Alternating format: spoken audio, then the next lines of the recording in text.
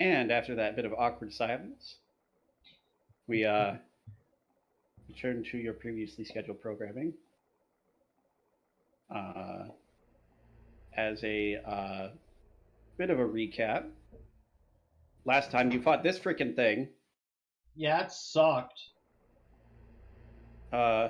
It's probably because it was intended to guard the place.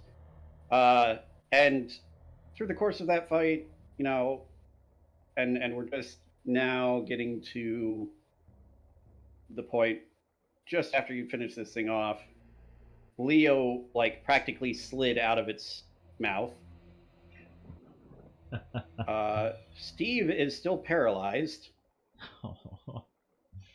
And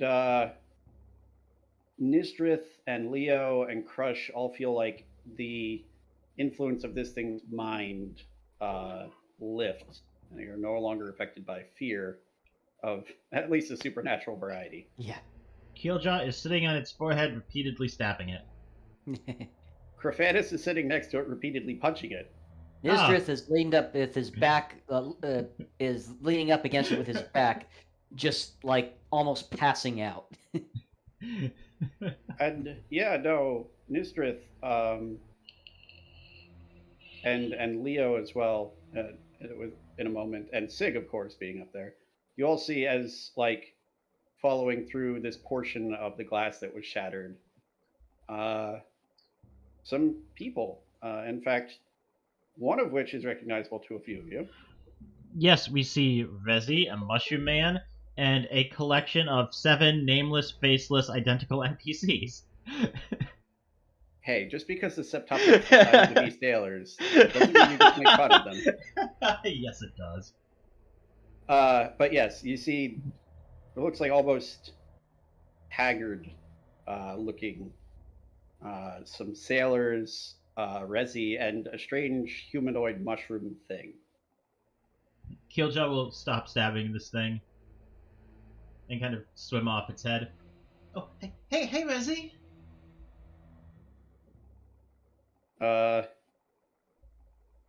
As you'll just...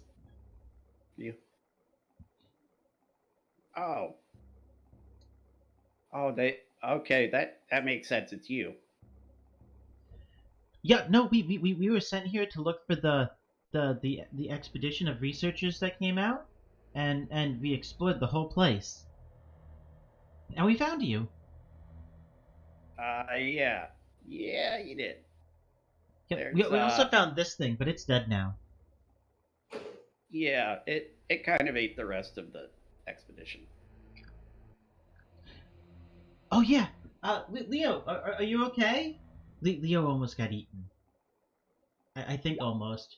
Are you okay, Leo? I'm pretty sure he did in fact get eaten. Leo, as he turns to you and you're exuding a cloud of bile and acid into the water. Wow, okay. This is we're following up. You just slid out of this thing as it died. You're covered in stomach juices. Yup. I'm gonna need a shower. Like a very heavy shower. No, are you okay, Leo? I'm fine, thank you. Yeah, see, Leo's fine too.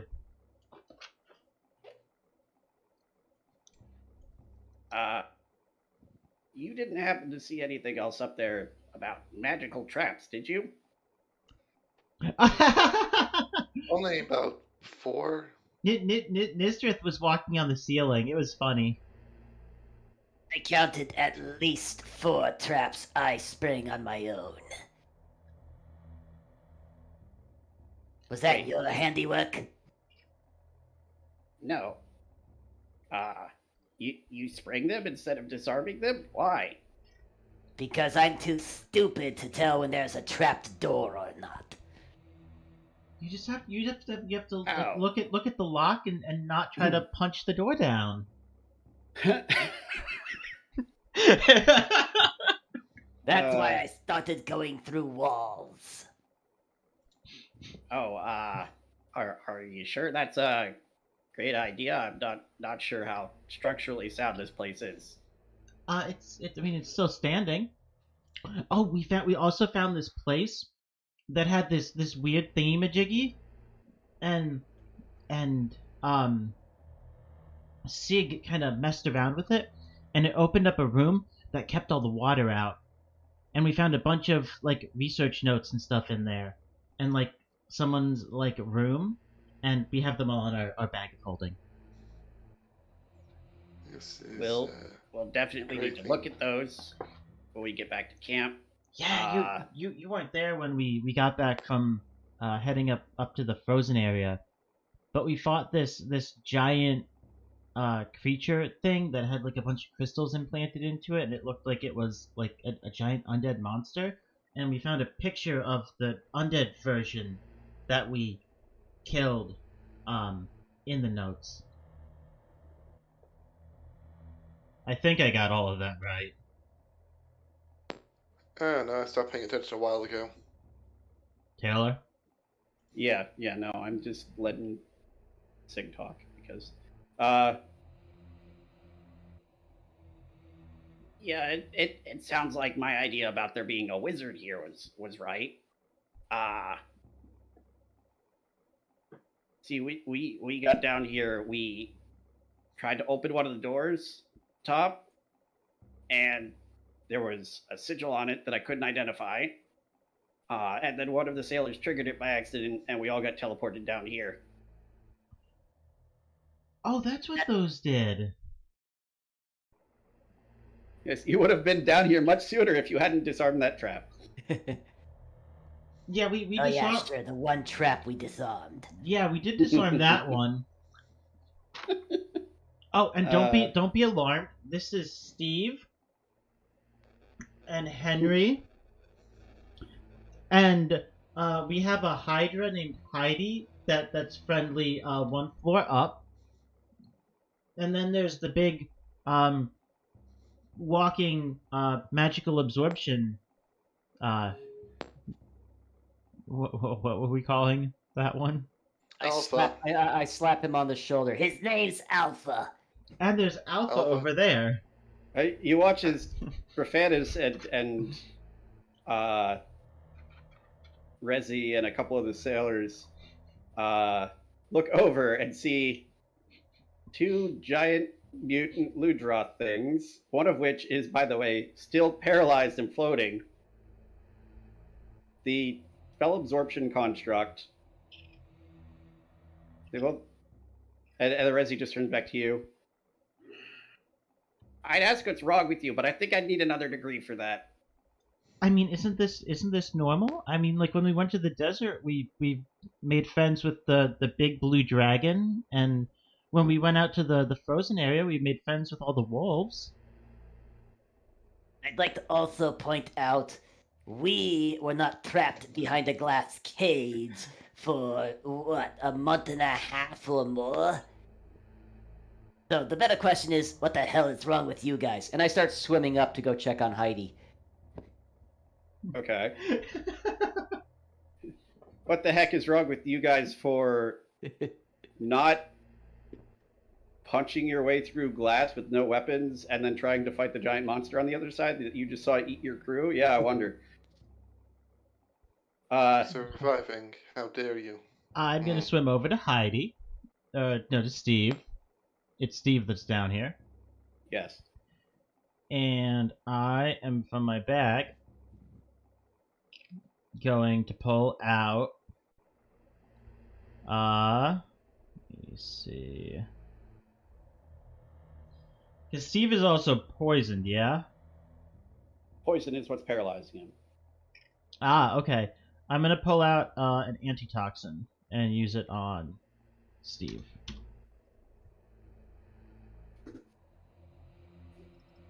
Okay. And yeah, no, that'll work in this case because he gets to continue making saves afterwards. So yeah, you like sort of like force it into his mouth, and after about 20 seconds or so, he starts moving again. and he is no longer paralyzed or poisoned. Okay. Cool. Nysdrith. You swim upward, and Heidi is gone. I will go looking for her. I didn't see her going down, correct? Or she didn't pass me or anything? No. No. Like, how far are you going to look for her? Really, honestly, just that level. I'll check where she came from, so the cage area, and I'll check the other room on the opposite side, and I'll check the small battery room as well. Okay, she's not in any of those. You don't find her. All right, I start Almost panicking. seems like... Yeah, no, it seems like she left. Oh, we'll have to go through the entire area again and find Heidi. Yeah, I do not return for an hour or so. So yeah. No, I'm kidding. I get what Be like, the DM is saying here, so I will sadly return to the party. Yeah, no, there are reasons for things. I was almost gonna be like, you sure you want to search the whole building by yourself while they're talking this out? Okay, cool. Roll initiative. No, There's we still just one monster you didn't kill or befriend in this building. Yeah, but he's staying in his own room. He, she, it, whatever. the giant ice spider. Yeah, that we're not going to mess with. Oh yeah, speaking of which, Resi, there's a giant ice spider that's still alive in here. You know, I'd really rather just leave. To be perfectly honest, Yeah, no, okay. We just have to. I think we have to find Heidi, and then we'll be ready to go. Let me know when I make it back down to the group. hold on one sec. I want to check something.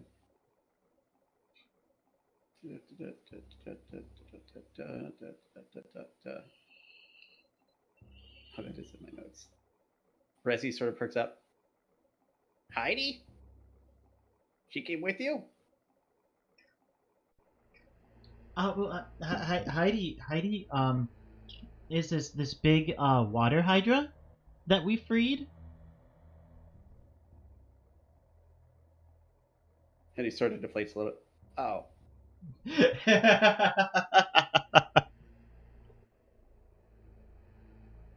Also, I will reiterate, I'm not sure what's wrong with you, but you get results.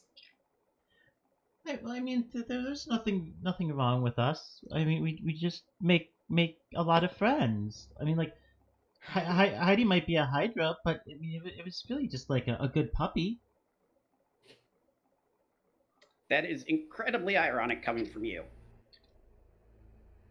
At this point, you just hear Nysdrith wailing, and as he comes swimming Yeah. up and just grabs onto Kiljow. She's gone. I mean, maybe Heidi went. Heidi's gone. She left us. Resi turns to Sig.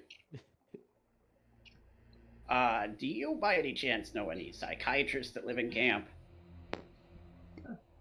Psychiatrists? Are those the people that make bread?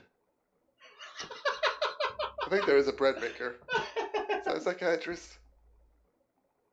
Well, it's okay, Nis. We'll just have to go explore the place again really quickly on our way out, and I'm sure we'll find Heidi. You really think so? I mean, we basically murdered everything that used to live here, so it's pretty safe. Yeah. I mean, aside from that giant spider, but we're not fucking with that. No, we don't want to. That might be the first sensible thing I've heard you say. It'll eat us.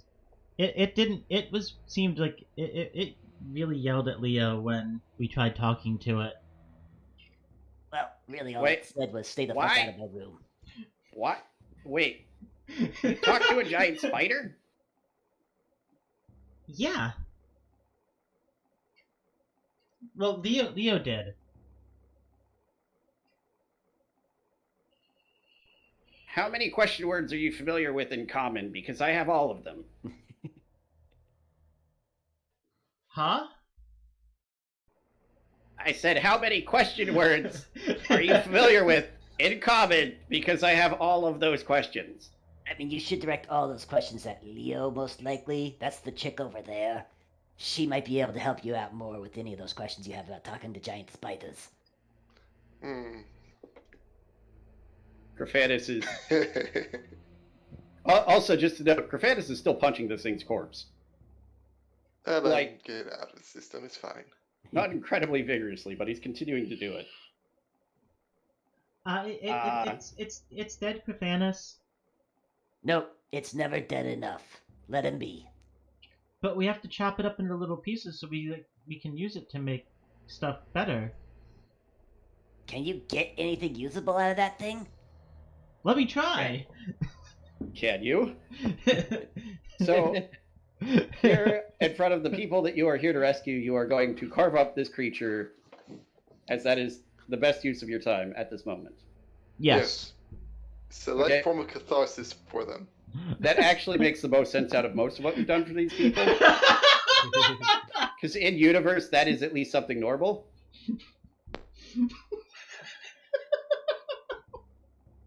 Okay, so I'm gonna need, let's see, where are they? Can I open a copy of it? Or do I have to? Right, okay.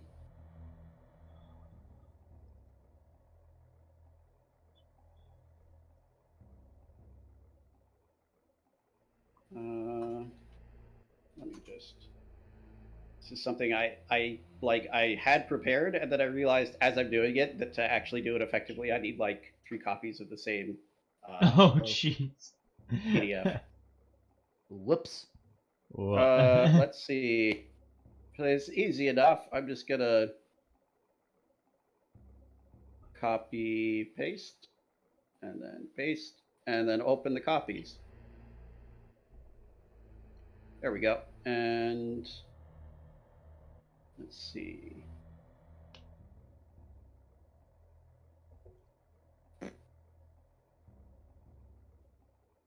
Nope.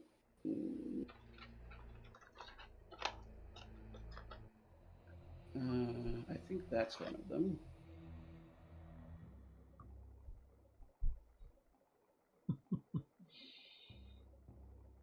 I know that one of them is Chris.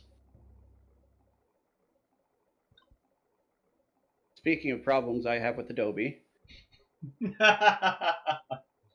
Who doesn't have problems with Adobe, though?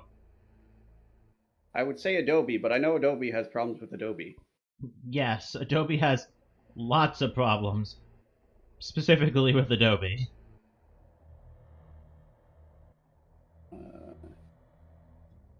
Gobble?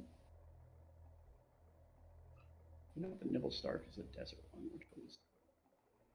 I'm gonna have to put this, like, in hindsight, I probably should have put this in the actual, like, character sheet for this thing, so that it would be easier. So I'm gonna do that next time.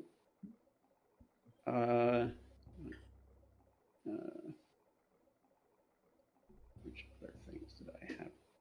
The part. Right. Okay, so, well, first things first, I need you to make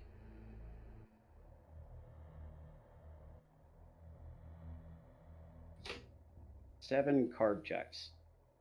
Okay, how are we splitting these up, folks? Seven what? 7 carve checks to carve this creature. Well, there is 4 of us. We have. Oh, I copied the Monster Hunter manual instead of the... Wait, why is that open? They are survival based. I have a 5 survival. How does one survive?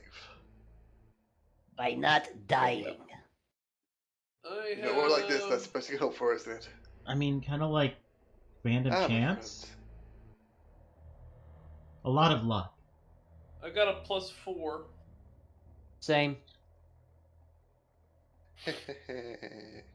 I am going to, just for the sake of expediency, have Crush basically non-interactive at this point until we figure that whole situation out. Although I already have an idea if we end up like just having Crush retire, quote unquote. Hmm.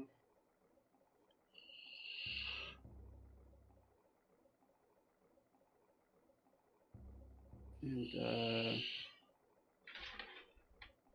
okay, yes. All right, so I have currently got them ready.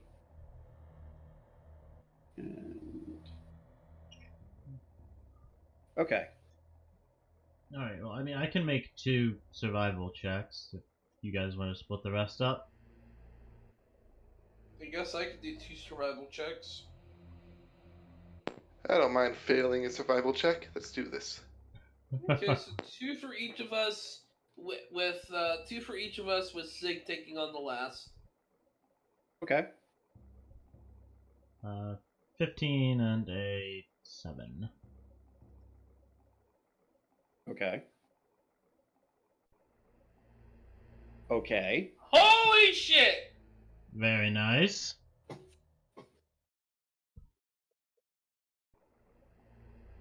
Oh, you're rolling them each separately? That's what I was doing. Okay. Mm-hmm. 14. 15 and a 14. All right. Not surprisingly, not that bad actually. Okay, so 1 for Kiljow, 1 critical for Leo. Yay, Leo. Actually matters in this case. Failure for Sig, unless he wants to use Flash of Genius, and that I'm not sure whether that'll work. I have no idea if I have any of those. Wait, I do. Why not? I have nothing else to do. +3. Okay. So let's do Sig's first because he only got 1. Sig, roll me a d20. Efficiently. No, that's not the right word. Obediently. No, I'm thinking of something completely different. What was I doing? Okay then.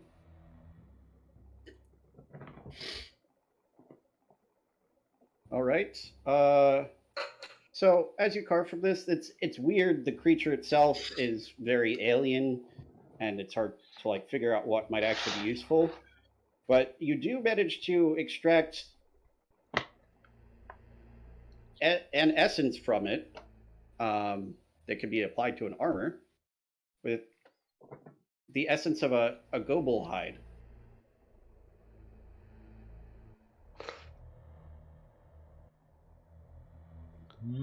Kobold. No, gobel. Kobold. Kobold. Roll nature for me. Golfold. Gopher. Okay, Sig, actually, you would recognize what a gobel is. Oh, a Gobold, of course. I know that. It's actually not super common, but they are a species of leviathan wyverns that resemble large anglerfish. Yeesh. They're also known for an ability to open their large mouth and pull in prey underwater. That sounds familiar. Mm-hmm. You are distinctly aware of the fact that this is not what they look like. What in the world is this thing? It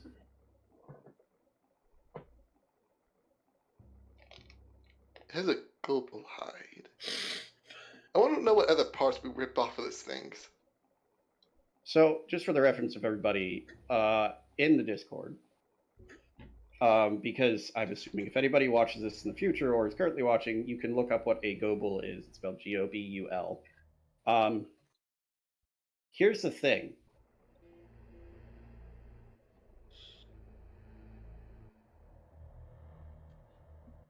It's That's Oh, jeez. fucking cursed.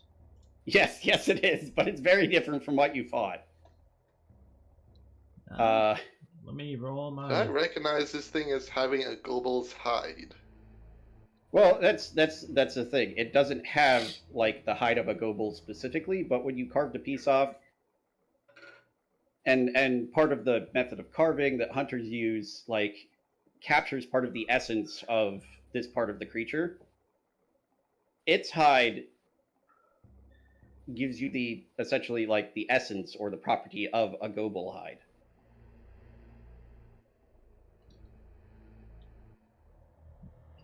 And yeah, no, that's super cursed. I considered using it, but then I was like, I don't even want to look at it. Let's roll my d20. What is that for? May I question?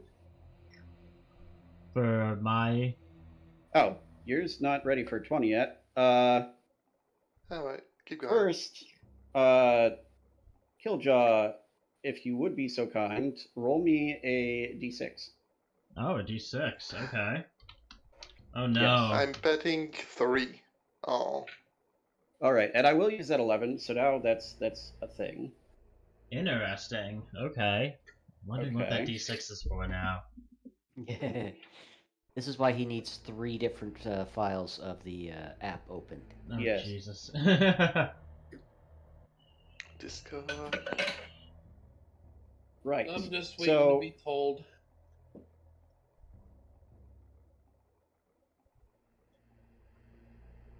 interesting result.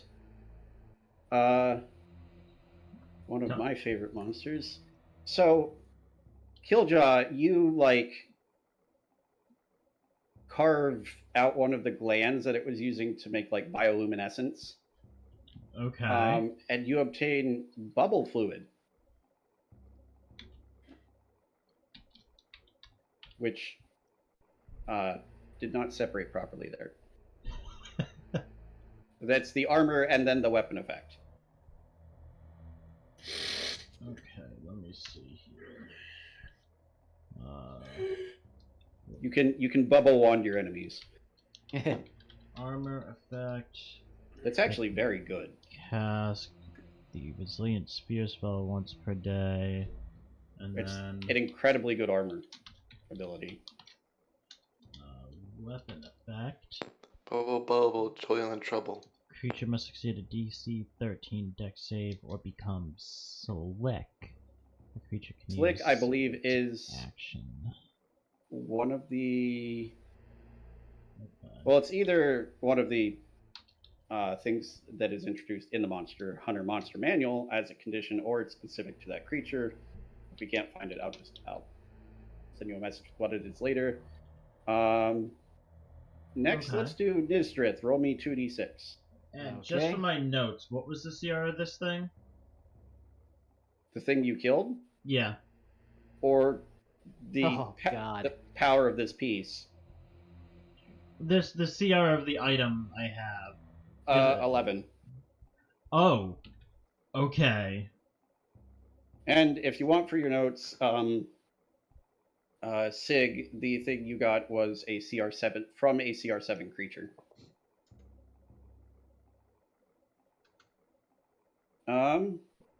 Nysdrith, go and roll me 2d20s. Okay.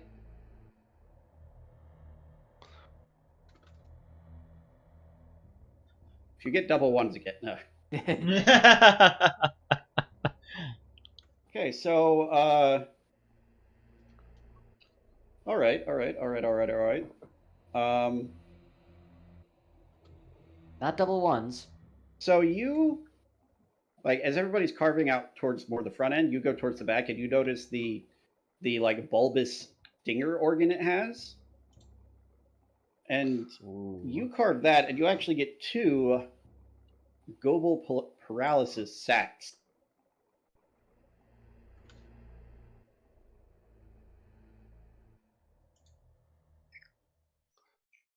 That's real nice. I haven't even read it yet. Okay. Let me see here. What does it actually say? I just like copy and pasted it. All right. Global Parallel Sack. This weapon has 3 runes. Perfect for me. Which are regained every day. At dawn, when you hit a creature with this weapon, you may expend a rune to have the target make a DC 13 Constitution saving throw. On a fail, the creature is incapacitated and has its movement speed is reduced to 0 for 1 minute. The creature may repeat its saving throw at the end of its turn, ending the effect on a success. And you have 2 of these, and Wow. they are from a CR7 creature. Now, Leo, Yeah. roll me 2d20.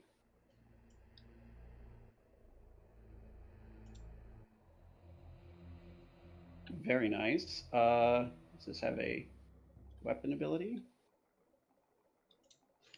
Okay. Oh, that's actually quite good. Right. Oh, these are both quite good. Cool.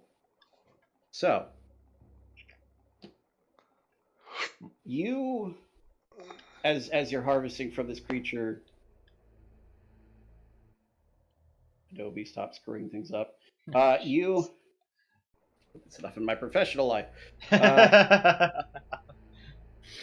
You managed to get like a plate of like hardened hide off of this thing, and as you pull it off, it sort of like turns a lighter color blue.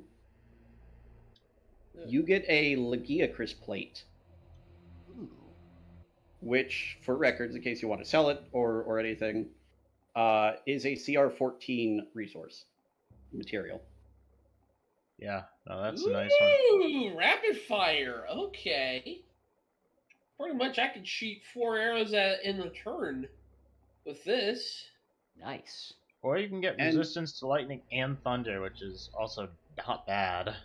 No, this that's is actually a quite really good. one. Yeah, that is. Yes. And yeah, no, you all have various like pieces of it infused with the essences of seemingly disparate creatures. So that's weird as fucking hell. I know what you're talking about. I got the same thing as Sig over there. Well, of the same creature at least. I got liquid bubbles. As Crephatus has just been watching this, he just turns towards Kiljow.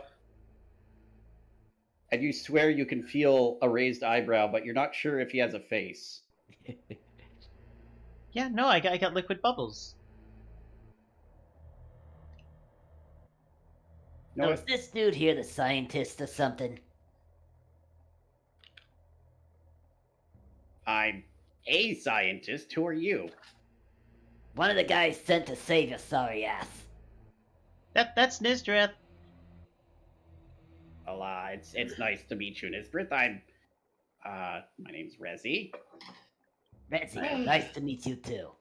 One of the Good to see that you're still alive, Rezi. Yes, it's very fortunate that one of the people that we brought with us, because you know it's an aquatic expedition, is morass over there, and points towards the mushroom man looking thing, who just like sort of nods its mushroom head at you. And morass is a druid who's able to, you know, attune with the water. So I'm not sure how druidic magic works specifically, but the point is that Brass can cast spells that have enabled us to read water since we got stuck here. And also, he like provided food. And you, as Rezi says this, a couple of the crew members sort of turn greenish. Gotta say, I'm a big fan of mushrooms. I can tell. Here. Okay. Yes. In a meta sense. He can cast water breathing and good berry, but he's a mushroom, so his good berries are all mushrooms. So these people have been eating nothing but mushrooms for like a month. Mushroom, mushroom, happy friendly mushroom.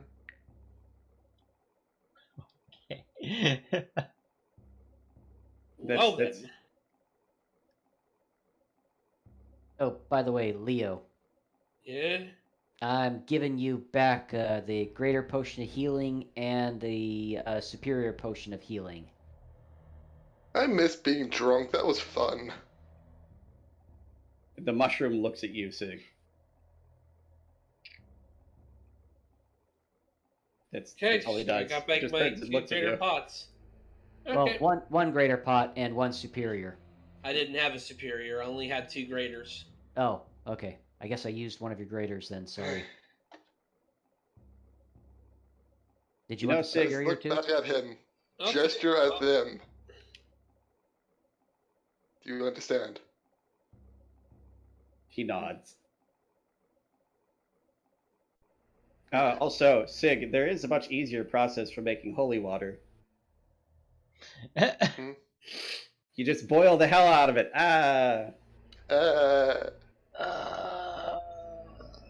I'm just gonna roll to do psychic damage to myself. As you should. As normal. Anyway, yes. They sort of look around. Well, if you're done carving that thing up, I should take some samples probably, and we should leave. Yeah, no, we need to go search for Heidi real quick, I think.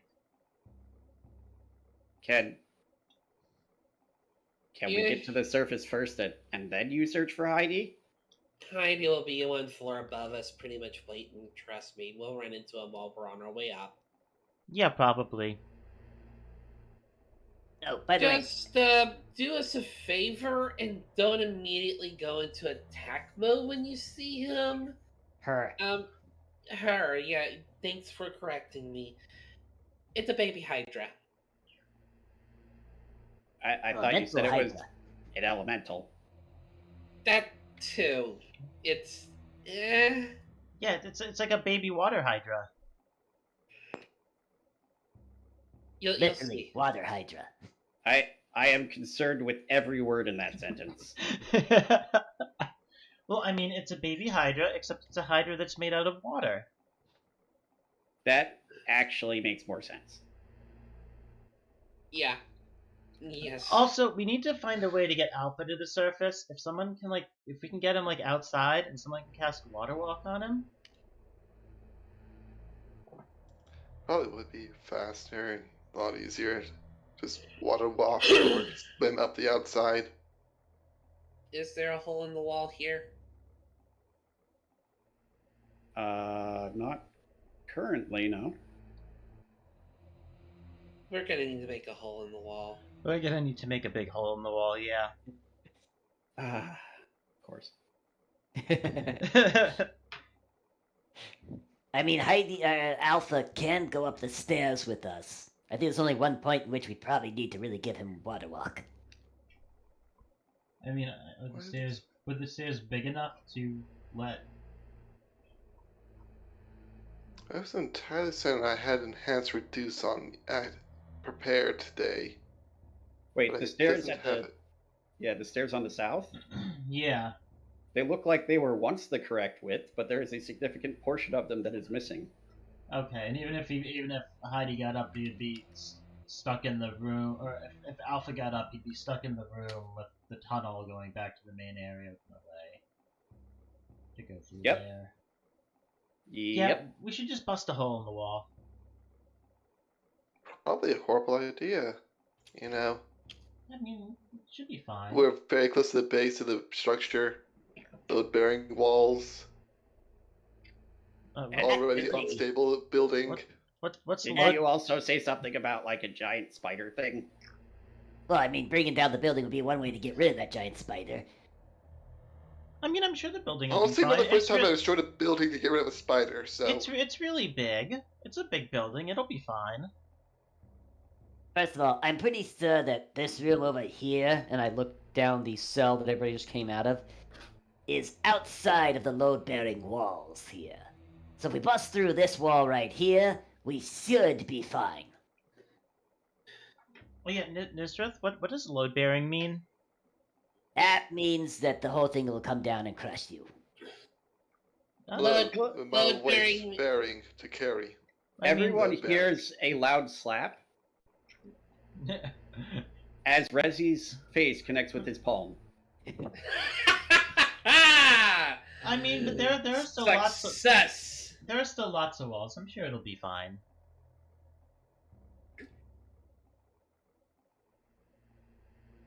I turn to Rezzy. We're taking Alpha with us. You don't get a say in this.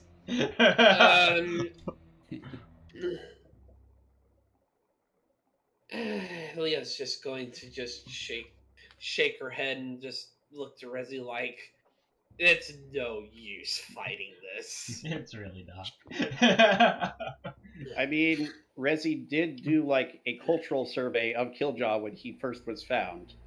He's Yes, he aware of some of the issues here. Yep. Do I need to make like an intelligence check or something like that to tell if this wall over here would still be a load-bearing wall, or am I pretty accurate in assuming that it would be a safer wall to go through? I mean, you don't know if it's load bearing. Just by like the layout of the area, you know most of the rooms you've been in have not had like a lot of heavy things in that area, but there is area above it. If you wanted to know if it was load bearing specifically, you would have to roll intelligence. I'll go ahead and like walk up to it, take a couple of knocks, look around, and I'll roll for intelligence. I'm sure it'll go splendidly. We're all going to die. No, by amusement, flash of genius. You get a +3 to that. 18. Yeah, no, the back wall of where they were held, it's fairly sturdy. But from what you can tell, most of the load-bearing like property of the area is on the pillars at the front and the corners of the cells. So if you did something like near the middle, it would probably be fine. All right. So I'm gonna go aim for the middle, and gonna be making a big enough hole for Alpha to fit through. All right, go ahead and roll strength. Alrighty. I'm just gonna make sure our friends don't. Never mind. I will motion to everybody to back up a little bit so that if something bad happens, they don't get caught in it. 1, 2, 3, 4, 5, 6, 7, 8. I mean, we have 7 meat shields. I'm just gonna toss a rope in the air. Just go hide in there for a bit, just in case.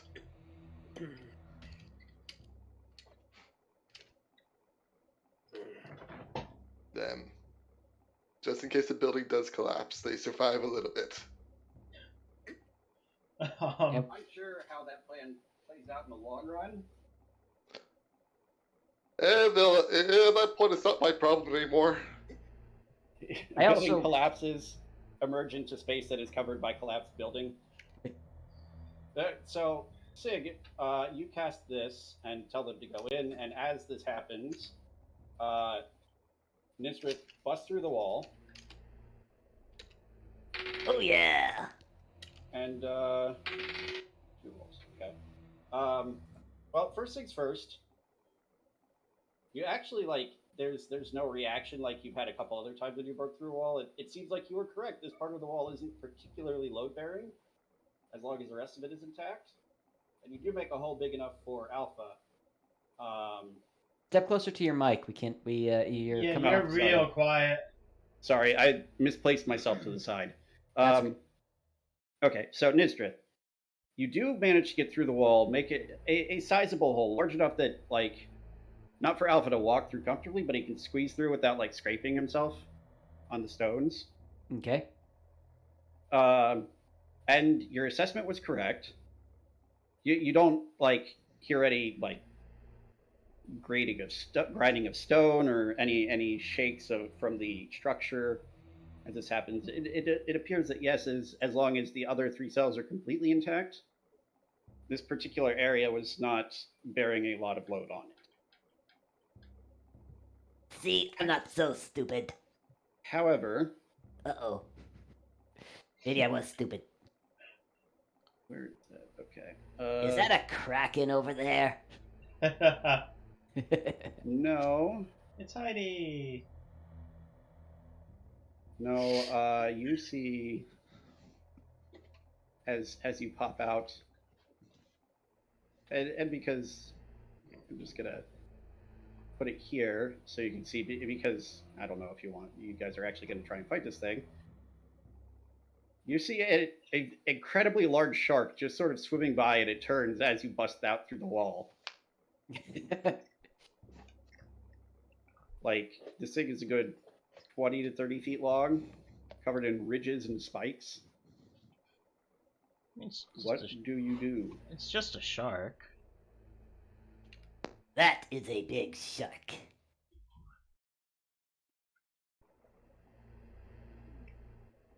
Yeah, what do you do?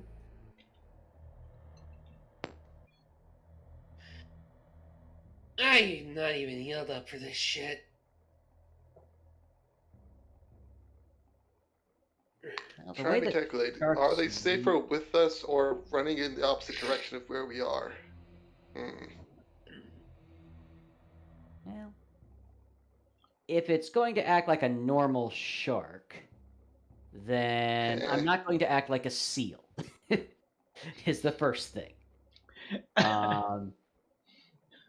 I'm questioning if I want to use that, but I think I just kind of duck into this corner real quickly. Maybe it'll lose interest and swim away. All right. I do call out to the rest of the party, though, that, hey, there's a giant shark out there. Maybe this way isn't the best way. Oh, well, daggers Okay. out. Make me a general dexterity check, Nysdrith. okay. Where the heck is... There it is. Dexterity. I'll move forward a bit, so in case we fight this thing, I can pretty quickly get in front of the people we're rescuing. Okay.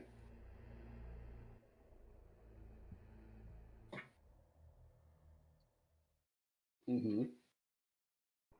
So you duck back around the corner, shout this out. You see this thing, like, poke its head in a little bit, like, what was that? Like, it doesn't, like, seem aggressive, but it seems like it's investigating what's going on. And then you see as it rapidly gets pulled downward by something out of your field of view. Like, whacks its chin on the stone and goes further down. I peek around the corner. You're talking like it was straight horizontal, and then suddenly, bang, went right down. Yes. Yeah, something just Oh. a horror movie grabbed this shit into the abyss. Yep. I'm not quite certain if you want me to do stealth or sleight of hand or what, but I am peeking around the corner. Are you trying to do so without being detected? I will not succeed, but yes. Okay. Roll stealth and roll perception. Okay. Okay. Stealth is at disadvantage. Wow, that was terrible either way. And no. Perception, 15. Okay. You peek around just in time to see what appears to be a decent portion of the seafloor open up a large mouth, pull the shark in, and shut. From what you can tell, Where what? what grabbed it was some sort of tentacle or tongue-like appendage. And yeah, no, there's just the seafloor is back to normal now. Okay, I quickly start getting away from that hole in the wall. Let me guess, something bigger. Always a bigger fish. I mean, it's probably fine. As Qui-Gon Jinn said so eloquently, Who? yes, there's always a bigger fish. Learn your history, Kiljow. Who? Are you aware of the fact that Kiljow was raised literally in the jungle? He should still know his historical figures. That's no excuse. Trust me, it's a total excuse with Kiljow involved. Yeah. Yeah, So that's not going to be the... Well, it might work, because we're just wanting to send Alpha up, and if he shoots up fast enough, it might work, but whatever just killed the shark is infinitely bigger and is on the seabed floor. By the way, how far down is the seabed floor? from what you could see in your brief glance, there's like a small shelf in the general area. This sort of butts up against that, and then further down is hundreds of feet. And that's where the mouth was? Yes. Okay. So the tentacle was hundreds of feet long? I mean, you could assume that, yes. I'm just making sure, like, this mouth was past the shelf. Mm-hmm. Okay. Kind of wondering how we can see that underwater, but... It's fine. I mean, it might Frogs not and have been that tigers. far down at the time, but point is, there was something really, really big that ate the big-ass Yeah. shark. Yeah, no, it's actually, it occurs to you, Nysdrith, that your dark vision doesn't go down that far, but it seems like there's strangely a large amount of light that actually filters down to that level at this point in the ocean. That's weird. Yeah, it is. Go figure. Says the talking dragon human in a room with a cat, a construct, a dead whatever the hell that was, a mushroom man, some weird mutant monsters, Another cat. runic circles, another cat, and yeah, no, this is like there's nothing here that's normal, really, to be honest. And Hey, yes, Leo. that shark is gone. Steve and Henry know anything about a giant-ass squid living in this area? She will translate to Steve and Henry. Oh, I thought we told you we didn't really go out much. I figured. What's an ass squid? Don't ever leave the tower. It's dangerous. But what's you said there's a giant ass squid? I guess so. He described it. I don't understand it either. He said something Okie dokie. on the ground floor, like a tendril just shot up and grabbed a huge shark about 3 times your size and drag it back down underneath the seafloor before it settled back to seafloor. Oh yeah, that don't sound very good. No, not safe at all. We should probably just go up through the tower. Yeah, we're just trying to figure out how to do that with, and she'll point over to Alpha. With Alpha, he can't fit through doors. How many doors are on the way? Well, let me just do that mental math for you. If you go up the stairs, and want to exit the building, that would be 1, 2, 3 more stairs. Actually, might be able to get away with just 2 on that level by going up through that hole if you manage to pull them up through. And then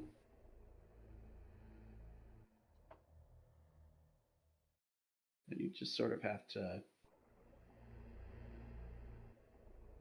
squeeze through some tunnels, and then there's another door. So probably like 4 or 5.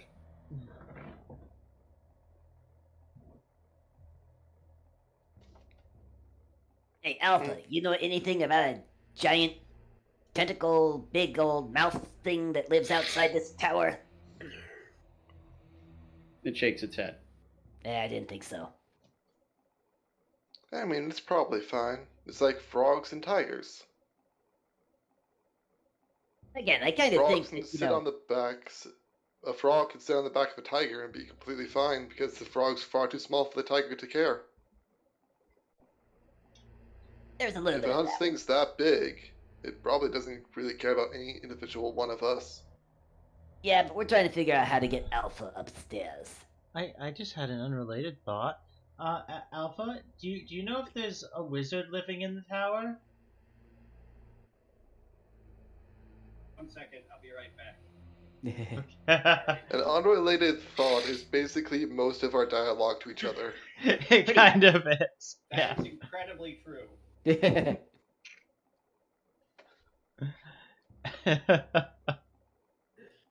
Hey, our biggest problem is Alpha's size and that I'll go with they weigh a lot. Right? I mean, my thought still is, if we hit him with Water Walk, he should shoot up fast enough that those tentacles most likely won't have a chance to react. Okay, sorry, I mean, hold on that again. What shark was... Sorry. I asked Alpha if he knows if there's a wizard living in the tower. Ah, it nods. Do you know if he's still alive? It nods. Are they still alive? It nods. Are they still in the tower? Shakes its head. Okay. Do you know of any secret rooms that this wizard had in the tower? It nods. Were there any? Are there more than 4? It shakes its head. Are there any others besides the one that they lived in? It shakes its head. Okay, so there's only the one. Well, probably. He probably lived in all the secret rooms. So there is no other ones beyond the ones he lived in. You have to be What? very exact with dealing with constructs. Are there any Why are you secret feeling rooms? the construct? Are there any secret rooms besides the one that you have to open using the what was the thing called, Sig? I was going to say astrolabe, but that's probably not the correct term. Astrolabe is correct. Are there any secret rooms besides the one that you have to open using the astrolabe? It nods. Can you show us where they are? It looks up, then looks back at you and shakes its head. Can you show us where they are if we get you up to each floor? It nods. I was going to ask if, are there 3 secret rooms?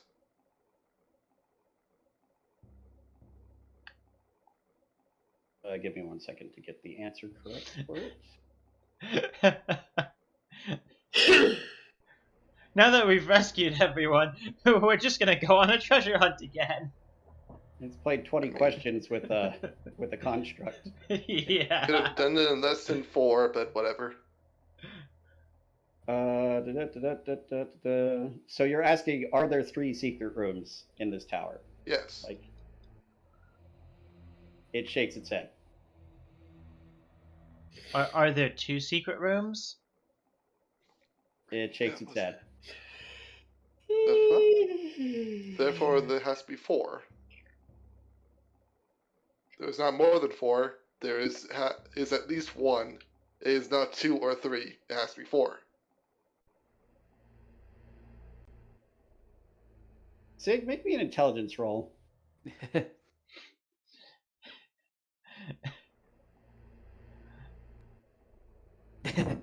It's 10. a little below average. It dawns on you that maybe it's not answering the same question every time because you're not specifying. Your first question was, are there more than this many rooms that this person used? And then you proceeded to ask it how many secret rooms there are. Those are different questions. It's a construct. Is there more than 1 secret room? It nods. Are there 4 secret rooms?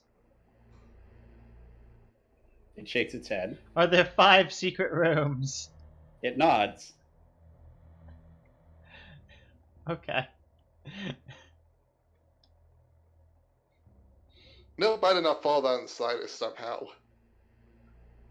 Wait, what? I did not follow any of that. Nope, I don't get it.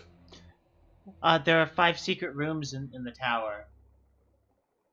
But there is not more than 4 secret rooms in the tower. No, there's not 4 rooms that the wizards used in the tower.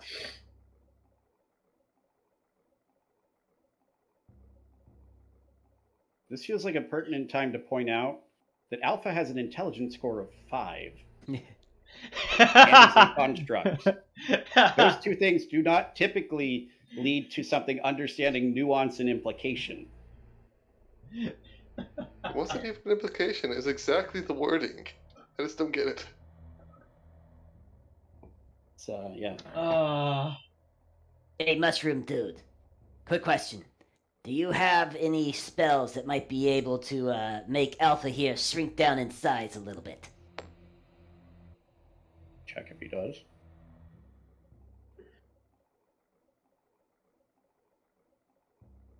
And screw you, roll 20.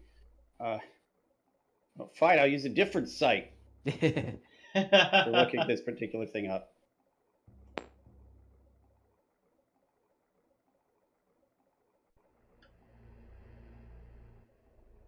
Oh boy.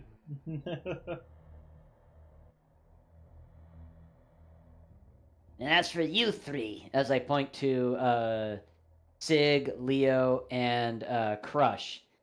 you guys got invisibility? Okay, in answer to your first question, the mushroom shakes its head. That's a bit of a bummer there.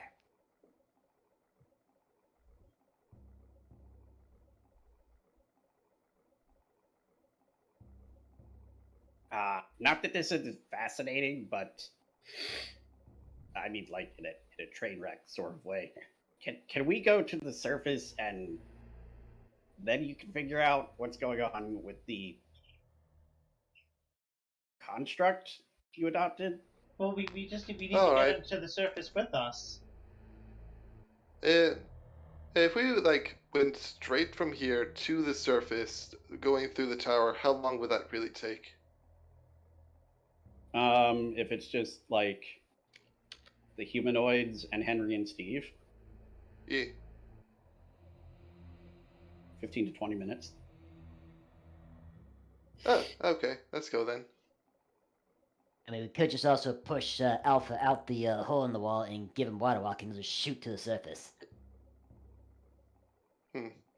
Alpha's biggest problem is the fact that he's large and is kind of not flexible like them, right? No, I'm talking about through that hole in the wall over there. In I'm other not words, talking to get the him. DM because Alpha, let's go, everyone.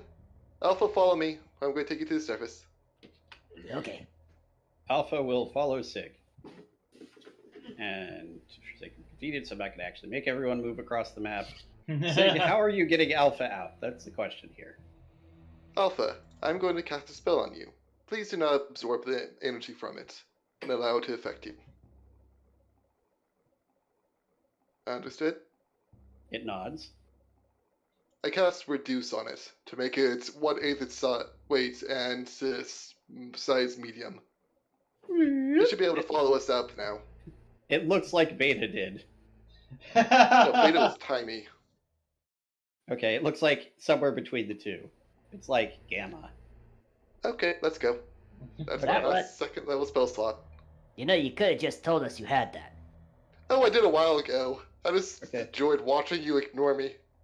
It makes Hold it on, interesting situations. Before anyone does anything else, just for the sake of hilarity, I'm just going to do this.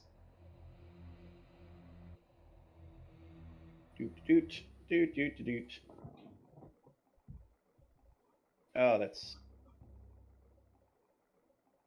Okay. I will take up the rear of the pack to make sure that none of these people here fall behind or get picked off by some sort of predator.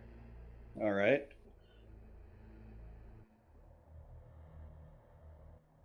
I'm going to use my second wind real quickly. All right. All right, so that is 13 extra hit points. Nice. I am going to go out on a limb and assume that you probably avoid the spider. Oh yeah. I mean, leave him in his room. Let him have some life. Yeah. I will be keeping an eye out for Heidi though. Kiljow. Yeah, I will also be keeping my eyes open for Heidi. Okay, both of you. You know what? Perception or investigation. Okay. Hey, 18. Not that bad.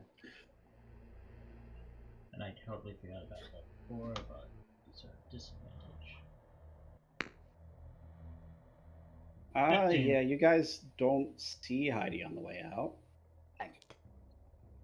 Hoping 18 But- would be high enough. After probably like a 20-minute trek through various parts, as you sort of escort these people past the multitude of corpses that are in the area now. Yeah. If I like that we found them, don't question it. It's fine. He's resting. Who's resting? All of the people you get now. Yeah. But you guys arrive back towards this sort of entryway area, and you can see both your boat and the boat that was here when you got here. Mm-hmm. So, at this point, Leo will turn to Henry and Steve, and well, we have found our friends, and thanks to you, you've been a wonderful help. You're more than free to come with us if you want, but I don't want you to leave your home if you're not comfortable with that. They stay here, they're gonna die. I was gonna say, like, you guys just marched through areas where you not only slaughtered everything, but also collapsed parts of the structure. Yeah. If they So, stay yeah, here, they're those- gonna die. Oh yeah, no, we'll come with you. Can I survive out of water? Can what? Can I survive out of water? Do I need to breathe water? Or can I be like Steve and Henry? Yeah, no, standing they just, here? they just came out of the water. They seem to be fine. They're amphibious. I'm sure it's fine. All right. I guess the only thing we need to do now is just meet back up with. Oh, jeez, my brain. I am too tired, guys. I believe sorry. you mean Reed. Yes. Meet back up with Yes. Reed. Yeah, Right. no, we can That's- all go meet with Reed. Good thing to mention before everyone just leaves and Reed is stuck somewhere. Reed is probably fine somewhere. I don't know. I mean, he's like in a town-ish place. He's over on the land. Yeah. Mhm. Who the heck was Reed Jeez. again? Reed was our handler. Who? Yes, Reed is the Fearbulk who helps you get everything set up and organized and keeps camp for you and all those fun things. Oh, right, Yeah, right. the- He was left on the Yes. shoreline. Yeah, we just kind of left him on the shoreline. Yeah, it's only been like 4 days. He's fine. Well, let's go see him and make sure, so that he may not. Considering how long we've been gone, and normally we're like coming back to camp every day in our last few missions. Yeah, I'm pretty sure he might be slightly worried about us. Maybe Pretty Heidi's sure with that's him. Everything. Yes, definitely.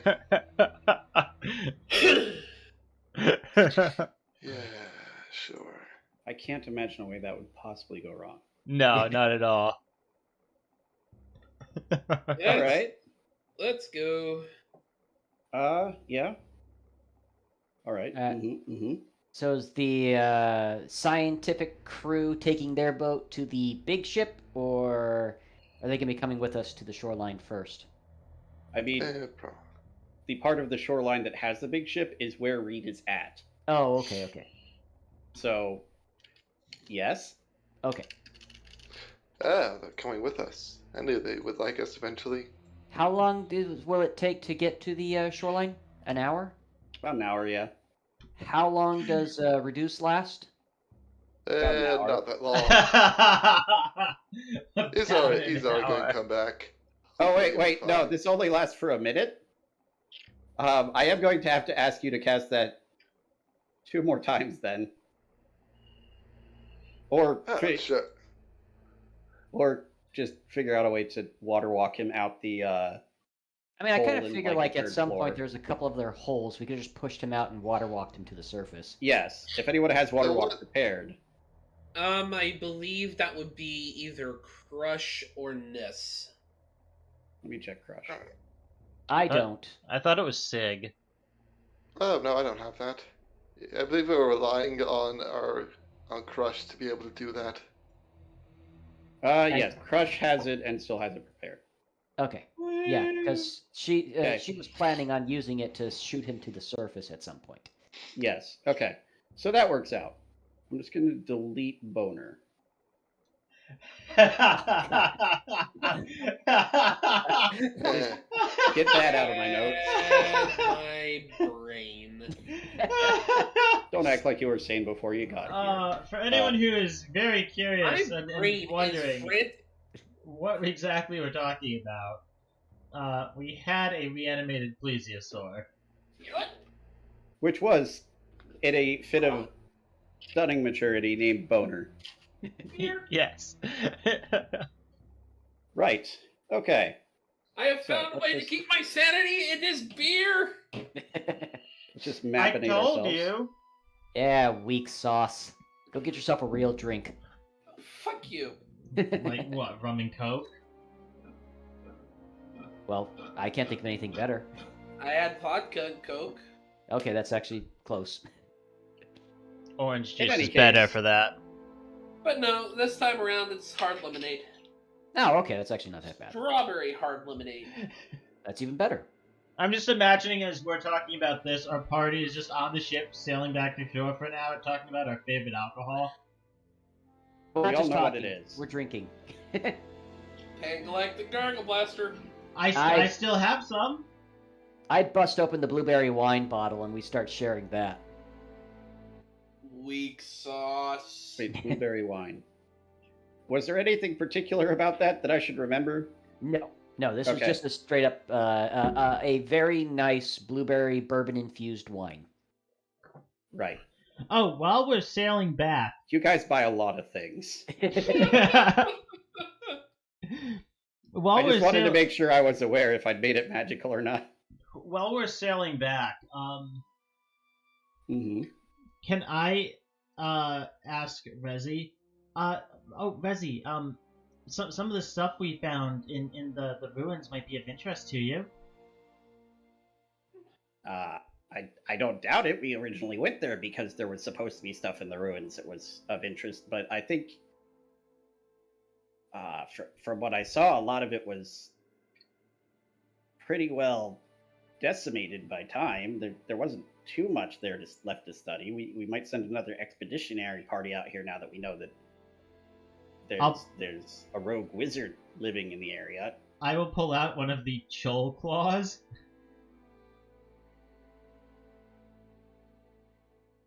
From my bag of holding.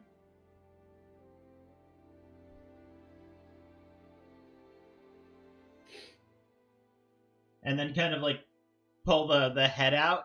There were a bunch of like weird like mutant crab like things that were like these that were on one floor. Brain eaters. Right. Side note, Nysdrith, that is perfectly fine. Sorry, I You couldn't did, help in but fact, manage to get onto the boats and start sailing without any further interruptions from Happy Funtime Seafloor Face.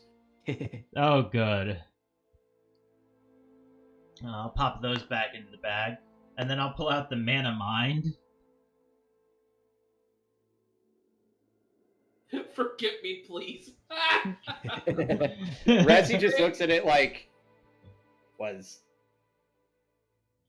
was this already there, or did you put it together like that? Oh That no, was there were a bunch of them that were in this like experimental container like contraption, and They attacked our brains! yeah, they punch you in the mind. That's actually, if they were in a container that was already there before, that would make them ancient technology. Oh, speaking of ancient God damn it! I technology, forgot about that thing. I pull out the Ah! I pull out the depleted arcane battery. I want to complain now. I forgot the giant tankard vial thing with the man of mines I was going to go steal later. There was that one tankard that full of some mysterious liquid I was going to come back and just rip up from the floor and take with me. I forgot about it. I would retroactively allow you to try to do that on the way out if you wanted to. I'll assist. I'll assist. You want to roll a combined strength check? Sure. All three of us, or Anyone that's helping with this on the way out. okay. Oh, I got Stand my back, pickaxe everybody. and I'm... I got this. Nysdrith just went, fuck it, I'm going giants. And woo! Nysdrith, and Kiljow. yeah, you Kiljow tries to lift it. You lift it and Kiljow.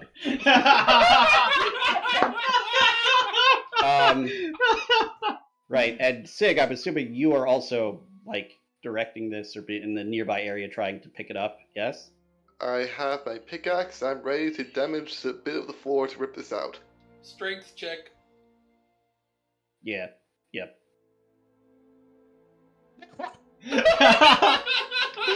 Right. So it doesn't really matter because as you're going to like pick bits of the floor, Nysdrith turns like giant sized again and just straight up rips it out. Oh my god. You know what, both of you, you're not really helping in this case. Well, Tell me where to take this thing. Killjaw's just gonna start like swinging back and forth as. and he's just giggling. Yeah. So, anyhow, I need you all to make Constitution saving throws Uh-oh. as the liquid in the container is leaking out of the broken pipes at either end. I can do that. I blame y'all. Kiljaw is fine. Sig is fine. Nysdrith. I'm fine. Actually, Oh, I'm not fine? no, it's as you swing this around, like, Sig is far enough away that it's not quite affecting him as badly. Kiljaw is, like, on the bottom of the container, so he's not in the direct flow of it, but some of this stuff flows out and into your, like, into your face. And firstly, it tastes awful. Ugh. Secondly, it is a highly toxic slime mold that was previously being held in the container. Well, I mean, it's like leaking out of like. What type of pipes are they? Like, are they thick pipes? Yes. How thick? Like, 1.5 to 2 inches. The point is that breaking any part of the structure causes enough damage to it that the mold can start leaking out. Yeah, no. I just mean, like, how thick is, like, the wall of the pipe? Oh. Can it be crimped closed? Basically, yeah. Yeah, you could crimp it close. I mean, I'm not sure how, like, air/water tight that will be. And a good portion of this stuff has already filtered out, and, like, there's normal water in the container now. So, but yes, Nysdrith, you are going to be poisoned for the next 10 minutes as this stuff tries to, eat you from the inside. It doesn't quite work, but it's causing some nasty side effects. So, in other words, ugh, Yeah, beautiful, like, funny. mechanically, this is more amusing than impactful at this point. Okay. But that was actually something that would have happened if you tried to remove it at the time. Yeah. Like, You know, I had to pull open my found notes my- because I'm like, which floor was this on again? I found my notes about it. I even wrote down a note to myself. Remember to disassemble, not rip it out. Well, party dynamics for you. Anyway, I feel like it's more like the dynamics of it's been like 2 months in real time. yeah. And to be fair, there's it's not that. exactly going to kill me. It's just going to inconvenience me. Yes. So yeah, you rip it out, and like this orangish, gooey, slimy stuff drifts out of the open pipe ends, and some of it gets in your face, and it tastes absolutely awful, and you just start feeling like really, really nauseous, and the room starts looks like it's spinning a bit. What But- was the save for this thing? 21. Oh, wow. It was highly toxic. Oh, I- wow. I- Okay. Barely able to make that period. Well, to be fair, Kiljow is not the one I expect to be breaking things open. And I will note, it's poison. It's legitimately a condition that if it had happened mid dungeon crawl, you could have taken a short rest and it would have gone away. Yeah. Also, you're already exhausted, so Yeah. poison doesn't actually matter that much. Anyhow. But yes, I do also, when we're on the ship heading back to the shore, I do also pull out the depleted arcane battery, as well as the 6 tomes and 20 pages of notes and documents that are in Ancient. He just looks at you. Pull these out of your bag of holding. As interesting as that is, it might be better if you just hang on to those till we get back to camp, so that they don't get damaged by the seawater. I'll put them back into my bag of holding. Wait, seawater can damage them? Yep. Yes. Huh. Oh.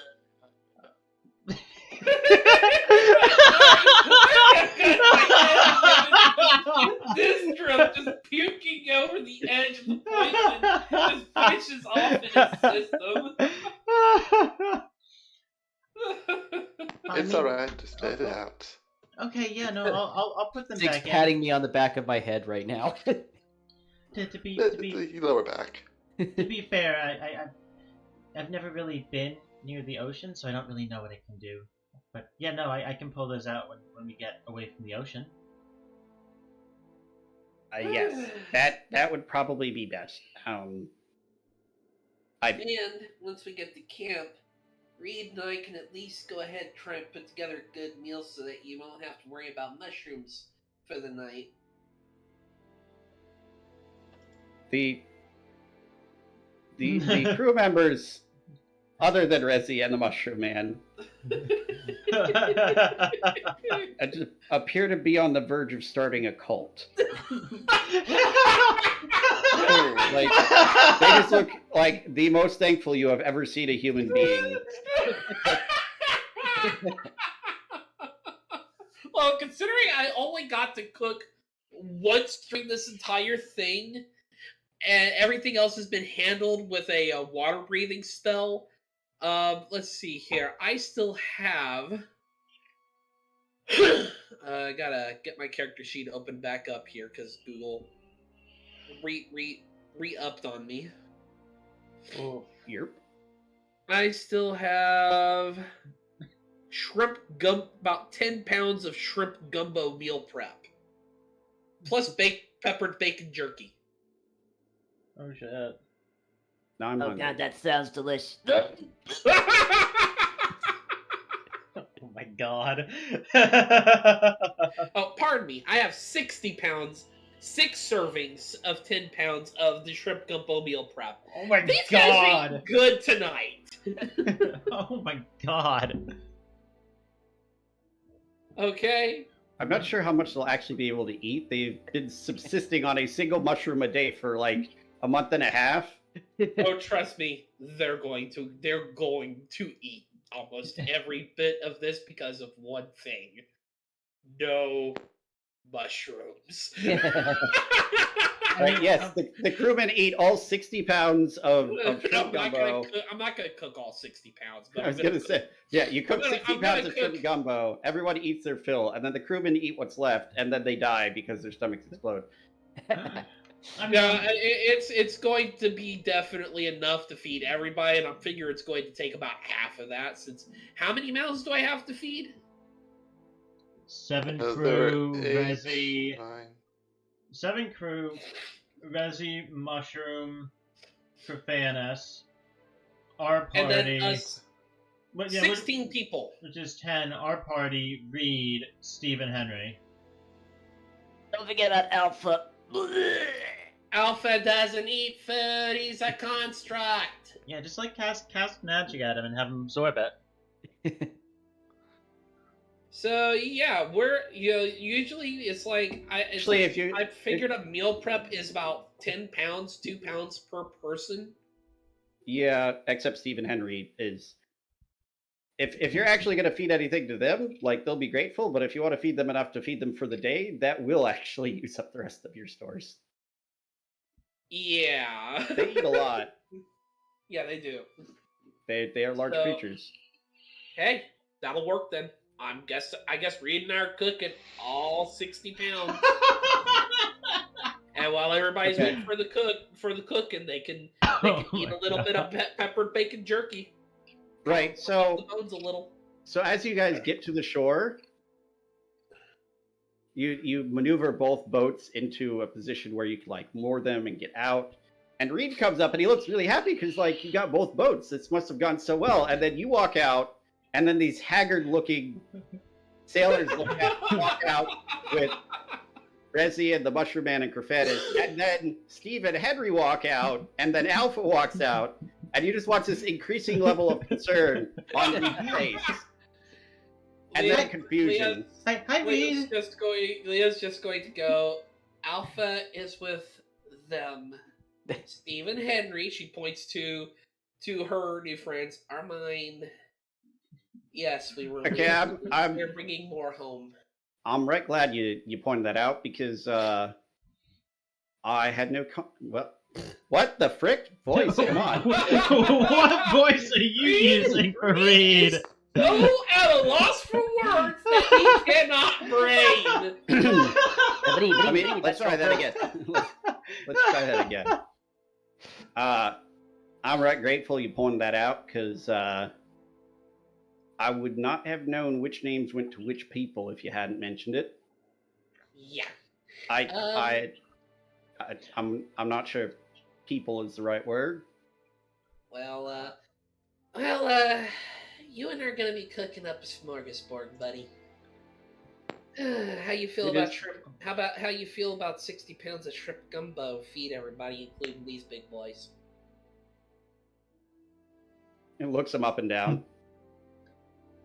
Well, if they eat close to what I think they eat from their size, then yeah, it would be about 60 pounds. Mm-hmm. Not to mention, and she'll just kind of motion him down to whisper in his ear.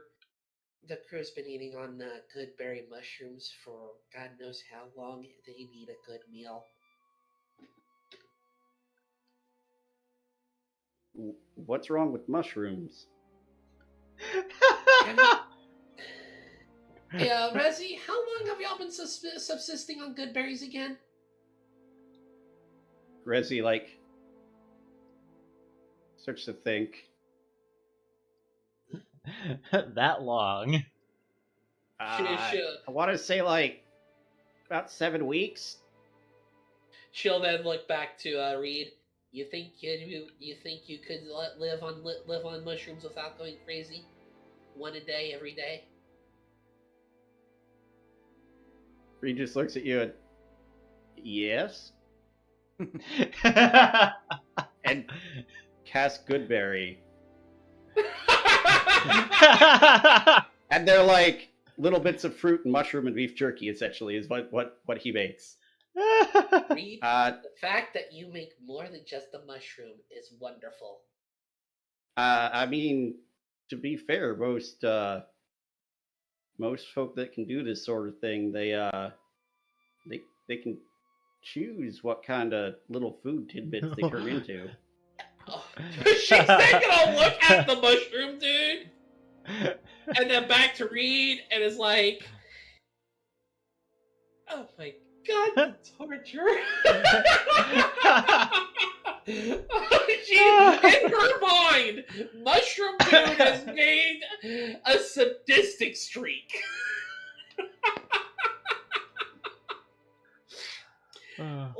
Let's get to cooking, Reed. We got 60 pounds of gumbo to make. Oh, Reed, by any chance, have you seen a baby water hydra?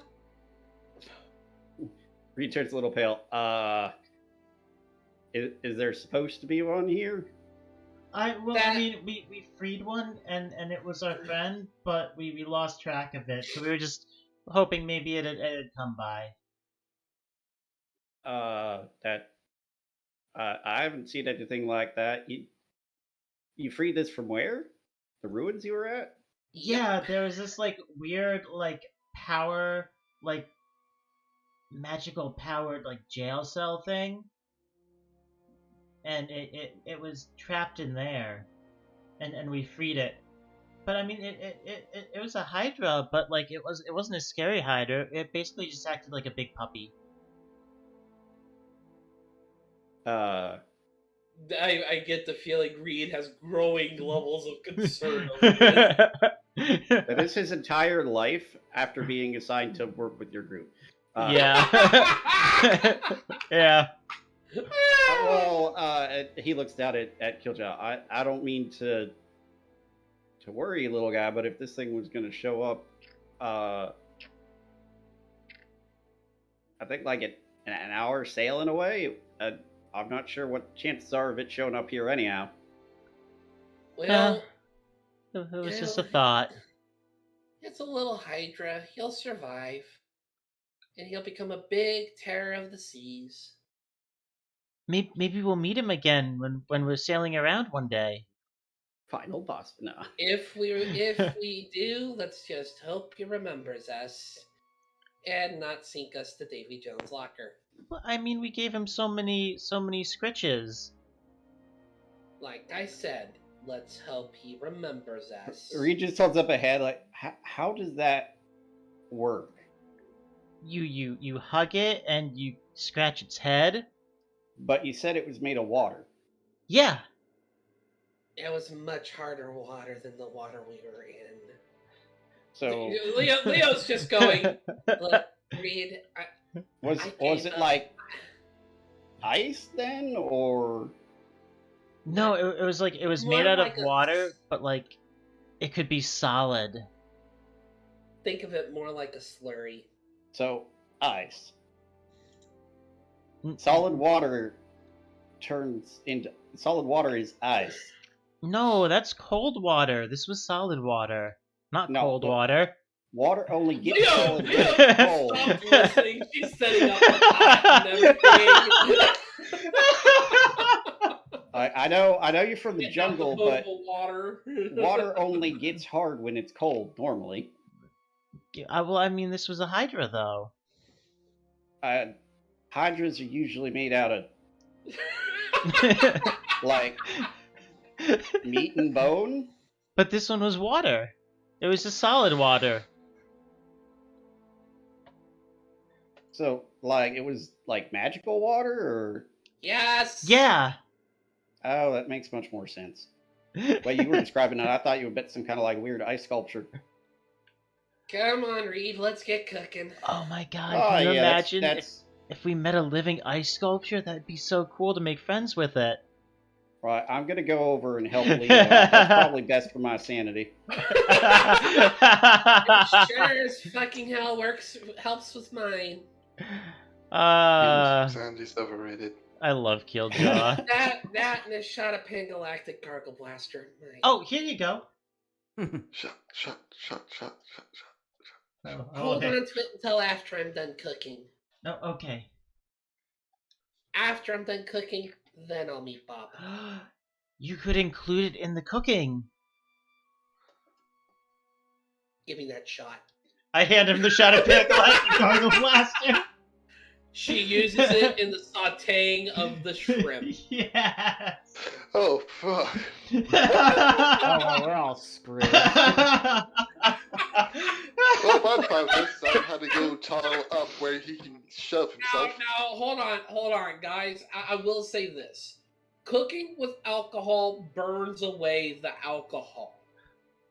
I want you to roll me a D100. Come on, this is magic Doing with alcohol. magic alcohol. Yeah, this is not like normal alcohol. Magic. Okay. Oh no! Right, so most of the alcohol burns away. Enough, like there's that tang, that bite from the taste of getting hit in the brain with a gold brick wrapped in a lemon. So Right? that little hint, the little tickle. It's more like your brain is having lemon zest sprayed at it by a leaf blower. I'll take it. But that's the case for all the people that need a normal portion. Well fucked. You have in fact managed to get Steve and Henry drunk. Oh no. Oh no! Wait, do Steve and Henry get to meet Bob? Quick, drink some Gargle Blaster and see them on the other side. Let's find out. Yes. Oh god, Leo takes, does Leo notice they are drunk? I mean, yes. She's gonna take a hit of Gargle Blaster to introduce They're like proper to Bob. 10 feet long, 8 foot high mutant mucus factories. And they are overloading with mucus right now. Alright, here's another shot. One of them is like on the ground, like slowly turning himself in a circle.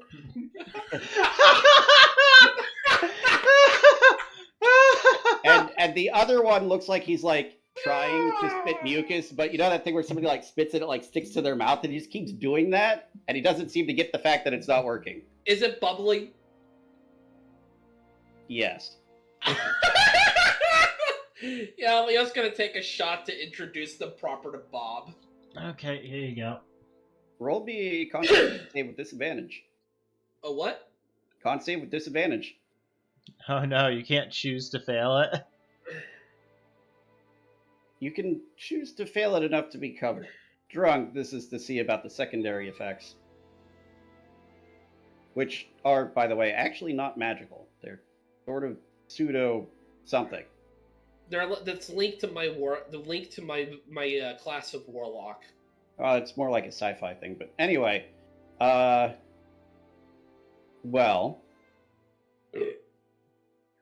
Are we Having gonna have previously- the world's first two mutated Ludroth warlocks? If that fucking happens, my god. That would be amazing.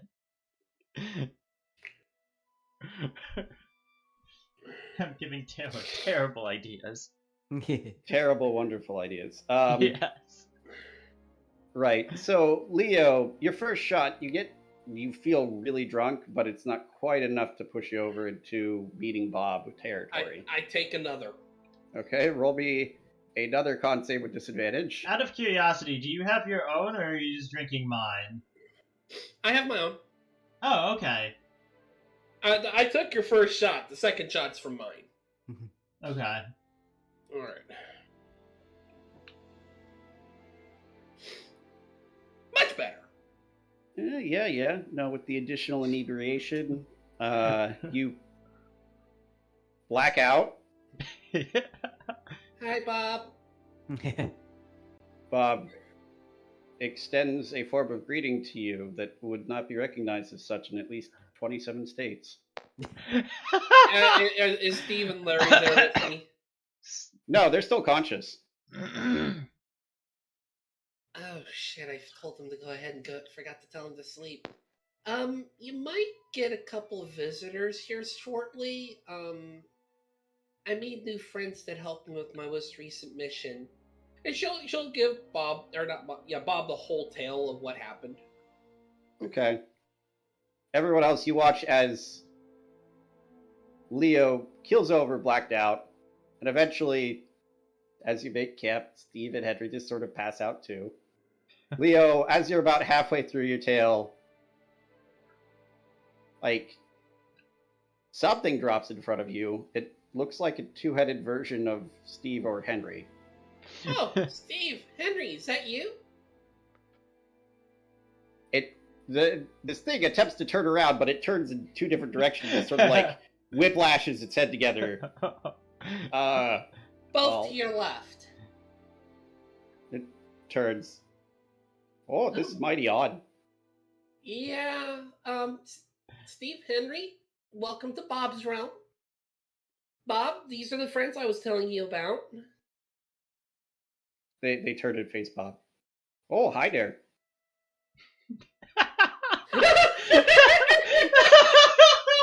So it's like so we got to the part. It was like 2 floors after we met you two.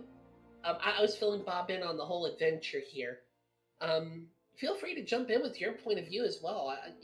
It just continues on with the tale for Bob. And yeah, they interject occasionally. Bob asks questions. You're not actually sure how this is communicating properly because it's like a roar and a tickle in the back of my mind that Simi translates. Maybe. Well, no, it's like by all means you can tell that Bob is not like using your mind to translate or anything. He is just communicating with them, and they seem to be fine, which is not the normal reaction to this happening. She's just taking it in stride. She's seen enough shit.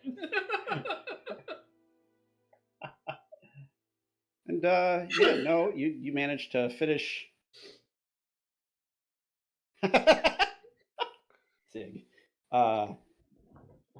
So upward I can show. Yeah, no, sure. Sig, here's your shot. All right. Roll me a con save with disadvantage. Time for 2 nat 20s. Okay. Right. First question though. Warlock and talks to his patron. Does this technically count as like a weird form of ritual, getting drunk? Yes! Yeah, It is! Is this basically the communion spell? Oh, anyway, I'm out. Bye. No, God, see, my goddamn hearty constitution and well-behaved abs. Sig, Why did you Sig, betray me in my Sig. own body? Sig, you are not yet worthy to see Bob. okay, here's I just have to say it can't be communion because that's wine. This is like vodka or something. Commune is the I know. spell. Yeah. I know. I'm just I mean, we are breaking bread of a sort. Everybody's eating gumbo. yes. Damn well, Yeah. too. Gumbo and insanity. I mean, that's basically. Great taste that tastes great together. Hey, here's the thing, is that this will be the first time that they wake up in the morning with the excuse of being hungover without touching a drop of alcohol. Who? Everyone. The crewmen. Oh yeah, no, they didn't get enough alcohol to get drunk. That's what the D100 was for. It's just Oh, okay. just Steve and Henry. Oh, because of how much they ate! Yeah. You're like, I'm sure most of the alcohol is burned off of this, and everyone seemed fine, so you fed like 15 pounds of gumbo to each of them. Like, that's how the math divvied it up. Steve, Henry, when you wake up and you feel groggy, your head's hurt and everything, just I will tell everybody to keep it down in the sort, okay? We call it a hangover. Well, that sounds like a bad name for a story. Yeah. Unfortunately, it's what I deal with on a daily basis. We kind of thought you were saying that you dealt with your party members on a daily basis.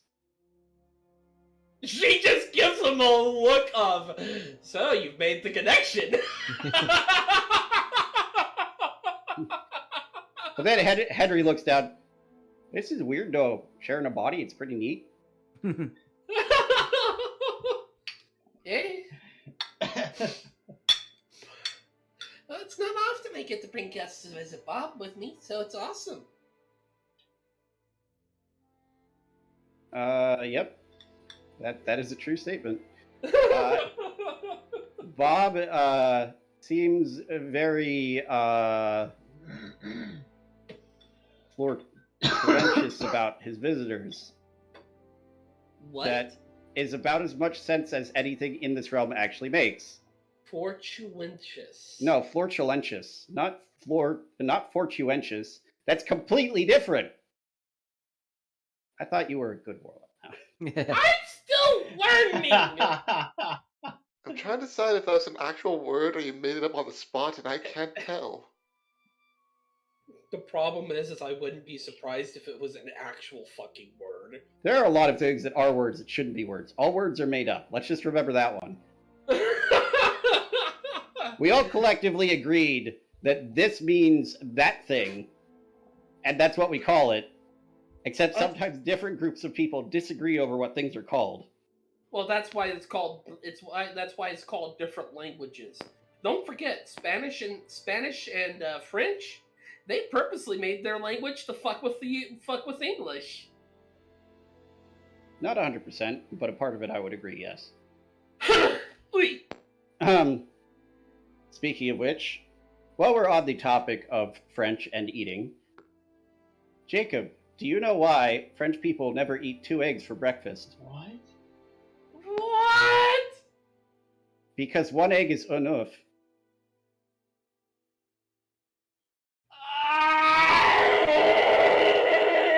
So how's that meeting with Bob going? My brain is bleeding. I'm just helping you get in character. Sounds about right. My blade is bleeding. Yeah, no, that sounds That about sounds like right. a bad Pokemon fan fiction. Oh God. And now- God, why?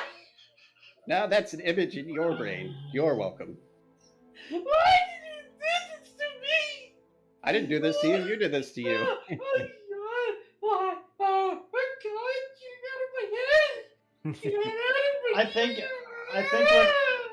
I think that we're currently getting the general reaction of most people meeting Bob.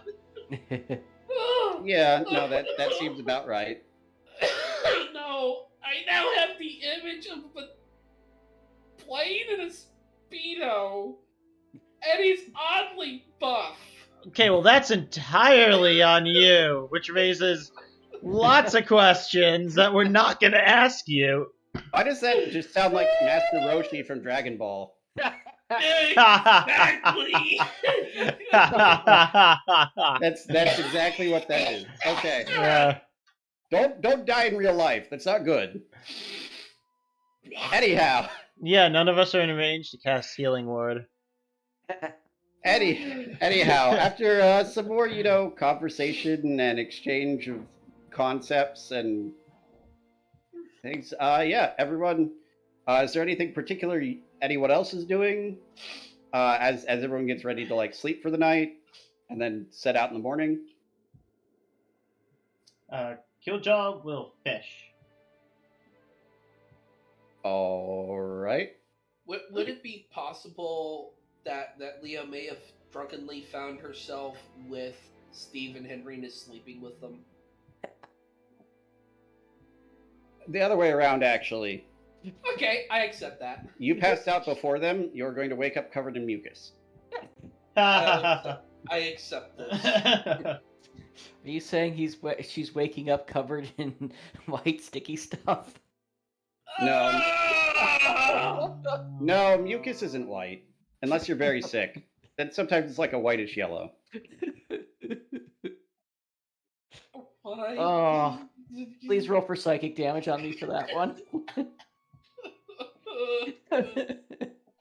342. Okay. Well, I am very, very dead. Silent, do you have a fishing rod with you? I have to sift through, not shift, I need to sift through my bag of holding and my inventory. I do have a fishing tackle. All right. Go ahead and roll me survival check. Alrighty.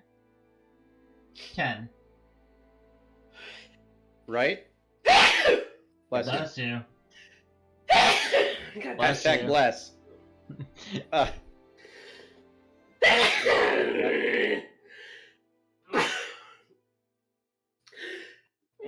be right back, guys.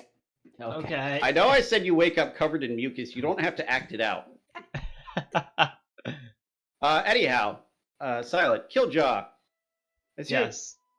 You're still tired, and you're starting to nod off. You're like, I want to like catch a fish because we're near the shore, and I want some fish. So we ate a bunch of like this stuff like vegetables, and I like fish. Right? So you go over to like the edge of the for lack of a better term, cliff. It's not a big one, like 10, 20 feet off the water at the point where the camp's actually at. Okay.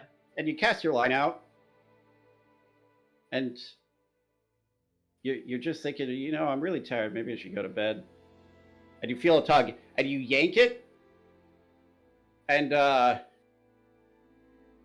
fish gets yanked out of the water, up 10 or 15 feet, slaps you in the face, falls off the line, and goes away. A 10 is not enough to catch to catch a fish. any of the local fish. Aww. Which is unfortunate, because you're like, oh boy, a fish. Oh, a fish. You just got cod slapped. Anyhow, any other pre-bedtime activities?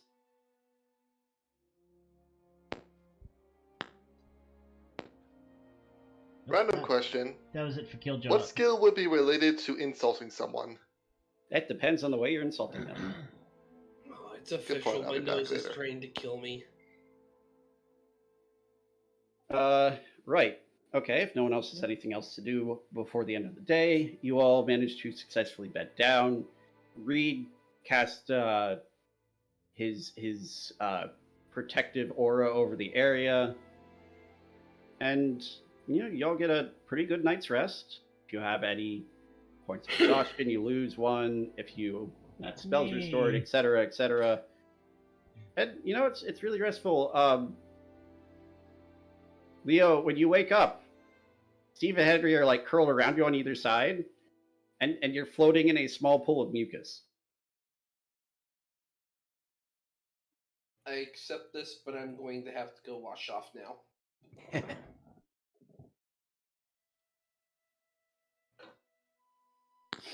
At least they had a bonding experience. Hey, that's a glue joke, isn't it? Sure. I thought it was. Sure it was, yeah, definitely. I intended that from the start. I am a genius. Internal screaming increases. No, that's just your warlock levels. Oh, do we level up? Yes, actually, the entire party levels up. This has been a Yay! significant enough milestone that everyone absolutely levels up, especially after that last fight, and it's been a little while, so yes. Hell yeah. Been a while. How many And- experience points is that now? Level 8. Yeah. I do milestones. If you want to keep track of the XP, you can, but it's not actually important for anything. Alright, I'm gonna level up in Fighter. On that note, actually, I will say you are able to make your way back to the camp safely. Get some odd looks in Port Valiant because of your eclectic company. Yeah. but you do. Oh man, 2 fighter levels, 2 rolls of 2 for health. Wolf. Yeah. Well, be a little less rocket taggy with the next level worth of creature. And well, people are leveling I up. need that. Other people can tell me, what y'all want to do once you get back to camp. You are able to make your way there. Oh, nice, Sig. With the almost a small caravan of people,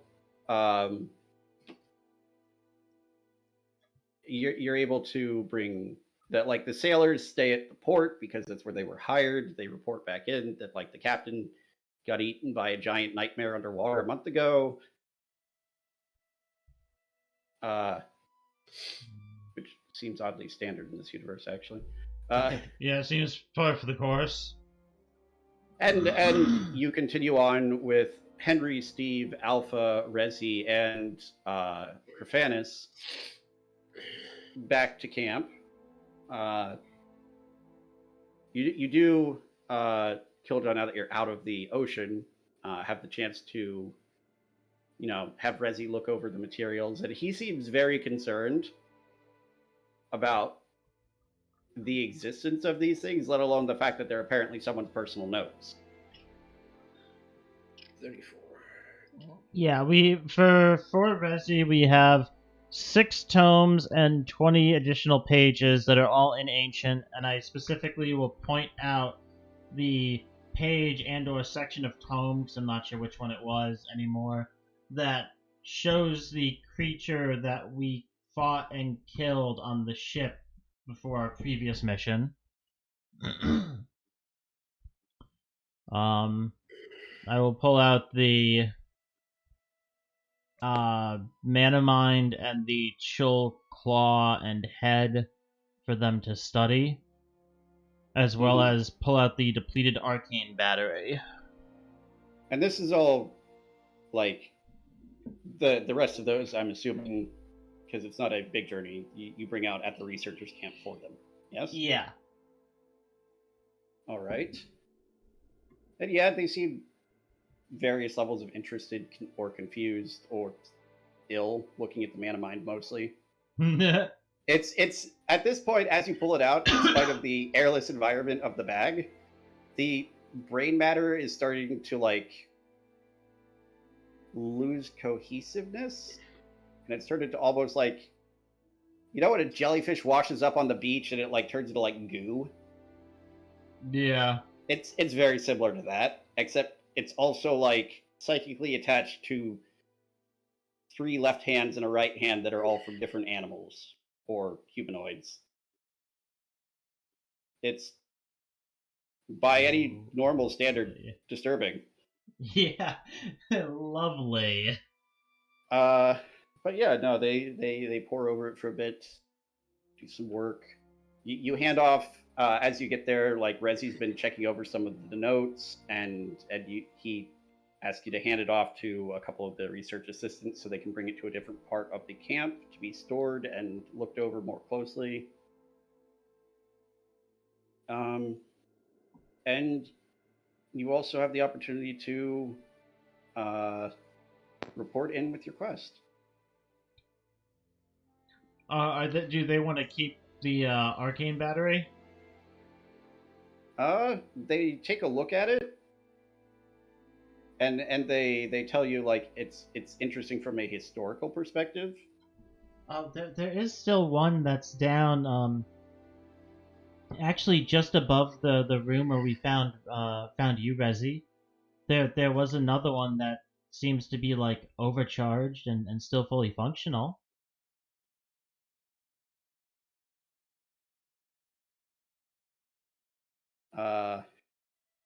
Cressy just sort of, I mean, why didn't you take it then? We couldn't. We like we couldn't move it.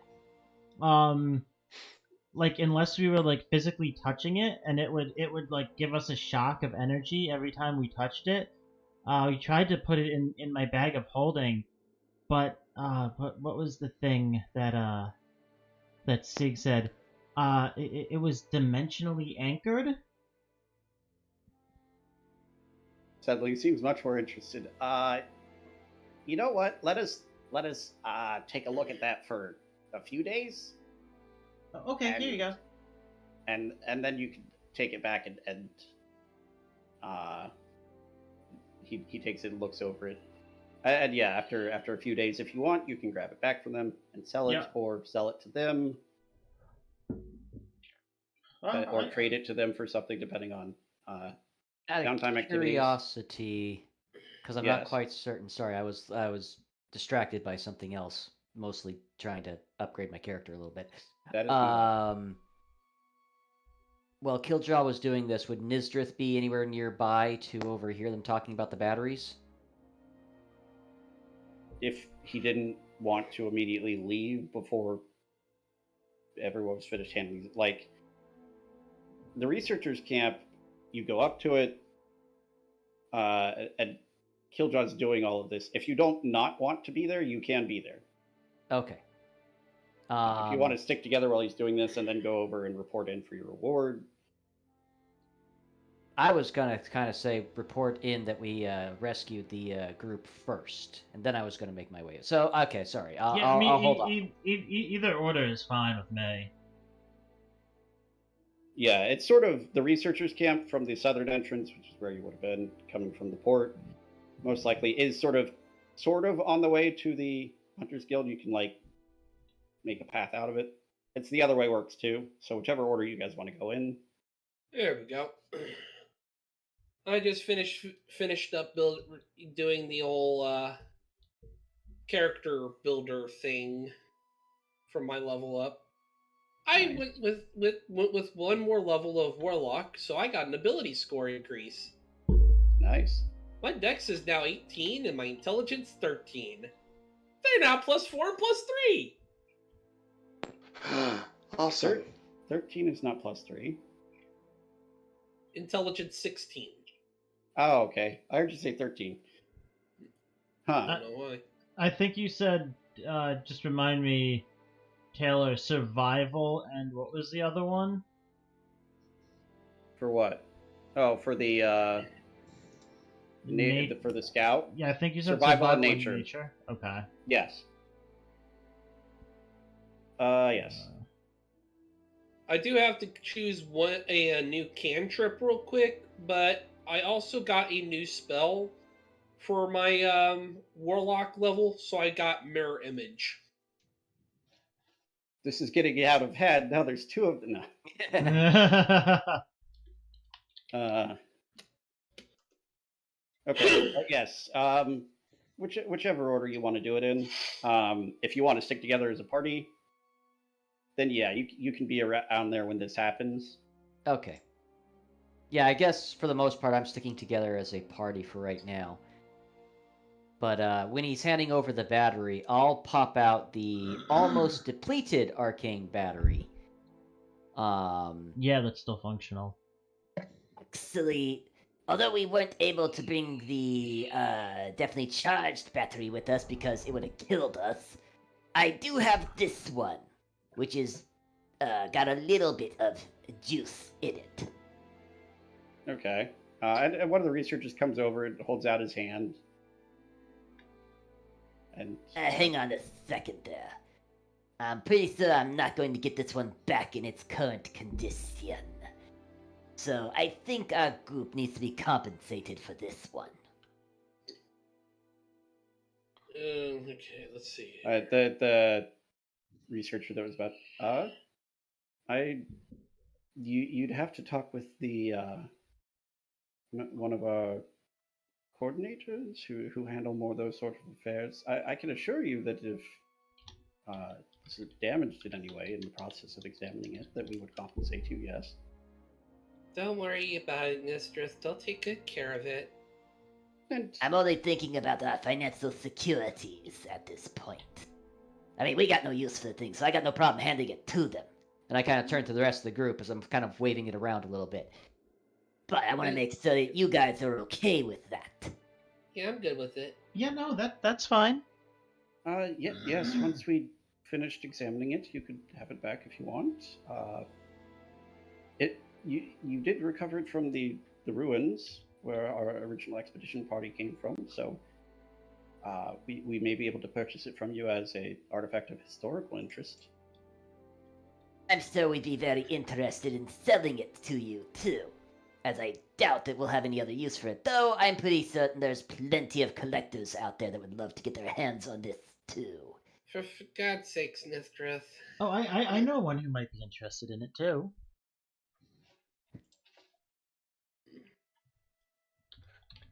Either way. And I'm not sure whether it's a good or a bad sign in my world building that I can't specifically remember which individual you're talking about, because there's a couple options. honestly, I don't know because I haven't been here that long. But something this big and shiny and ancient is bound to have collectors. Yes.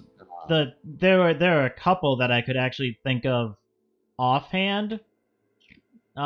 Specifically, I'm looking for the name of the other one. One of them being trying to get in touch with Zilfor Right. via the Wandering Home. Yes. One of them being,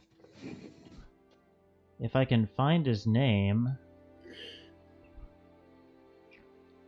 Dan's over here like, what are these words you are saying? Yeah, if I can find his name anywhere. Don't worry. Don't worry, Dad. If you guys ever take another mission in the desert, you will probably get to meet the Wandering Home and experience the wonders of heat stroke. Yeah, heat stroke, that's fun. Fuck, who's the dude? Oh yes, Armand Cypher. Yes.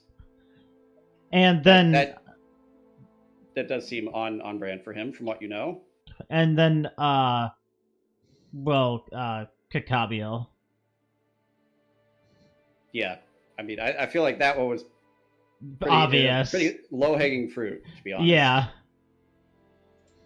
But no, the other two mages, the one that we've met and the one that's super ancient that we've met his wandering undead crab house.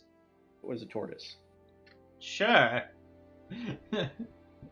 He had a wandering undead tortoise house. That makes so much more sense, doesn't it? Yes. More sense than crapping out in the desert. That's just weird. Yeah, crabs never live anywhere near sand. Have you seen Pirates of the Caribbean 3? What's a pirate of the Caribbean? First of all, you definitely know what pirates are. You're wearing an eye patch. Don't even try that one with me. What's a pirate? Moving on. What's Moving a pirate on. of the Caribbean? Anyways, I will. Oh, I have accents that could offend so many people. I'm sure. I will hand over tentatively. I will hand over the almost depleted arcane battery, for them to investigate if they so choose. But I do want to ask to speak to, what did he call it? Not their quartermaster. Like the coordinator. Coordinator. Yes. Okay. They you ask and they take the stuff and direct you. One person takes the items and puts them away for storage to be studied and such, and another initiate, a bit younger, almost like a scruffy goatee, and shows you over to a desk that appears to be holding most of the continent's supply of paper. Of course. And A lot of paper. actually, you can't see anyone at the desk. It looks like there's just stacks and stacks of paper on this larger than normal desk Oh, let me guess.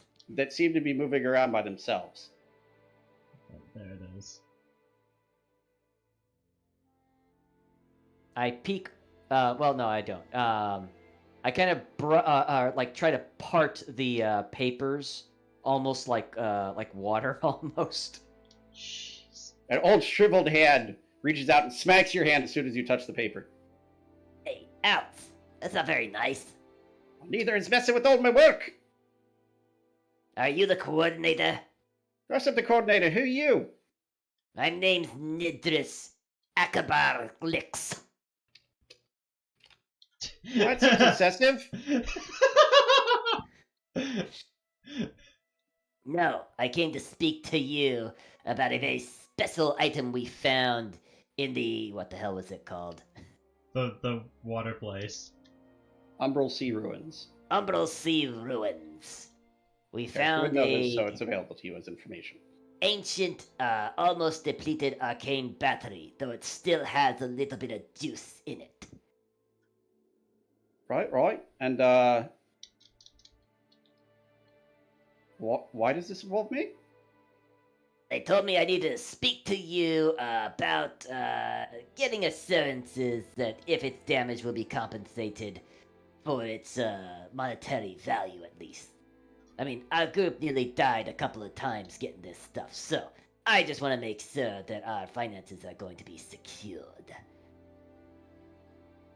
Well, first I'd say that if you're dying to get these things, then your finances aren't very well secured anyway, but I can assure you that any damage done to personal property while it is being studied for research purposes will be properly reimbursed based on the going market value of the item in question and or the historical assessment of its value, in addition to the possibilities of applied arcane sciences that may be gleaned from the item in question.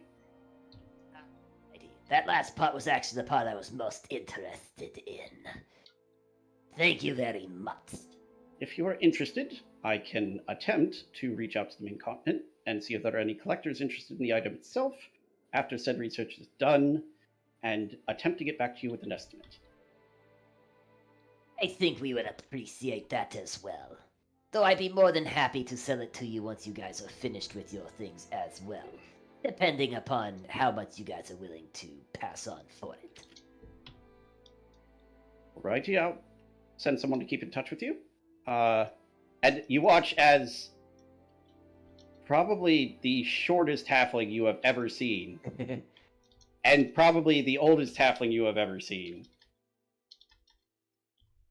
hops up, stamps a piece of paper, and sits there in midair. Is there anything else I can help you with? That's an impressive trick right there, but that covers my main concerns. Thank you for your time. All right, off with you then. He sort of shoos you away as more of the papers start folding, as he's pointing to different papers and coordinating where they're going.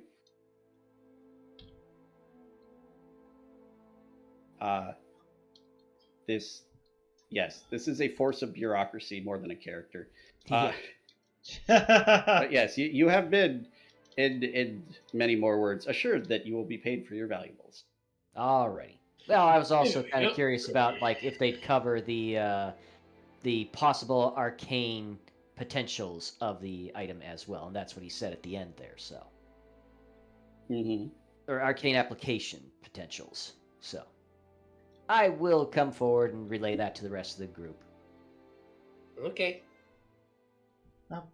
That's good. That was my bigger concern, honestly. Pardon me, just a moment. Gotta do a test roll real quick. I mean, we usually just give it to them. Yeah.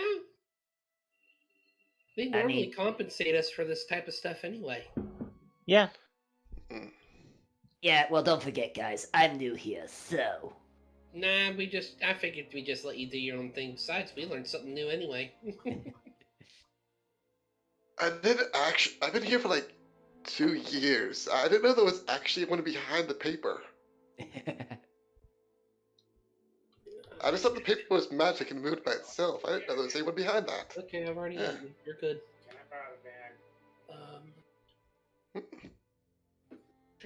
Do we have to take Alpha Oh yeah, Henry should we introduce them to to a Alpha? location? We should probably introduce them to Alpha. Go ahead and hold on to the keys. I don't need to go in. I will ask, did you have the presence of mind to tell Alpha not to absorb the spells of everyone in the vicinity when you walked him into the magical research area? Nope. Yes, When I when thought we already discussed that. When we get to the boat, I think we would have told him not to absorb anything from anybody in the boat, and I'm pretty sure when we saw the shoreline, Nysdrith would have at least turned to Alpha and said, Hey, by the way, don't absorb any of the magical elements from the people in this town here, at least.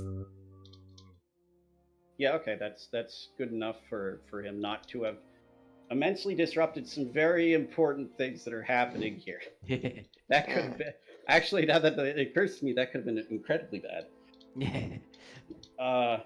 So at the very least, like, he probably would have just told him to turn it off well in the city or something like that. Uh-huh. But you guys are, again, you are a group of hunters, plus a guy who's sort of maybe a hunter, being followed by 2 monsters and a giant construct, but they seem pretty tame, so everybody does nothing worse than give you weird looks. Well, That's they're, another good They're question. just strange. Do the researchers want to see Alpha at all? I mean, they can see him, but if you offer to, like, say, hey, do you want to study Alpha? We found him there as well, then yes, they would want to study Alpha. do Okay. you want to see what Alpha does? One of the... That kind of depends on what he does. I mean... He absorbs spells. Here, hold on a moment. Alpha, absorb any spell I direct at you for the next moment, please. It nods. And she'll shoot an Eldritch Blast at it. And it gets sucked in like a bad piece of spaghetti. Okay, you can go on ahead and stop absorbing my spells now. Thank you, Alpha. It nods. It nods, yeah. The easiest voice acting of any character I've ever made. It nods, it shakes its head. Yeah. Should make more of my characters functionally mute. This is our Okay. friend Alpha. He's very friendly though, and I'm pretty sure he'd be of great interest to you guys as well. Treat him well. Mm-hmm. Alpha, go ahead and help What- these guys out with whatever they What need. reactions do we get from my demonstration there? A couple raised eyebrows. One person looks very excited, but you're not entirely sure why. Oh, good lord.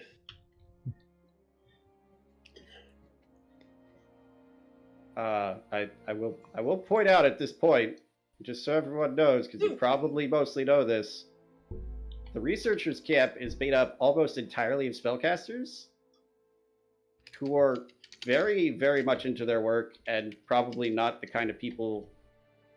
Okay, it's like the person who's really enthusiastic about chemistry, and you're not sure whether it's a good or a bad thing that they have access to explosives.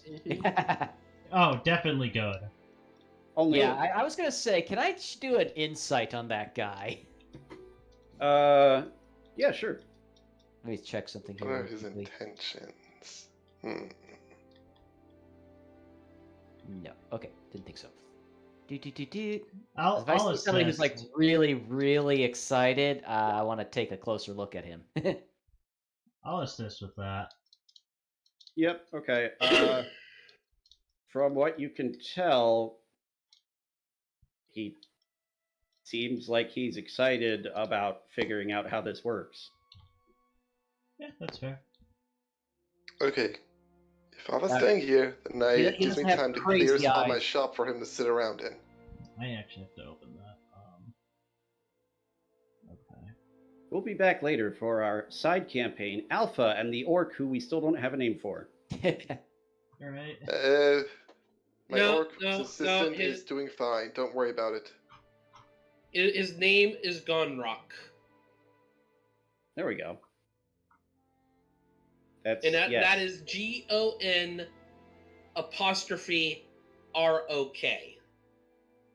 I'll be perfectly honest. Mm-hmm. There's a lot of things to remember, and I don't have all of my notes with me. Okay. Please spell the orc's name again, please.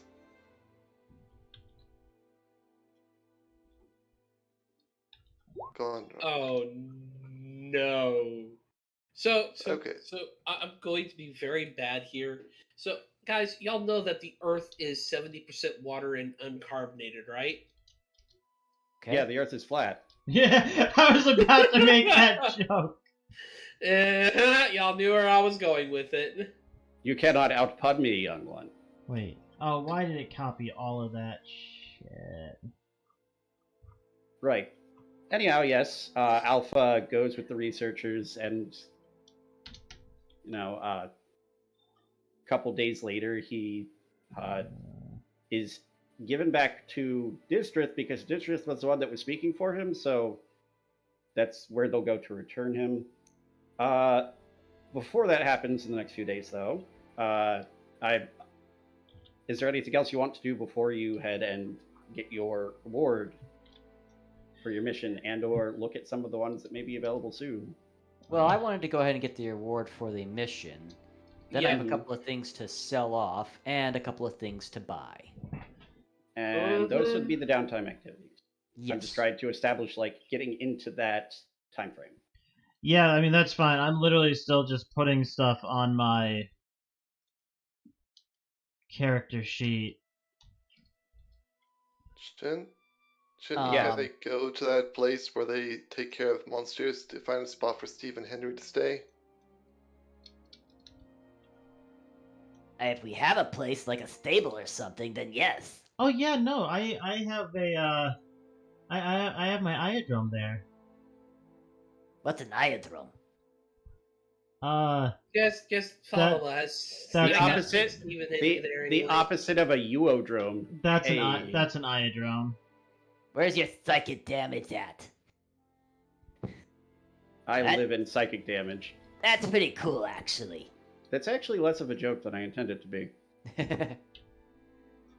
Wait, if there's an iodon, is there an aniodon? Alright, you get psychic damage too.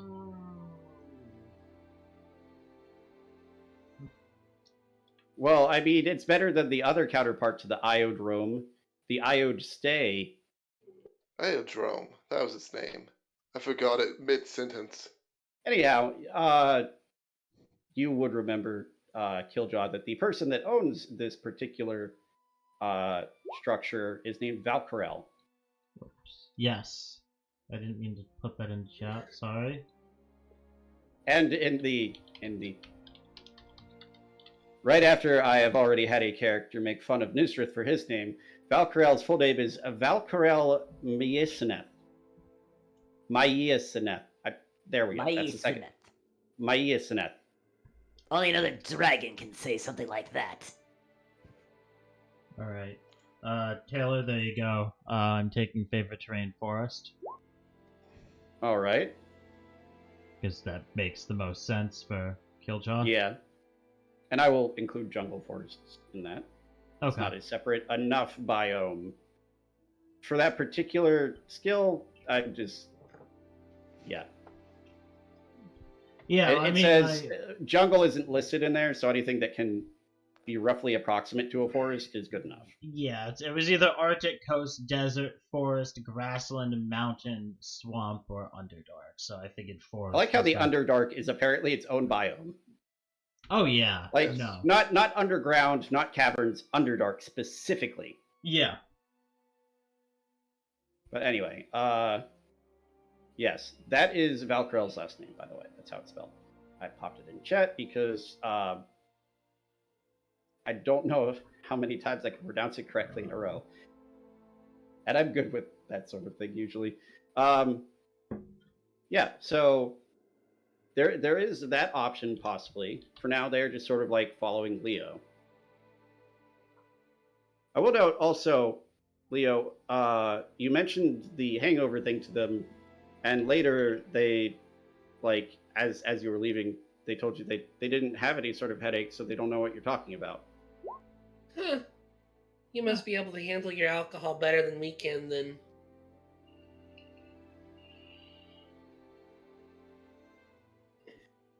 Ooh, wow. Alright, putting all the stuff Okay. in for that level up was a pain. All right. So. Just gotta have them meet Valkyriel. Oh, well, we're heading over to meet Valkyriel. I'm gonna bring a couple of pickled eggs with me. All right. Let's do first. You guys get your reward, and then we can start into what's more going on in the downtime. Yep. Okay. Off to say we saved everyone's lives and did great. Okay, let's go. Yeah, I mean, All to be right. fair, we actually did do that. I mean, yeah, that's kind of what happened. What? You, I mean- you guys are acting like I was being sarcastic or something. That's what we did. If you conveniently ignore the half of them that just died immediately, I mean, that wasn't on us. That's like not, way yeah, that's before, not, way before you got there. But Yeah. hey, that's That not our cannot be put problem. on us in any way, shape, or form. Derpacorp is not responsible for. Right, but you come back. Cal, I believe was the name. It's been a while since I've actually had that. Here we go. Guild. Yes. So you do find Cal and report to him about what happened. From a general overview of the sort of things you found and that the researchers are working with it. He's concerned and makes a note of it and says that he wants to be kept up to date if the researchers find anything and they tell it to you and it's worth noting to him. And he then gives you your reward, which I believe was 1,000 gold each. 1,000? Okay. Yes. Holy cow. Look, if you're gonna fight the giant death monster, you're getting paid for it. That's Yeah, the meta yeah. reason. Thank you. Oh, wow, that's 20 pounds of gold. You can convert that any way you want into bag of holding money or platinum or whatnot. Let's Yeah, what's see. the platinum? It's 10 gold? 10 gold per piece, so it's 10 platinum per 100 gold. So that's 20 platinum, and then if I do 200 more, that's another 20 platinum. And before you finish that off, we might as well get this out of the way, as it is the most party-centric bit of money making that is going to be had at the moment. Yes, how much money we getting? Right. So, I'm going to say this happened, like the time frame for this, but we'll just do it now and assume that we've abstracted enough money. Anyway, it doesn't really matter when it happens, but within a couple days, you hear back from the coordinator over at the researchers camp that between the fact that they found a possibly interested buyer and the arcane information they got both from Alpha and from the partially depleted battery, if you want to sell the completely depleted battery and the partially depleted battery as a set, the total of all of that would be about 3,000 gold. That's actually pretty good. I'm okay with selling my depleted battery. I actually have a second depleted battery as well if they're interested in that. But that might throw your count off a little bit too. Yeah, no, if you have the second completely depleted one and you bring it up to them, they would reach out to this person again, get back an offer in a couple days and say, yeah, they'll take the whole set for 4,200 gold. Including all of the reimbursements for research advancements and whatnot. And then presumably you will all split that between you. Yep. I'm down with that. I'm good with that. All Worth right, that. so Which is 1,050 more gold each. Yeah. Jeez. Wait, what? I got confused by just large numbers. Each person in the party has so far gotten 2,050 gold, more than they had when they walked into camp. That's my 50 gold. Plus another 1,000 platinum, and another 1,000 gold is another 100 platinum. So Yes. Easy math Okay. there. Knock off one of the zeros. wow, Yeah. Kiljow is now sitting on 176 platinum and 600 gold pieces. 2,500 gold, 2,050 gold. 2,050. Yet that almost doubled the amount of gold I have. Yeah, I had like 200 gold and like 6 platinum before this. Wow, you guys were rich. Now I have I have a 176 shop to look platinum. after. I have Yeah. a shop to look after. Half my gold automatically just put over to the side to make sure the shop is fine. Yes, this was one of the reasons I believe you guys chose it, was because it was a fairly lucrative mission as well as a rescue one. Yeah. Yeah. We were kind of hoping for that. Huh. Oh. And did you want to also run us through what the potential mission choices we have are? I'll do that now. Yeah, give you an idea of just to mull it over while we do all of our downtime stuff.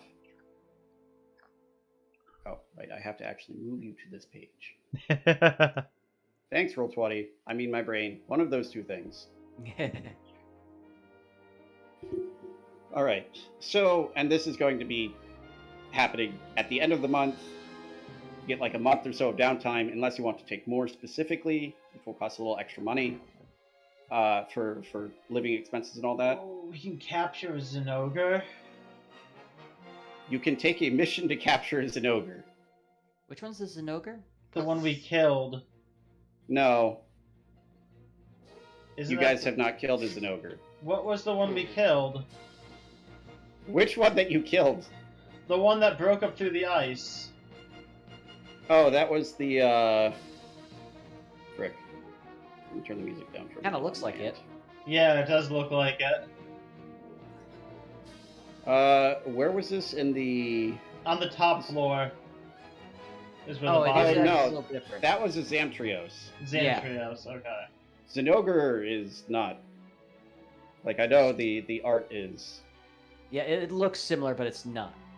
It looks similar in that art style, Yeah. but It looks pretty darn cool. yeah, it's one of my favorite Yeah. monsters. I want to keep it as a pet. Can we keep it as a pet? For reference for everyone in the Discord right now, I'm posting it. Yes! We're gonna have a Zenogre in our party if we capture it and tame it. I mean, Leo has already encountered a pet Zenogre. Wait, what? Don't you remember? Yes. The, Yeah, I remember. Yes.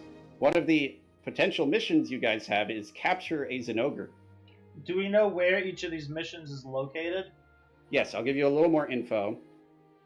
So, the mission to slay the Tobi Kadachi specifically mentions that it is a strange, different color, so to be aware it may be a variant. That it's been causing issues for people in and around the jungle to the east of the settlement, to the east of the frontier camp. How And close is that to my village? not super close. Like it's a fairly large area. Okay. Your village would be more towards like the northwestern side, and it's more Okay. towards the southeastern side, right next to the large jungle cavern that exists there, but not quite inside of it. Okay. Then the mission to capture the Zenogre. It was actually posted by Valkyrael. Specifically, it mentions that this Zenogre is in the Fulgur range and has been causing issues for an expedition that is being handled up there, and that they can't continue with that until the Zenogre is taken care of. But Valkyra would prefer that it is captured rather than killed, so that she can attempt to rehabilitate it to be less violent towards humans and humanoids, and perhaps go back into that environment once the expeditionary force is finished with what they're doing. Interestingly, the mission for an escort to the Malfestio, that one says that there's been a Malfestio sighted in the Wyverian ruins in the northwest.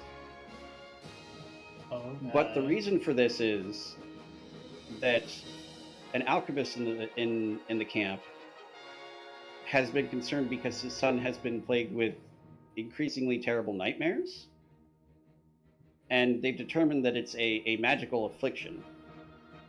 He says that he's found something that might possibly be a cure, but the issue is that it requires feathers from a Malfestio that are willingly given, and it must be made within 1 day of them being given. The solution itself will last long enough for the trip back, but that 1 day limit combined with that condition means that for this mission, someone needs to escort this alchemist to the ruins, help him convince the Malfestio to give one of its feathers for this purpose, and then have him make the brew that same day. And then, of course, escort him back home.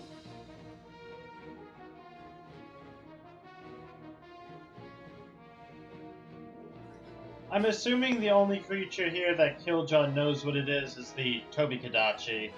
Yes, Tobi-Kadachis are giant viper lizard assholes. Yes. Which anyone that's played Monster Hunter agrees with. Yes. So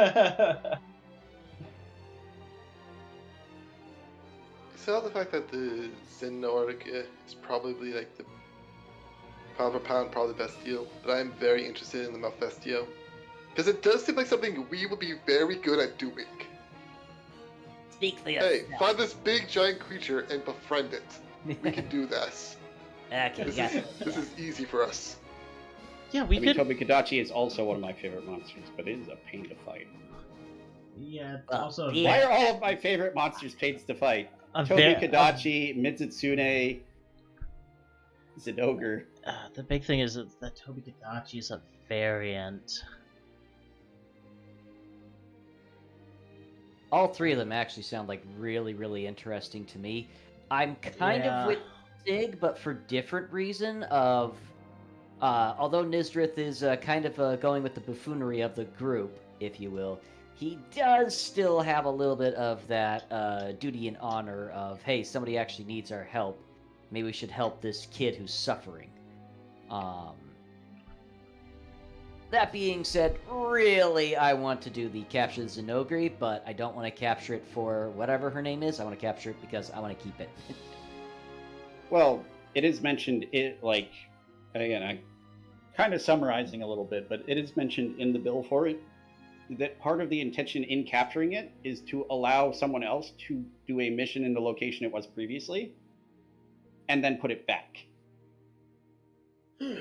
Yeah, I Essentially, they want to clear it out of the area and allow the people to do their job that need to do their job there without killing it or hurting it or removing it from the area permanently. That's why it needs to be captured rather than slain.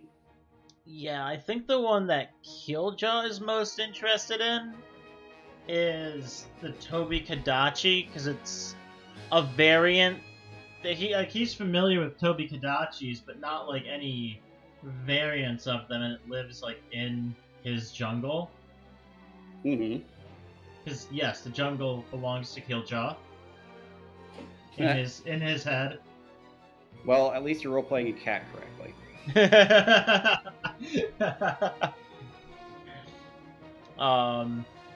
What about you, Jacob? I'm good with whatever y'all decide. I think it's the Malfestio then. Yeah, I kind of think it's probably going to end up being the Malfestio as well. Yeah. right? Sig's definitely sold on it. I don't blame him at all. I would kind of want to help the poor kid who's suffering. So Yeah, Kiljow doesn't have anything against doing an escort job, but he's also specifically, personally, more interested in the Toby Kadachi, but not against doing the escort. well, to be perfectly honest, metagaming wise, I think we're all more. Is very against an escort mission of any kind. But Okay, I'm going to put on the stat block. Walk speed 45 feet, cannot dash. Faster than you walk, slower than you run. Good, Yeah, man. I think in a meta level, all of us are more interested in the capture of the Zenogre, but none of our characters are more interested in capturing the Zenogre. I mean, part of this is a meta level thing, if you feel like you would enjoy it. I will note there is a reason the reward is 2,000 gold each. And, like, that is, again, it's a big reward, but you guys have experienced the fact that big rewards come with big risks. yeah. Mm-hmm. Has anything and, we've done been risky? Jacob knows Leo has experienced, Zenogre's hurt. yeah, how incredibly powerful Zenogres are. How bad could it be? You beat a Zenogre at level, like, what, 1? We're fine. Trust me. That fight, nothing. Okay? Considering that who I was up against was trained to go easy on me. This Zenogre we're about to go capture? Oh no. Nothing like Val's baby. You would also be down about 4 siege weapons. Yeah, I had that too. I think we're looking at the Malfestia though, yeah. I think we're with Sig. We're gonna do the Malfestio. Yeah. What? Yay. Okay.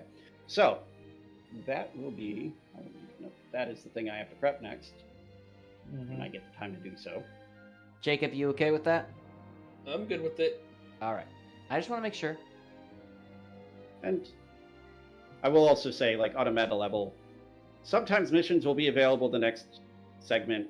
Sometimes they'll be similar but changed, like you had here with the ruins, turning into rescue people from the ruins because someone else did it. Oh, hey, there's my notes. Yes, I was correct. It was 1,000 gold each. Cool. Good. Validation. From past self. Good job. Yay. It's not nice. Yeah, so, like, for example, you guys take the escort to the Malfestio, and, of course, I'm not showing you every single mission that shows up, I'm just showing you the ones that I will actually, like, be able to run for your party, because they're level appropriate and whatnot. You mean we're not going to go after that thing yet? You guys want another prototype? I could throw another one together. Nope. We're all good with that. What about that other thing? The two of them. Oh, now I understand what you mean. Yes.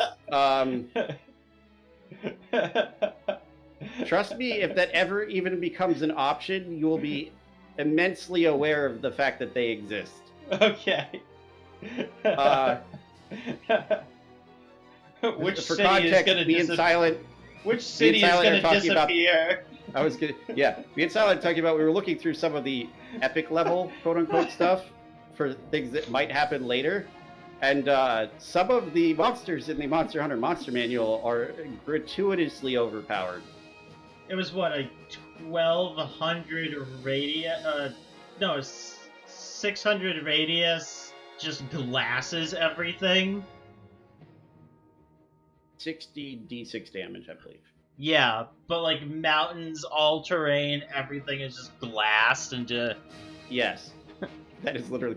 Anyway, the point being, there are things happening around the camp. There are missions that you guys would immediately go, "Oh no, we know that's too much, or it's not interesting, or things like that." This is just the meta representation of that in-character thing that's presumably happening. But yes, as an example, say somebody kills the Toby Kadachi. Maybe there's a different mission to replace that one, or maybe someone like went and captured the Zenogre, but they need help bringing it back for some reason. Or maybe the Zenogre's still out there, no one's caught it yet. Or say, but that like those could stay there, they could change, they could go away and be replaced by something else. It depends on ideas I have and how far you advance and all sorts of other factors. But Okay. going with the Malfestia mission, all right, good. Is this the same? I thought this one was supposed to be. There we go. The quieter, calmer music. That was very, very exciting music. Yeah, it's super intense music, but pick your mission. I mean, that's basically what it's used for in the game. I know. Yeah. I am literally pulling this from Monster Hunter Just directly. from Monster Hunter, yeah. Please don't DMCA me. No. Ah! This is freely available on like everywhere. But that being said, and having figured out what mission you guys are going to end up picking at the end of the downtime period, let's get to the downtime period. Dan, I don't believe you've been here for one of these before. If you look, there is a segment in the notes for downtime and shopping. It has a list of downtime activities I compiled, which list out the ones from the player's handbook, or Xanathar's that got updated by that, and some of the ones suggested in the Monster Hunter player's handbook, and different things that you can do that way. And then, as far as shopping goes, the regular merchants in there has a list of the merchants that are regularly available and the items that they regularly have available. Given their specialties, some of them might be able to specially make things for you. And then there's the irregular merchants, which include the researcher's tent that sells magical items in order to help with their upkeep costs. For various increased or decreased prices, depending on how their creation process went. A merchant named Athera Histan, who specializes in rare items that she finds while adventuring, and then sells here. But she can only be visited once a month. And Koa, who specializes in sort of a broader approach of more common magical items and stops by every week. That is a lot of stuff to go through, and I am not a fast reader. I'm going to have to take a week to read through some of this stuff. Yeah, that might have, yeah. So it might also help, like, just the bolded parts are like the separate activities. Just pick one that seems interesting to you, and we can, or I can help explain how that would go. But each of those takes a week. So if you want to do a standard month downtime, you'll get to do 4 things. Shopping regularly is sort of a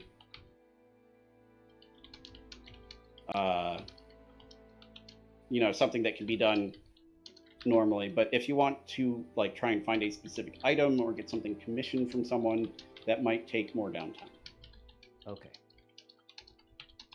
If you do want to, as well as a group, spend more time here, it will incur some costs, as the guild covers your living costs up to a certain point as long as you do 1 mission a month.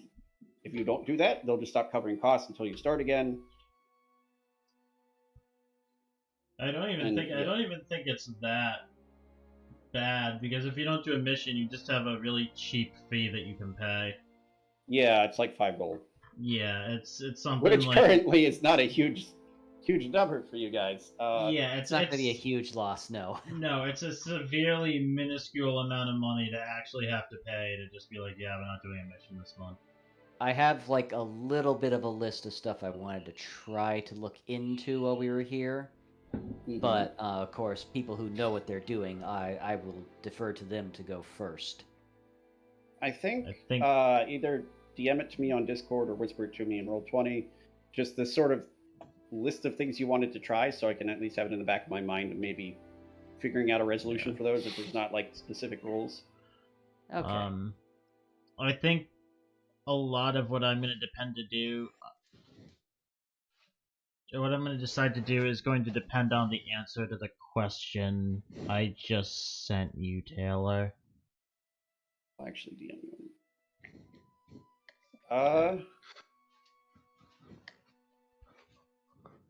And I'm assuming you remember what that's in relation to, so Yes.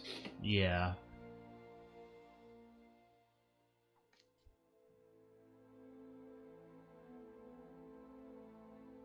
Because that could take time, depending on what it is.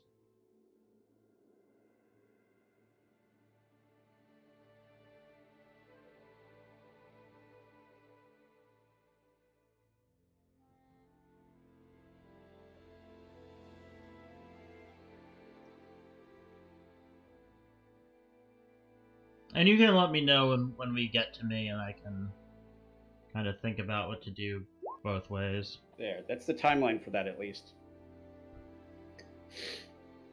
Yes. Okay. Good to know. Thank you. Right. So 2 weeks of downtime first. So yeah, let's see. Who wants to has a really, really good idea of what they want to do and already knows My brain is bleh. I need to ask a question first. How long were we gone on that mission? coupled with the travel time as over well. sea? Yes. About 2 weeks total. 2 weeks. And we're spending 30 days here so Yes. far. Pretty much. Times 2. Alright. Subtracting the funds. Paying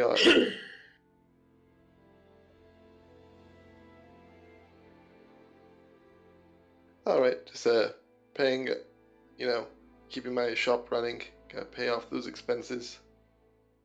There we are.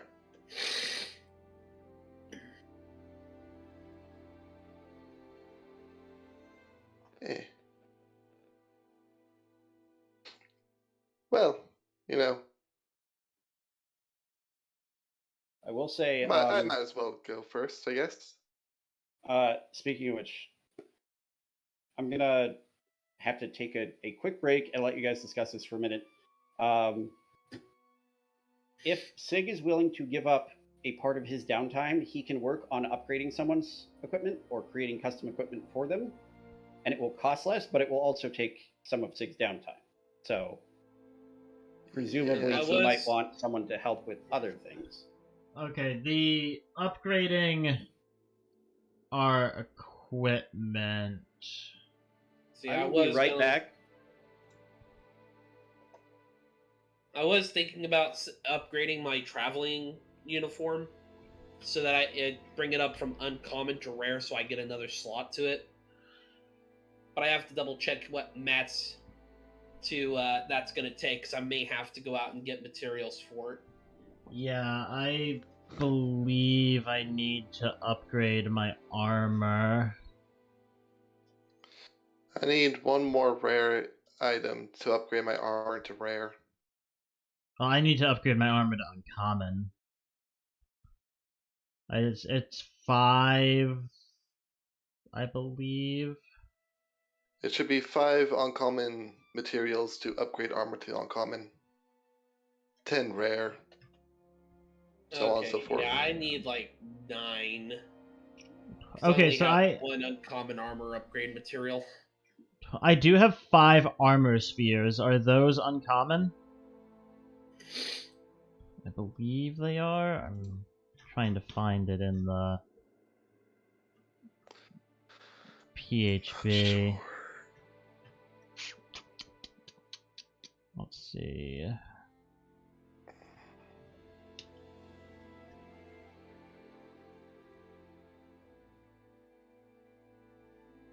are new feats.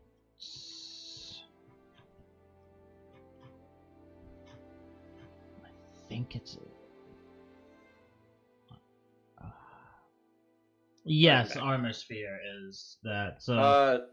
Jacob, just a note. To upgrade to uncommon, you need 5 uncommon or better armor materials and 500 gold. To upgrade from uncommon to rare, you need 10 rare.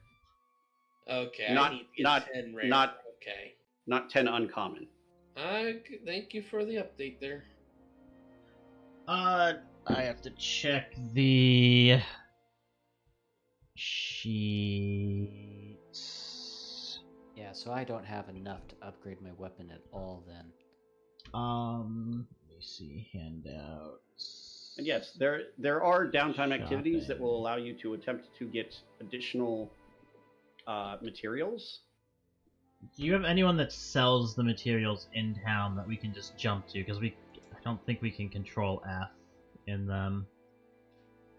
I don't believe so.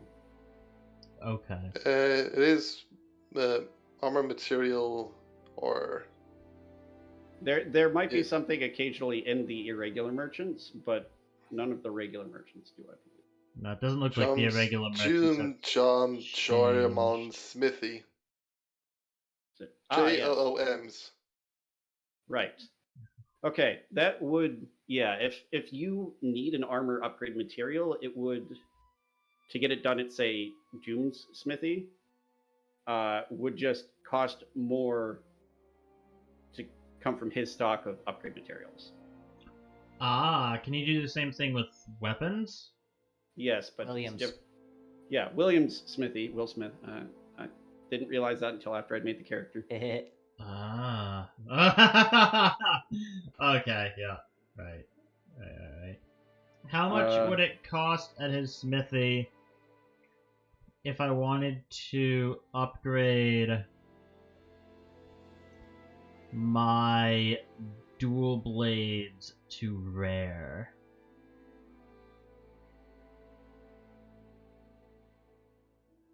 Item pricing. Right. It's normally 1,000 gold pieces and 10 macrolite ore. Or equivalent Let's see. upgrade components. Okay, material base price is based on the CR of the creature it comes from, and I'm going to just find a decent range and figure out from there. So you want a rare upgrade material, yes? Yeah.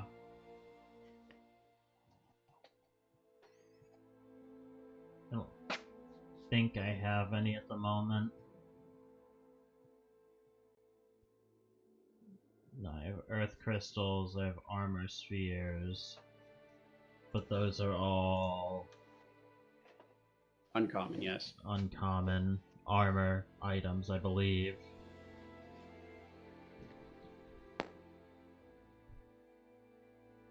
Yeah.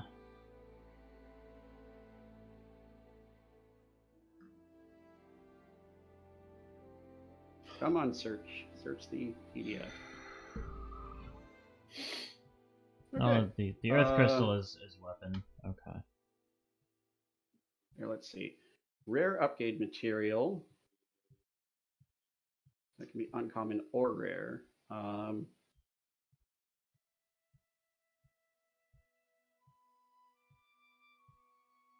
So the most readily available rare upgrade material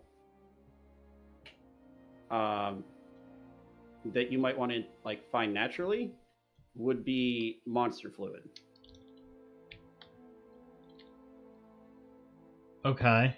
Let me check and see how much armor spheres cost, though, if they have a price for them. Which would not be too difficult, as you can get them from fairly low-level monsters. CR 0 to 1, specific ones.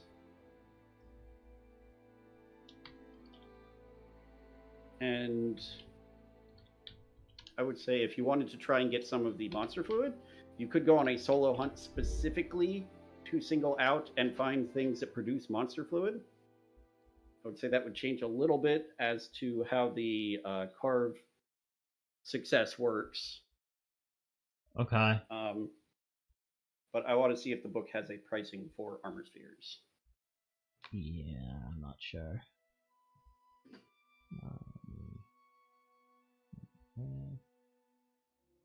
This one has.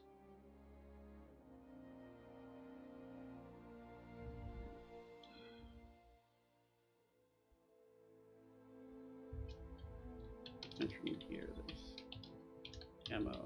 Okay, armor sphere. I don't remember which equipment piece it was that actually gave me that. Hard armor spheres can be used to upgrade armor to rare.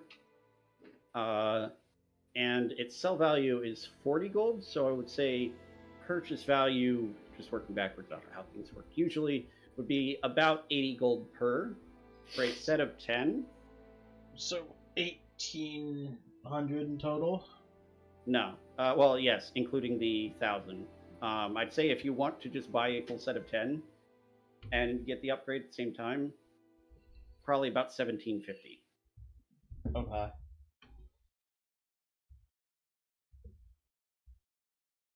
If you want to try and specifically search out some monster fluid as a rare upgrade material, that's most any sort of insectoid enemies, really. So you live near a jungle, it will not be particularly difficult to find them and kill them and get monster fluid. I have to look up It's the not guaranteed. loot tables, which is a bit meta, but Yeah, I'll just say, because the CR varies from like 0 to 2. So I'll say it's a CR1 solo hunt in the area just for things that have the monster fluid, and then I could legitimately just straight up hunt Gigi yeah. for a CR1 half hunt. Yes. Okay. So you would make all the regular checks you would for a solo hunt, difficulty of a CR0 creature, Yeah. or a CR1 creature that wouldn't really matter too much. And that would get, if you got 2 successful checks, you get 1 material. If you get 3, you get 3 materials. And I'll say for the purposes of this that you can just choose to get monster fluid. So you could spend a week out hunting and destroying these things. I wouldn't actually have to roll to get the monster fluid? No. Okay. For the purpose of this, I was looking and I was like, well, I could also just go after Alteroth, which are actually CR0, and have double the chance of dropping the monster fluid.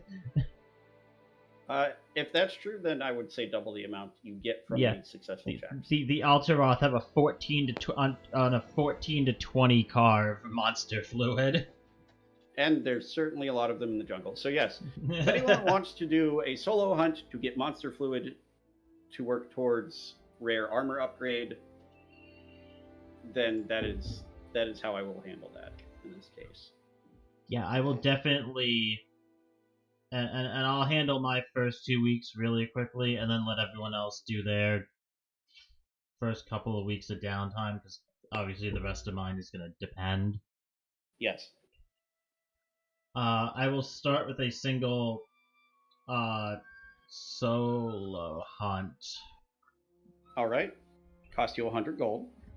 Going after the Alteroth. 100 gold. Oh no, however will I pay for it? Okay, roll me perception, investigation, and your choice of either wisdom, of either survival, stealth, or athletics. Okay. DC will be 10.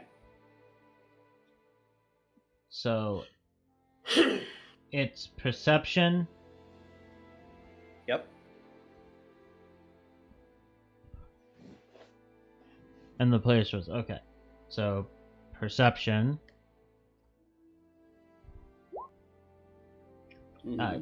Yup. Investigation. Okay. Mhm. And my choice in... Survival, stealth, or athletics. Yeah, I literally can't fail the check. I have a plus 10 stealth. Alright. 3 successful checks, Okay. and just do it again.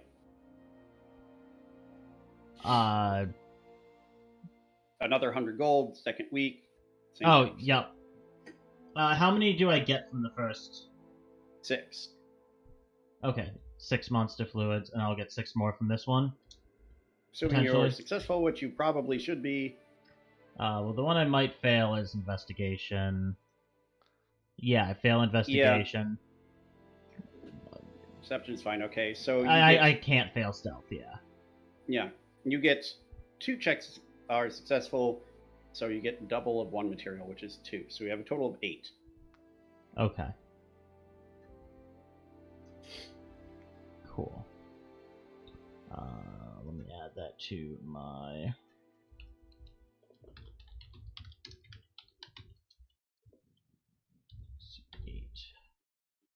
Okay, that's uncommon or rare upgrade item.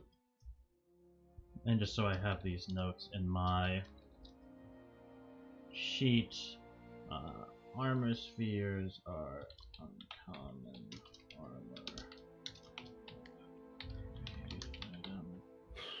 And my earth crystals are uncommon weapon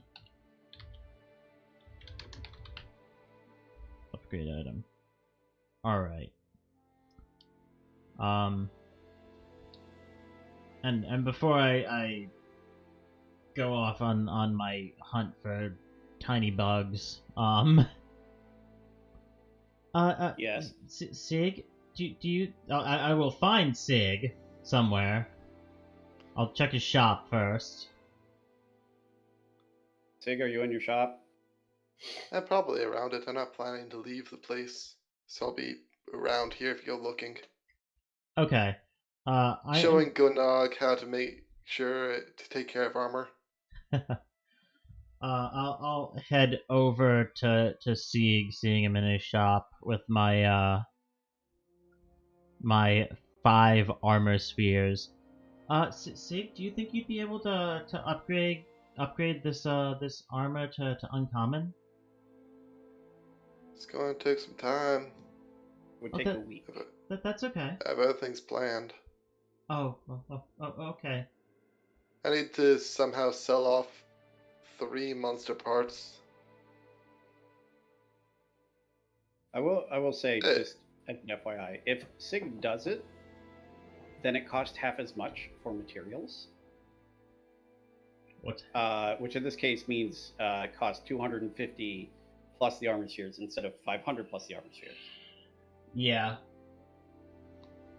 So, among yourselves, maybe Sig needs someone else to, you're like, I need the armor, but Sig needs his time to do this, but so-and-so would be better at this, so I can do this for them so that they'll do this for Sig, and, whatever works for you guys. If you need someone that's really good at selling monster parts, I know Leo's helped me sell some successfully. I'm not as good with people. I'm a decent seller myself. It's kind of just like a time thing. I mean, if we need more time, I guess we can always take some extra time before we head out on the next mission. I think the guild only charges 5 gold per month that you don't do a mission. And, I mean, we did just get a pretty nice payday. Fair enough. We could realistically retire. Honestly, I probably could, but I'm not in it for the money. Alright, might as well. Shush, Kiljow, you don't have a degree in economics. Or most of the understanding of economics. No, we got a lot of money. We can retire, right? Isn't that how it works? Probably. Maybe. Probably not. Yeah. Oh, So You're not sure. I've actually have a few ideas about your armor I wanted to do anyway. Okay, yeah, it's the Agnactor studded leather armor. Because we already did a pseudo upgrade on it Mm-hmm. with the Agnactor scales. Yeah, I actually am the one who did it. This is Kiljow's armor. I made sure to make sure the notes about how it's doing it. Nice. Give it a little but do a little the Gombe fur on the collar. Make it look all poofy sort of. It's helping to find like better materials as well. Well, I I'm will worried give. about the overheating problem though. Gotta like do some like silken lining. Ooh, silk would be nice. I think I've seen silk before. It looked shiny. You know what? Sure, if I can get Leo to help sell my materials, I'll upgrade your armor. All right, I will give Sig my armor spheres. And is the money getting paid directly to Sig? The money goes into the actual creation process, meaning it cost him 250 and time to make it. If he charges you extra or wants other services, it's different, but the 250 is essentially gone. Okay. Hey guys, Let's see. I'm not doing too well. I'm gonna need to go lay down. Okay. Oh, okay, not a problem. Do you have a particular course you want Leo to take, or do you want to resolve it later over, say, Discord? I'd like to resolve it later when you have time later in the week. All right. Alright, I'm sorry guys. I'm just suddenly just... Yep, that's understandable. No worries, dude. Hope you feel Take better. yourself, and shoot me a message when you're feeling better, and try and figure out what Leo is doing during this time. Absolutely. I'll catch up to y'all later. Take care, Yeah, man. Get later. get a good Yeah, rest. get some rest, man. Peace. So at some point in the future, Kiljow is going to attempt to convince Leo to sell things for Sig, and that will be a Discord DM conversation or something. Yes, I will put a note on my character sheet right now. That I have deducted, not with dots on them.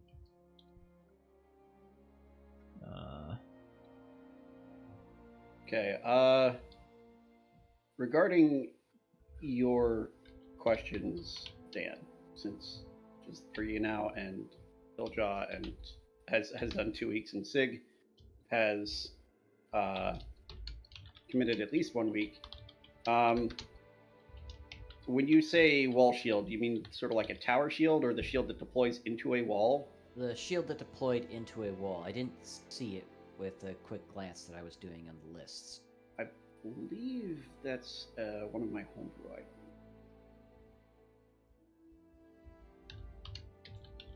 Edit. And F. Barricade shield. Yes. Okay. That is a magical item. It's uncommon. You could try and commission it from some people in camp. It would be sort of, get a shield and then have someone enchant it. I thought somebody was selling some, but that was like a week or two ago now. Well, I mean, yeah, but maybe. was No, there's one for 279 gold at the research tent, actually. Okay, so that's easy enough. You can just buy it. Oh, there it is. Okay. Yes, barricade shield. There are 4 of them actually. So not the actual like homebrew wall shield. No, it's a shield that magically transforms into a wall like once per day. Okay. Because I was gonna say there's actually a homebrew wall shield on D&Wiki. Is it the one that's just a wall with the handle? A large shield that has spikes on the bottom that allows it to be planted into the ground. This one is an uncommon magic item. While holding this heavy iron shield, you can use an action to plant it in the ground and expand its height and width to stretch up to 15 feet across in either direction, Oh potentially shit! becoming a flat defensive wall or similar platform. The edges of the shield magically conform to fit the shape of an enclosed space, such as the walls of a tunnel or Jesus. hallway. While holding the expanded shield in place, your speed becomes 0, and you have disadvantage on dexterity checks and dexterity saving throws. Regardless no, of its this- size, its weight remains the same. This is a 150-pound, 300 gold non-magical shield that is +3 to AC, requires a strength of 17, gives you disadvantage on stealth, and his description is an incredibly large shield with spikes on the bottom that allow it to be planted into the ground. When planted, the shield is a barrier that is 5 feet wide and 6 feet tall, and can be pulled out of the ground after a successful DC 18 strength check.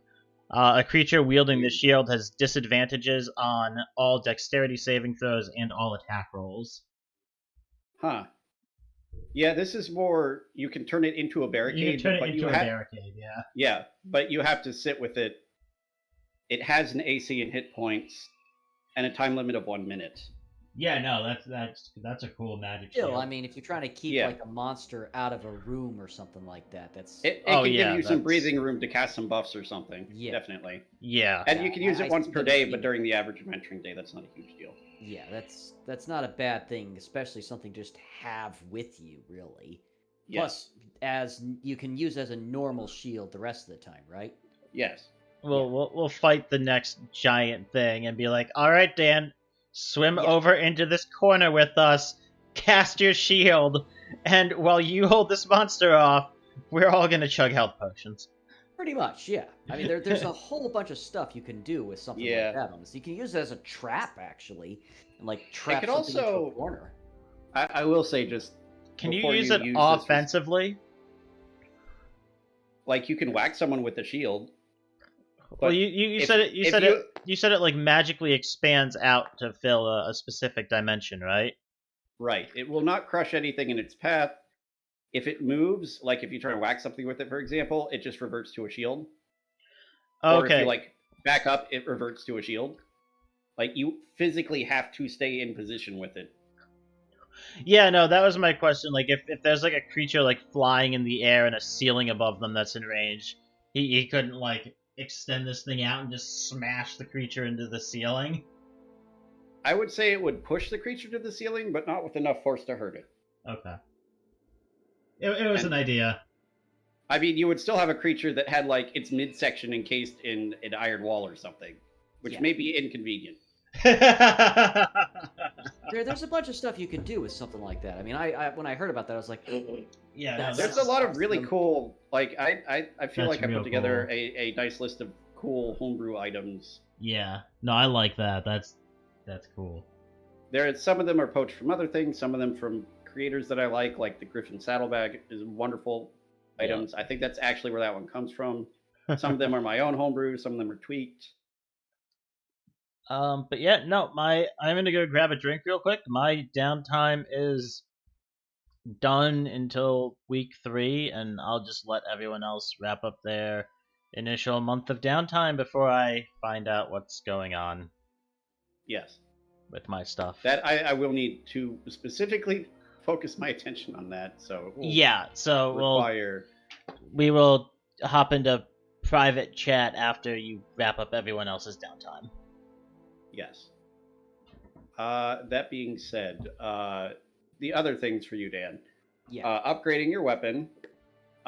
If you have the materials, which I don't believe I do because I only have one uncommon weapon material, right? so I need 4 more.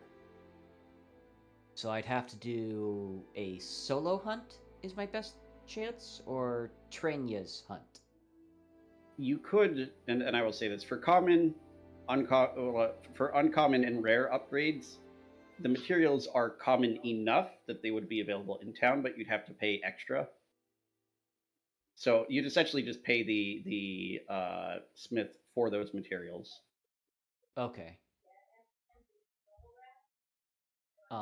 Source So I wouldn't have to worry used too to- much about going solo hunting just to try to get my weapon upgraded to an uncommon weapon.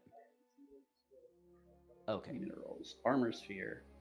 Yeah, armor spheres are not particularly difficult to get, nor are earth crystals. They both sell for 10 gold, so they would cost 20 gold to buy one, which is just an extra 100 gold to the cost of upgrading your weapon. Okay. Well, I have 3 earth crystals. If that Yeah. matters. Then it would be if you use the 3 earth crystals, then you'd have to pay 40 extra gold Okay. to upgrade it. It's 500 to upgrade it base, so it would just be 540 gold total. Okay. for that. The barricade shield is 279 gold. It also weighs 10 pounds. That is just an Yeah, I FYI. noticed that. It weighs much more than a regular shield, Yes, I did notice that. which isn't going to really matter much, but just so you know, like flavor-wise, it is a very heavy iron shield. The other big question I had before I start spending the money was that last one. Yes. Okay, so if you want to get a mount, and that's your only requirement, there are multiple options that are, basically available to most people, like a mule, a pony, a horse, a war horse, an elephant. I'm not kidding. That's actually in the player's handbook. Yeah. It's less. Yes, it's less expensive than the shield. Yeah. I don't know. Like, I would strongly recommend against getting a war elephant for multiple reasons, but I have no idea why they're so cheap in the player's handbook. Yeah, I'm a little surprised about that too. I mean, a war horse is what, 200 gold? I think Or is it more than that? mounts and vehicles. Doot. Let's see. An elephant is 200 gold. A war horse is 400. This makes Okay. no sense. Yeah, that's very surprising. What? Yes. A horse is how much? Just a normal horse. Draft horse is 50. A riding horse is 75. Okay. It is worth noting, like, a war horse is expensive, and again, I don't know why it's more than an elephant, but the reason it is expensive is because it is specially trained for combat. Right. It won't, rear up and toss you out of the saddle because it was surprised by an enemy popping up with a weapon. It can attack with its hooves. It's generally trained for regular combat maneuvers. Now, this is a bit of a fun one and just an idea I had, and I kind of have a little note of it in the bottom there. But Yes. Is there a way to use my downtime and try to commission to have trained up any particular type of, like, go out, capture a dinosaur, bring it back, go out, capture a particular monster that would make a good mount, that's specifically really just for a mount, just a cool looking mount, basically. Bring that back and get it trained to become a mount for me. Would that be doable, or is that getting way too complicated at that point? It's not that it's too complicated. It would depend a lot on what kind of monster, or like dinosaurs aren't very common, but they exist in this world because, there's Right. freaking dragons. Who cares if there's a T-Rex? Yeah. Well, I mean, you guys hunted a couple of dinosaurs anyways, so I threw that out there just to kind of say, what are I my don't think they were options? actually. The training takes a long time. The training can take a very long time for a monster. I Like, will say, I'm training my Iodrome right now, and yes. it's at. I don't know. Yeah. I've spent multiple weeks of downtime on training it, and it's Yes. at 21 out of 50 to be like combat ready. Okay. Yes.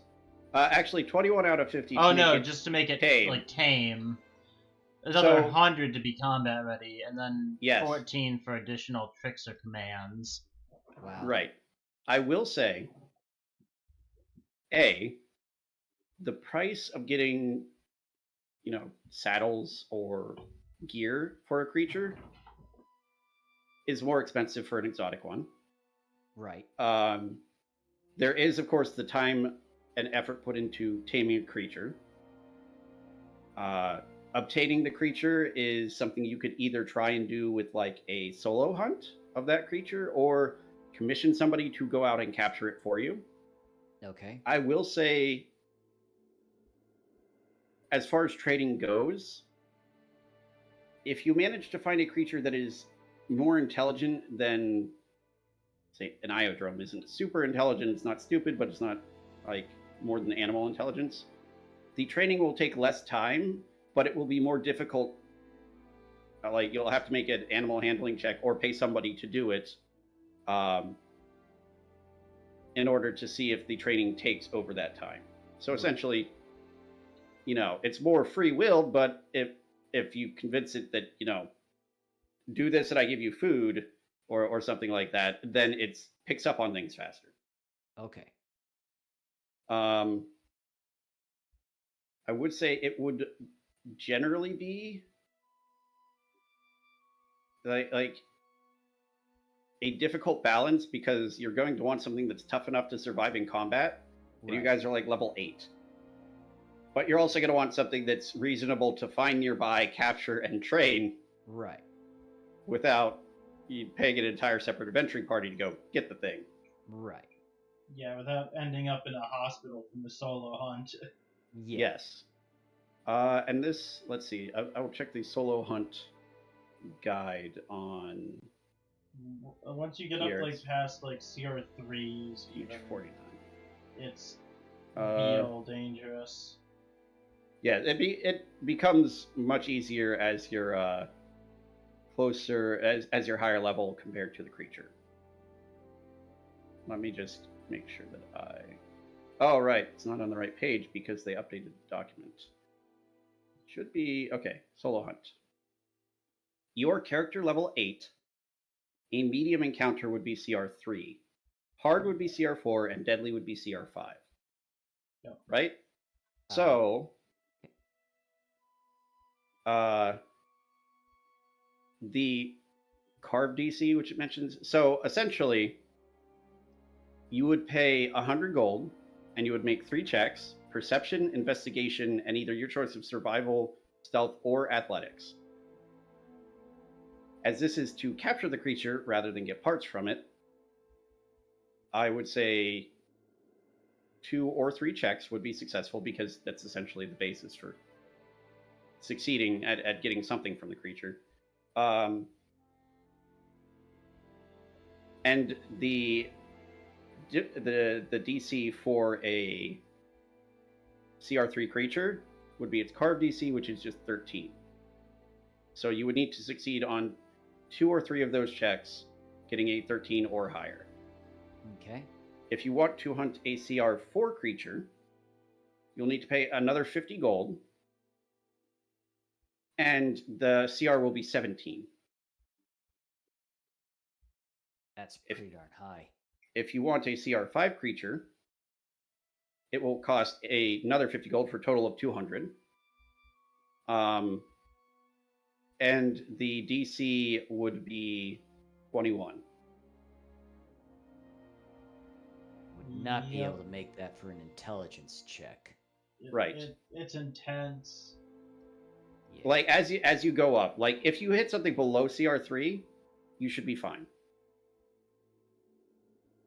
But It'll also probably CR4, die. CR4 is questionable.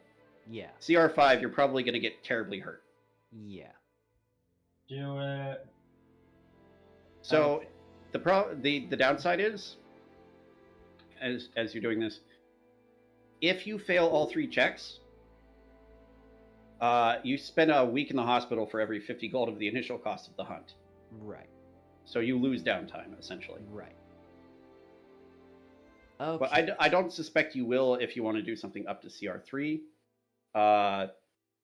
Is there a particular, like, type of creature that you wanted to maybe get as a mount? Honestly, that was the next part. Was I would have to look into that a little bit to see what creatures there are and what CR they would be, because honestly, again, I just don't know enough about the... Well, that's why I ask, like, what kind of thing you're looking for. Are you looking for something sort of like a raptor body shape? Honestly, no. Something with, like... Sorry, go ahead. quadrupedal, something with I- an interesting ability to support you specifically. I would be looking more so for quadrupedal. And I'd be interested in trying to find something with an interesting supportive ability too, but not necessarily overly critical.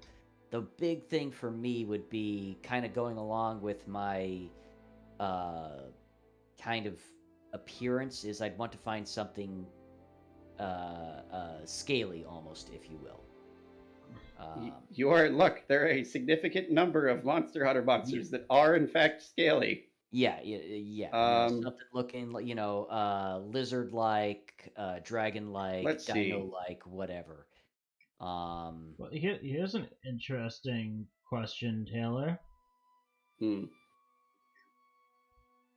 What is the lifespan of a Zinogre? I don't think that's really been addressed in the games beyond a certain amount of time after the hunters encounter it. Yeah, I'm just curious because I'm looking at like CR3s. He could go after things like Lagombi, Viper Toby Kitachi, Yan Kutku, Great Azuchi. Where is... No, Viper Toby Kitachi is Challenge 9. Toby Kitachi. What? I'm looking at the monster by challenge rating in the monster manual. I am as well. They may have changed it because Viper under Toby... CR3, all that's in there is Lagombi, Celtis, and Yan Kutku. I am seeing Gobbling, Great Azuchi, Juvenile Aragon, Juvenile Zinogre, Lagombi, Celtus, Viper Toby Kitachi, and Yan Kutku. You guys find this stuff way too easily. We are DMs, we're used to it. Yeah. It helps that the book is actually fairly well organized. It says it's on page 206 in mine. Small Wyvern, Fanged, Unaligned, CR3, 84 average HP, 14 AC, Standing Leap, Gliding, Poison Spikes. Let me check my drive to make sure I got the correct version. My drive files. Nope, those are research papers. Keep going down. That's a trap manual. There's more traps.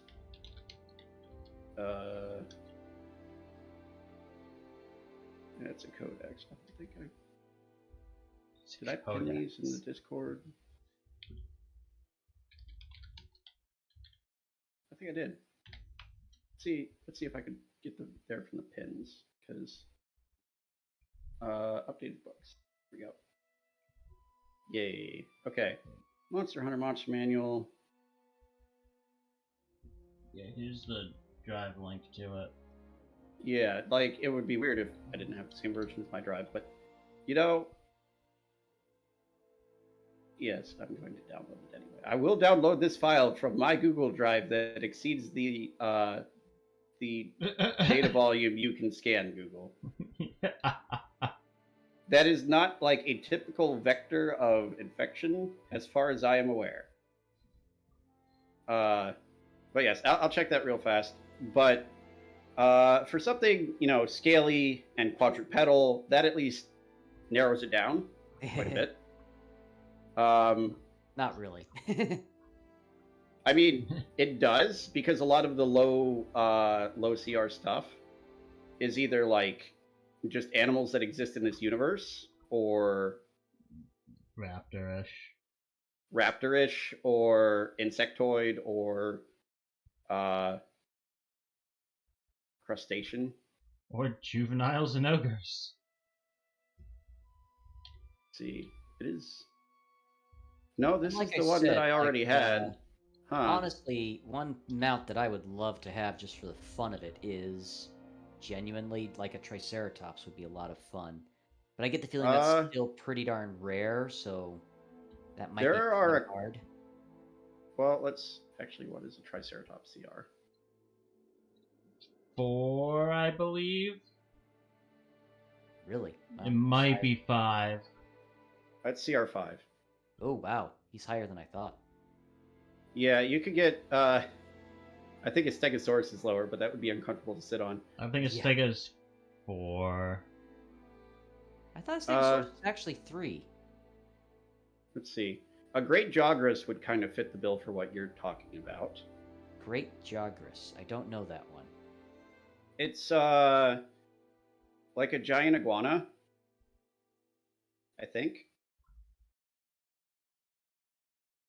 Correct me if I'm wrong, Silent, but isn't it basically a giant iguana? Oh, what? The Great Jogrus? Yeah, no, it's a giant iguana. Yeah, that's the one that you meet right at the beginning of World. The hairy Yes. back that fucking noms on the Yeah. stuff.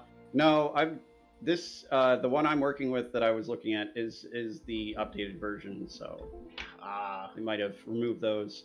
No, let's see. Yeah, no, because this is actually pretty cool. Juvenile Zinogre is a large fanged wyvern that is 82 HP, 16 AC, CR3 with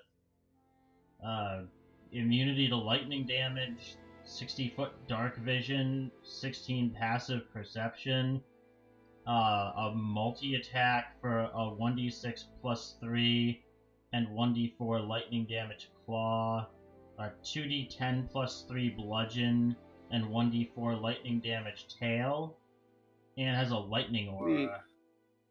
Let me check if Guy I. sounds OP as shit. Well, For challenge rating 3. this is like the very very young version of a very very powerful monster. It's a very, very young version of the thing we all were like, capturing it sounds fun. Oh, okay. It's a junior version of that, basically. Yeah. Monster Hunter Monster Manual. Actually, if I could have that as a pet, I would be very, very happy. As a mount, I'd be very, very happy. That's why I was asking Tara, what's the lifespan of a Zinogre? Yeah, let me double check with this because, well, just to be fair, like I'm not opposed to it from a perspective of like balance as you as a player. This is the old version. Juveniles. I think this was it's a juvenile versions that they Page didn't. 208, yeah. Yeah. Page So. way on. Okay. It also has all of its own, like, carves and stuff. Yeah, that's odd. That they would take that out afterwards. Page 208. Shamo's Pup, Toby Kadachi, Toby Kitachi. You would also, just as a riding animal, this might disqualify this anyway, you would need it to be at least large. Yeah. Juvenile Zinogre is large. Oh, hey, look at that. Let's see. CR3, Lightning Aura. Large wyvern.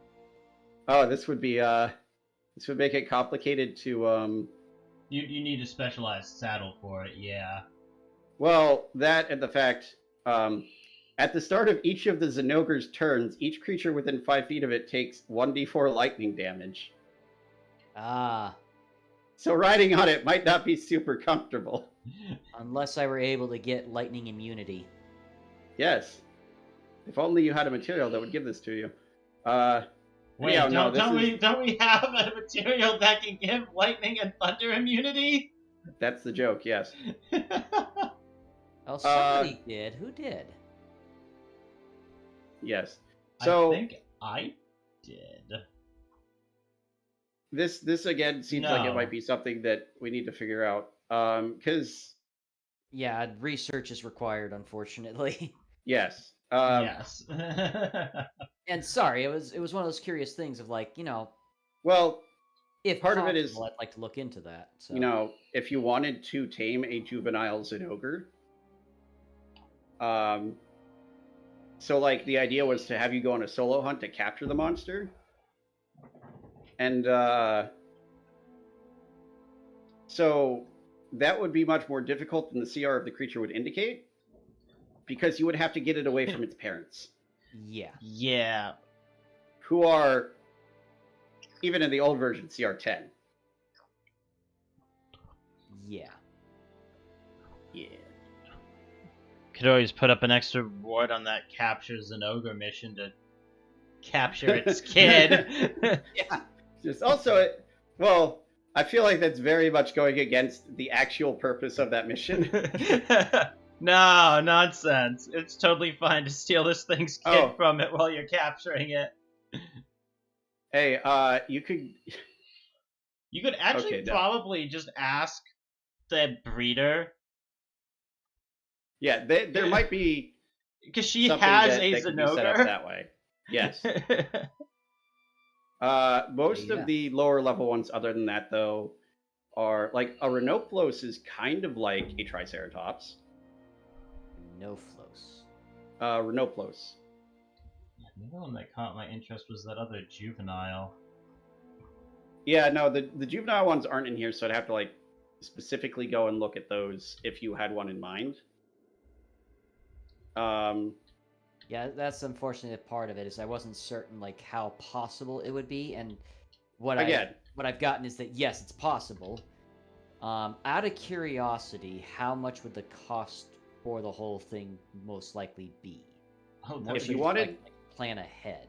If you wanted someone else to do this, and you put up a mission for it, and you like if you wanted to capture it and have someone else train it, that's much less expensive, oh my god. but you're spending some of your downtime. See, They're bit might... on skilled workers. I'm looking at the Because- juvenile Uragon. I forgot they had all of those like rock spikes on their back. It's almost like a Stegosaurus. There might be a place to put a saddle in between. Yeah, here, look up, and this is one of the ones. It's like, I think Wait, CR2. Is- Yeah, is- this is a CR2 creature, so it wouldn't be terrible to. Taylor, can you do me a solid in your current version of the monster manual? Okay. Can you look up Uragon? Give me 1 second. I'm assuming you know how to spell Yes. it. Okay. So the Rhinoplos are CR2. And I'm just going to double check their intelligence real quick to see if that's a factor in this. They are basically like kind of weird looking Triceratops like creatures. Their intelligence is 2, so it is animal intelligence. Would Okay. take a full amount of time. Oregon. There's actually a picture of a couple of them with riders on them. Yes. So that kind of seems That would ideally be perfect. yeah. That would be something that would be easier to get and keep.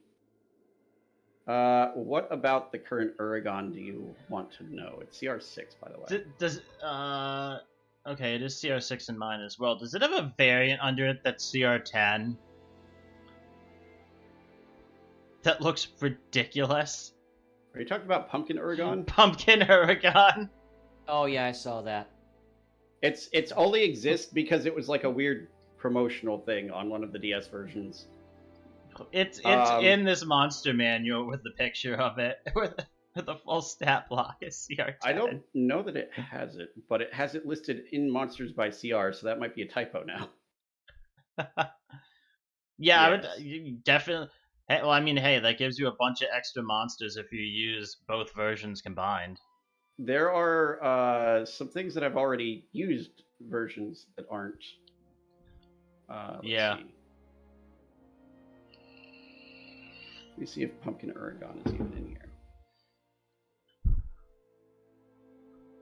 Yeah, it's in the version Yeah, I yeah. have. If you wanted, Dan, if you wanted something that's closer to something that would be more somewhat readily available, a Rhinoplos would be decent for that. It is an animal, so it's not like it's going to be any more intelligent regarding tricks or That's combat cool. maneuvers or anything. Yeah, it just has Pumpkin Uragon listed in this monsters by CR, but not as an actual entry in the thing. That's a bummer. There's also the possibility of getting something that's a somewhat more exotic, dinosaur or just a creature that exists within the D&D universe. I'm Okay. laughing at the idea. One of the challenge rating 1 monsters is the Grimmel King. Just laughing at the thought of this little Grimmel kid, like giving a piggyback ride in Nysdrith. This Grimmel kid is one of the feline variants. Oh, So it does. Huh. yeah. I saw that actually while I was looking through too. Right. If you wanted to go for something a bit further up, I believe Tetsukabra. Arzuros is like a weird bear badger thing. Zeros is cool. Yes. That would be CR4.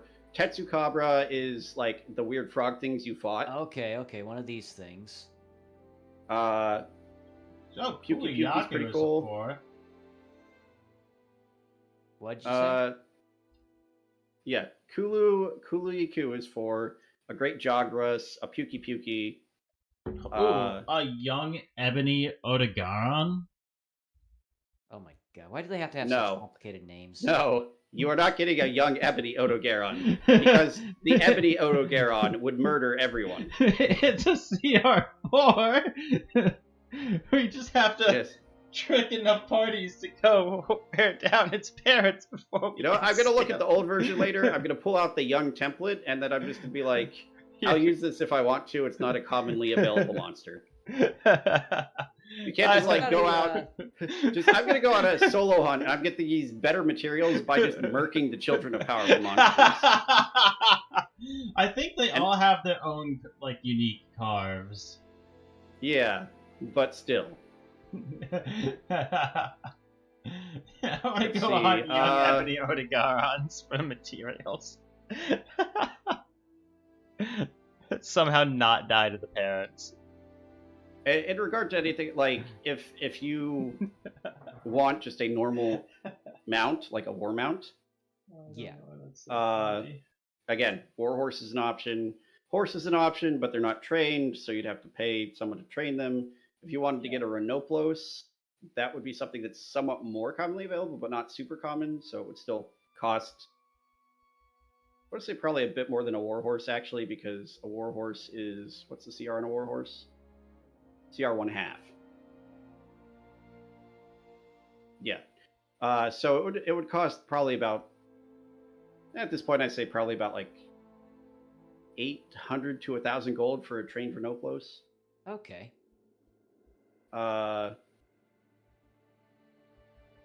of course you'd have to pay extra to get a saddle made for it and barding and all that, because it costs more because it's a unique creature that isn't very commonly used. Again, the typical mounts you'd find for most people in daily life in this world would be a mule or a donkey or a horse or a pony, maybe a large riding dog for some of the smaller races. Right. Now, this was, honestly, because it's a Monster Hunter world, I was hoping to find something Monster Hunter E, because I thought it'd be fun to have a monster horse, if you will. But I didn't want to have a normal type. I didn't want a giant ram or the most horse-like hunter monster I can think of would absolutely slaughter you. Yeah. It's the I saw it. The unicorn. The unicorn thing, yeah. The Kirin? Yes, the Kirin. Yeah, we would die. I didn't want a horse-looking monster. I just wanted a monster that would make a fun horse, basically. And you are make a fun horse. A Kirin, a fun horse for me to kill you with. Yeah, I was gonna say, what's the CR on a Kirin again? It's 14, up there. 15.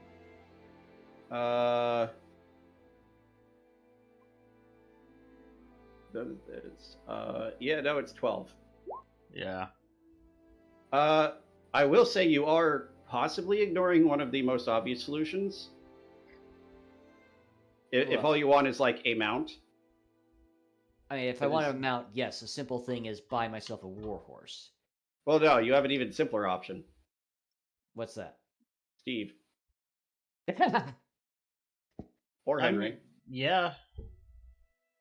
Like, they're friendly towards you. They're somewhat intelligent. They're not really high CR, so it's not super unbalanced. Like, you'd have to get stuff made for them and have, like, some training done because they're not trained mounts. But they're intelligent enough it wouldn't take too much time. You have someone that can talk with them. They're not afraid of combat. So you have a avenue there if you want to spend some time collaborating with Leo to try and like see if they're okay with being used as mounts. You and Leo each have a mount now. That'd be pretty funny. Yes. So again, a big part of the problem with having a higher CR monster and having it be intelligent is capturing it, convincing it to help you, and then training it as like it's a whole separate thing. That would be almost a whole like mini quest line. Right. And that's like I wanted to know, how easy, how difficult, how much it would cost, that kind of stuff. So generally speaking, most of the stuff that would be a legitimately interesting, unique monster at this point is around the CR of your party. So it would cost as much as your missions are rewarding you. Right. So somewhere in the 800 to 1,000 range just to capture a monster. And then, of course, you can pay someone to train it, but it's not a guarantee, and you have to pay for skilled labor, which is more expensive than just like food and lodging. Right. It's doable, but to do anything like, unless you see a monster and be like, oh, that's a low CR and I really like it, anything that's, I think at least, is legitimately interesting is going to be very expensive. It's kind of why I haven't like brought my Iodrome anywhere, because like it's cool, it's friendly, but it would like, unless I spend a bunch of extra money to get like armor made for it and to really get it like combat ready, like it would just die. Yeah, like just as an example, imagine that combat only when it like hit everyone around it with the burst, it also hit your like CR 1/2 warhorse. Yeah.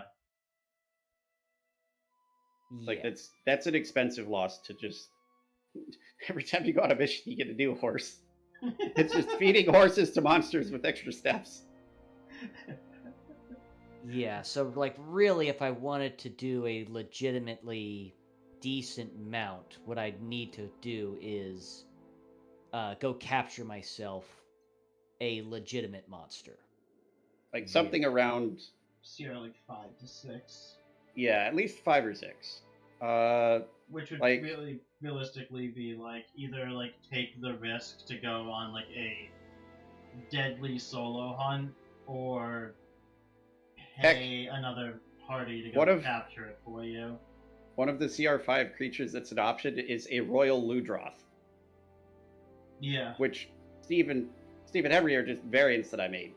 Yeah. Of those. There. More things if you're not like really strict on the quadrupedal bit. Challenge rating 6 would be a Toby Kadachi. Oh, those are 2-legged? Oh, I thought those were what? 4-legged. No, Toby Kadachis are 4-legged. Yeah. Sorry, I interrupted my own train of thought. Toby Kadachi is CR6. They're 4-legged. They're basically like lightning snake squirrel things.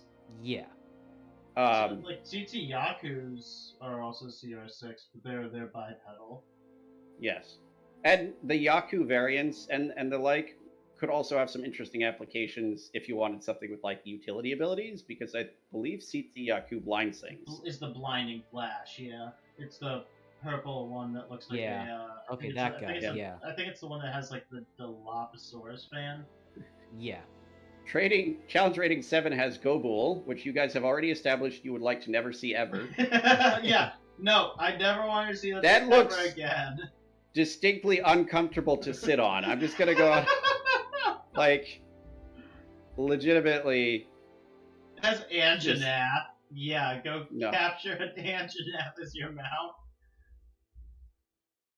Yeah, I mean, it breathes fire, and it's a giant T-Rex. It's a What's not to fire-breathing like, T-Rex, yeah. aside from the part where you have to capture and train it? I mean, what I want is the Valstrax. That's what I want as a mount. Which one is that? That's a frickin' dragon with jetpacks on its wings. Yeah. Good luck. Val... How do you... Hang on. It is, what page is that? Page 149. Valstrax. This has just turned into us combing through parts of the monster manual. Yeah, sorry. Yeah. Which isn't terrible if you already enjoy it, but it's like it's much more fun to do than to watch. Again, this would be something that your current options would be to, get a regular mount, get a Renoplos with special gear, find a way to train Steve and Henry, or just, work with them to get them to... Okay, it's definitely not on that page of mine. Arch-Tempered Velkhana is not available as a mount. Neither is the Lamada. Okay, it's definitely not in that part of the updated one. Okay. I don't have the updated one. Sorry. You're not getting a Delamadur as a mount. Mostly because the town could use Delamadur as a mount. Like, you could literally have the village sitting on it. You could always go get a young Nargacuga or a young Mizitsune. Honestly, the one that would be fun actually is. I'm just that, imagining you actually convince like a Mizitsune to be your mount, and you just keep slipping off of it. Yeah, a young Gamoth. Jesus. It's just soapy. I find this hysterical. I don't know why. Yeah, what is it? The Tobi Kadashi is like one creature that I kind of looking at going, I would love that as a fun little mount. CR, what is it, 6? Mm-hmm. So that'd be fun to like see about maybe getting the party together and saying, hey, you guys want to go out and try to capture one or two of these and try to get them trained up as mounts? Yeah, because that would be like a separate thing to do. Yeah, that's not a solo hunt activity. No. Alternative, and again, if there's a specific thing you're looking for, maybe Valkrell already has one. That's the other thing to look into, is finding out if they have either a young, a juvenile Xenorg or a Tobi Kadashi. And questioning myself on if I want to get the Renoplos. Thank you. I could not say that word. There's no H there, or F. I will say for now, especially considering that Jacob's not here to consult like the whole party together, mull on that for a bit. Yeah. If you want, because I think the gist I'm getting here is either you're going to pay somebody to obtain and train, or for an already trained monster of a lower CR, or try and figure out some way to get a slightly higher one, or train Steve and Henry based on that. Yeah. Only one of those is really a downtime activity that would be significant to you. Yeah. So, yeah. In the meantime, I'm gonna yeah. Sig has 3 more weeks of downtime. Although, if he wants to wait until after we have discussed with Silent regarding his to see what he does, I don't know that it will actually cause any retconning, but it might. Hopefully not. Sorry about that, Sig. We kind of rambled on there for a while. Hey, half the fun of D&D is just like nerding out over stuff. Yeah. It was And kind half of fun. half the fun of Monster Hunter is nerding out over the monsters. It was fun. It's the very start of this whole thing of everyone sitting quietly. No, we did what we're doing. So it's like, okay, I'll go first. Hour later, I'm last. Yeah.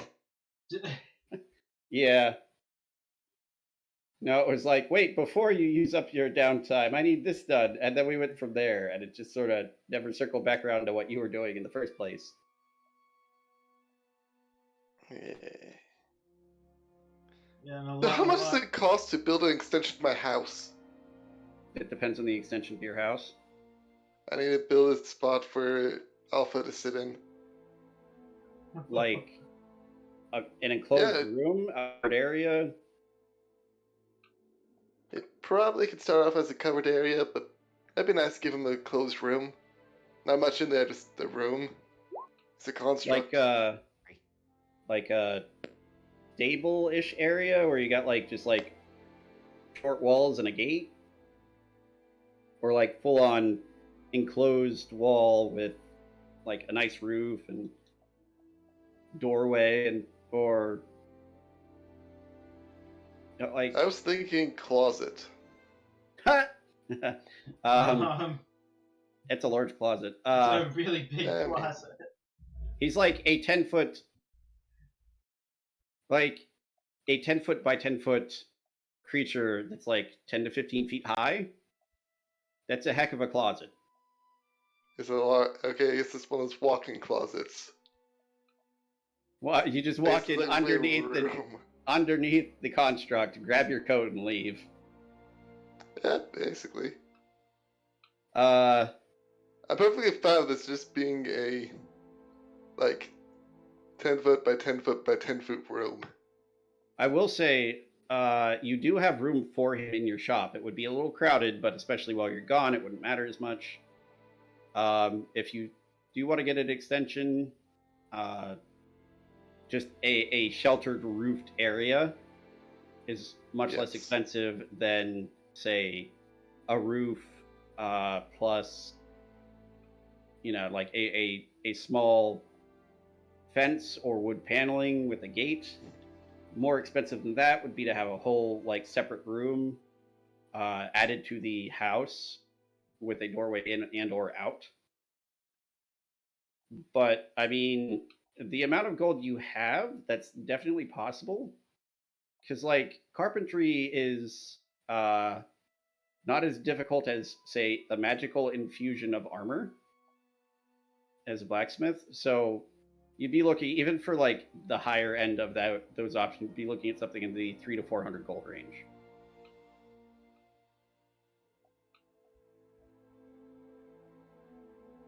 Oh, yeah. I've set aside 2,000 gold just to be spent on the shop alone. You could.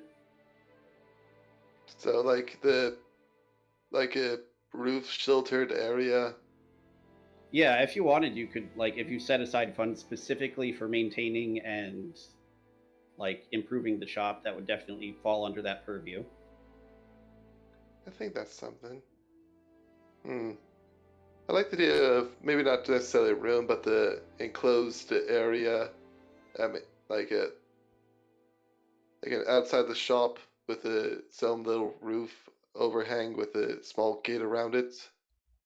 Yeah, that would be more like the 100, 150 gold range, just for mostly materials and laborers. I love how that argument essentially went from how much would it cost for this to can I write this off as a business expense? Kind of is a little bit. Kind of is. I mean look, it's a small room. It's a construct that specifically helps protect the building from magical effects sometimes. That's what it does. Oh no. If this thing starts getting free range and start absorbing magic into town. I mean, yeah, pretty sure It it'd only- be a pretty general fine if inside the build it absorbs magic that is targeting inside the building. Well, Yeah. maybe. Depends on what magic's used. Yeah, no, you can commission that, and I mean, depending on if you want to spend a little extra money to rush it, could take anywhere from like 2 weeks to a month to finish constructing. But that doesn't take a huge amount of your time. Organizing that might take like half a week to a week of downtime. All right. coordinating with people and being like, I want it done this way, and then getting it set up and moving materials and hiring laborers and like it's not something that's super uncommon for people to want to build things in a camp on the frontier. So it's not like you're treading new ground here. There are avenues already open. You just have to actually go and organize them. All right. Oh, fine. Spending a week organizing Alpha's shed. What do I call this thing? Pen? Gazebo? Does that sound right? No, or those things are like separate, separate, right? A gazebo is specifically like a small building with a roof, pillars, like a low fence, and then a center area with seating arrangement. And it has to be usually vaguely symmetrical. Generally outside. Yes.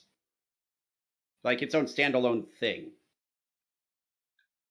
Yeah, this would be more like a pen or enclosure. Yeah, I think it'd be like a pen against the side of the house.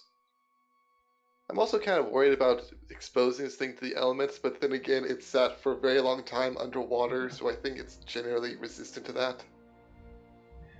Spent 1,000 years in salt water. Fine. 5 minutes in the sun. It burns! That'd be a little silly, yeah. Spend a week and 300 or so gold on its gazebo. Spend a week upgrading Killjow's armor to uncommon, I believe is what you wanted. That Yes. was the request, yes. All right. I appreciate How it. much? How much would it cost me to upgrade my armor to rare? 10 rare armor materials and 1,000 gold, I believe. Yes. However, for you, if you wanted to do it, it would only cost 500 gold, but I believe it would take longer than a week. Let me double check that, because I believe the higher rarities require more time. Doot. Equipment. Rarity, blah d clothing, upgrading.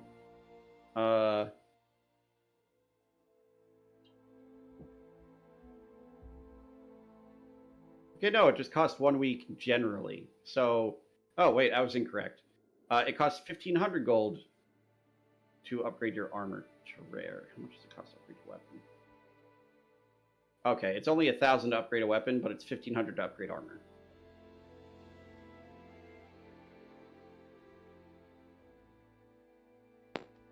$1,500. How much would it cost to buy one rare armor piece upgrade material? For one, it's listed I as have selling. 9. It was selling at 40, so I would say for one it's 80. So it costs 1,580 total if you wanted to have someone else do it, or 830 if you want to do it yourself. Because you could just get the armor spheres from a different shop, or like abstracted as part of the cost of doing so from your own stock or whatever. Let's see.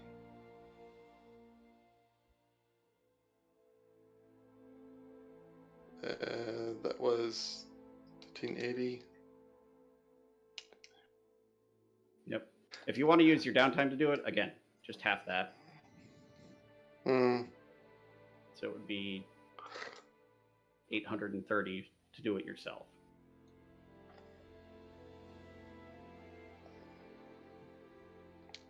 I think I would like to hire someone else to upgrade my armor for me. All right. I think Joom Ironback is the one who usually handles a lot. Like, you seem to lean more into like contraptions or complex things. With a little bit of other things Contraptions, added in. and I do typically contraptions, historical work, or the more delicate, intricate, artsy stuff sometimes. Yes. You are familiar with the two other blacksmiths. that are like the major blacksmiths in the area along with you. One typically specializes in weaponry, and the other typically specializes in armor. Joom Ironback is the one that specializes in armor, called Ironback because he's a turtle that literally has iron replacing part of his shell. Well, I need Joom's help fixing up my armor, because I have a project I want to work on. All right. Yeah, he'll. Alright. Yep. He can do that. Yes, you provide him with the armor you want upgraded and the materials you already have. And he says, he's known you for a while. He'll do it just for the 1,500. You've already got most of the material.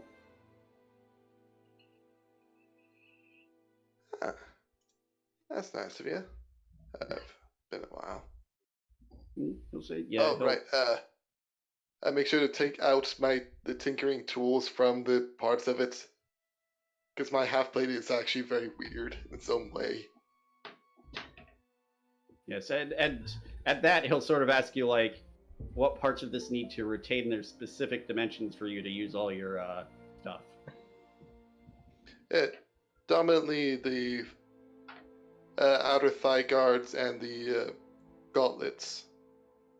Right, he looks them That's over, where takes most the of measurements. That's where most of my tools are actually inside of them. Yeah, he says, certainly, I can have this done in a week. Make sure to do what I can to keep those in the condition they're already in.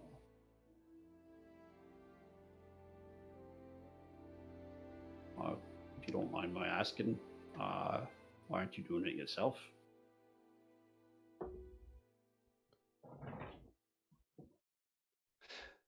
Well, I could, but I've had a few side projects I've been looking into doing myself, and I kind of feel the inspiration at the moment. Fair enough. I'm not going to complain about the income, certainly. I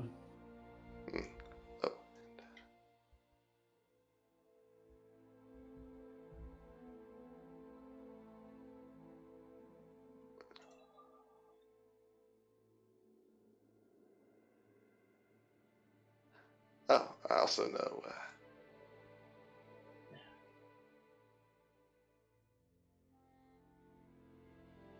Wait, no, I have everything. Never mind.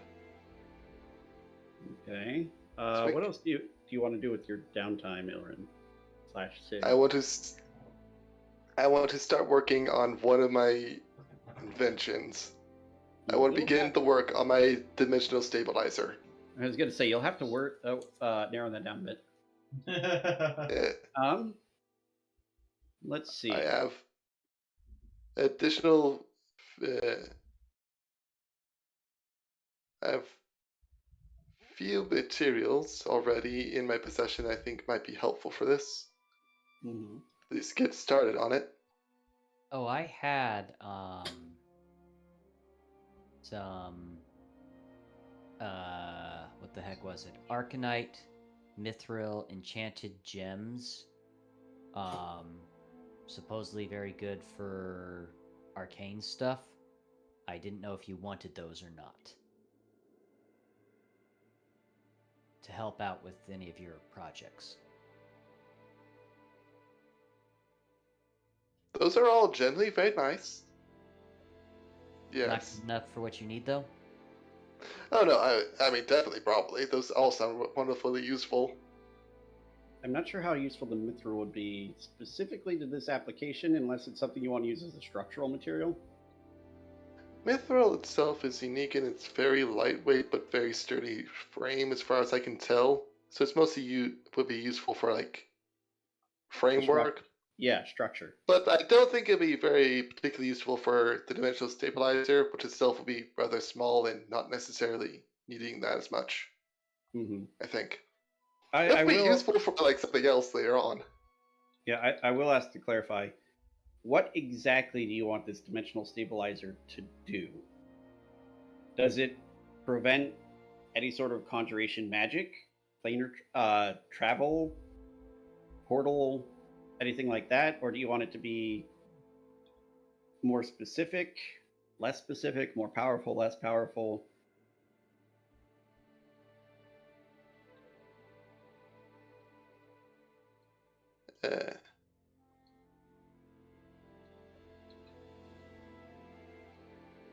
That's a good question there.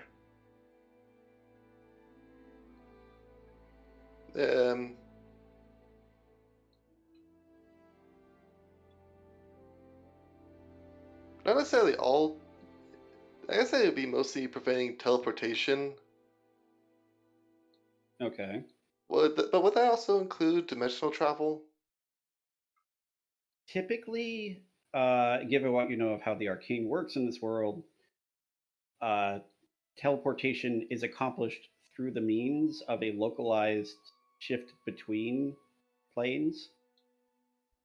So, for example, if you were to teleport, say, an orc's toe off of an orc, which I believe is somewhere in the range of what you want this to prevent. That's that's something that'd be very nice to stop from happening again. Almost specifically, it's happened, what, twice now? If I had a nickel for every time Leo brought a magical bag to the researchers and they pulled a toe off of your assistant, I would have 2 nickels, which isn't a lot, but it's weird that it happened twice. Yes. So that sort of conjuration magic to summon something, it doesn't displace something between 2 points in the physical realm directly. It creates a conduit through either the ethereal or the shadow plane, because those are the closest ones in the typical cosmology, that instantly transfers the entirety of the mass of the object.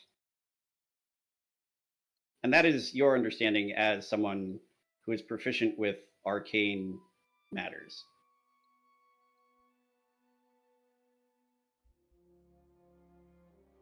So, if you wanted to prevent that sort of thing from happening, it would need to create a localized effect which prevented anything from essentially being affected by conjuration magic.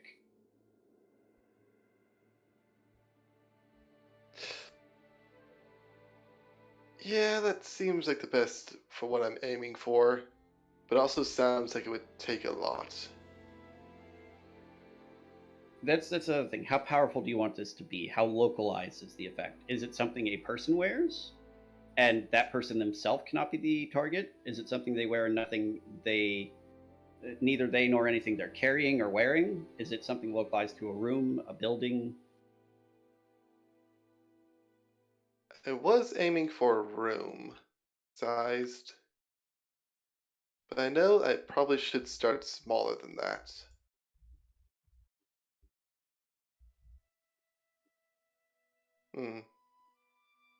How much more difficult would it be going from a single person up to like just a room cannot be targeted? Depends on the size of the room. For like a average like living room or bedroom type situation, in this case, I want to say some of the rooms here vary in size, but it's a significant like portion of space compared to a person's body. Like, if you had to stack people inside of a room, you could probably force a lot of people if there was no furniture and you were really determined. So it would have a roughly equivalent increase in the amount of area needing protecting. And, well, it's not quite exponential. There is a increasing, like, rate of necessary magical power as the space increases.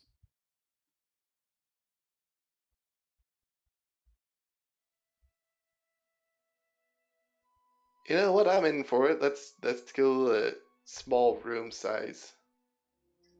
All right. Let's say, just for the sake of simplicity, a 15-foot on a side cube in the shape of a room. Yes, aka a aka a box. Yes. Rooms are just boxes. Right. So, to make this start with, you do have some insight already from having had access to and presumably interest in the dimensional anchoring properties of the crystals. And I would say a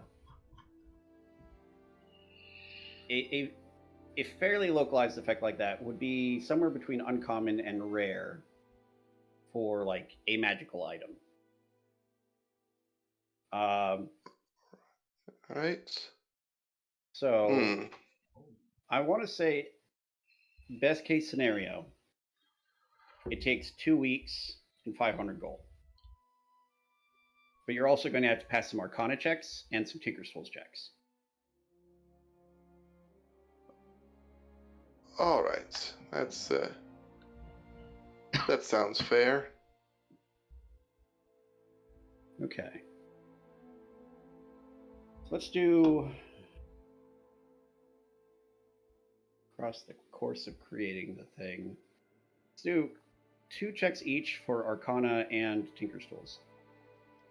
With your bonus from Flash of Insight, because, you know, I'm fairly certain you do it. Over time, you could just sort of apply that.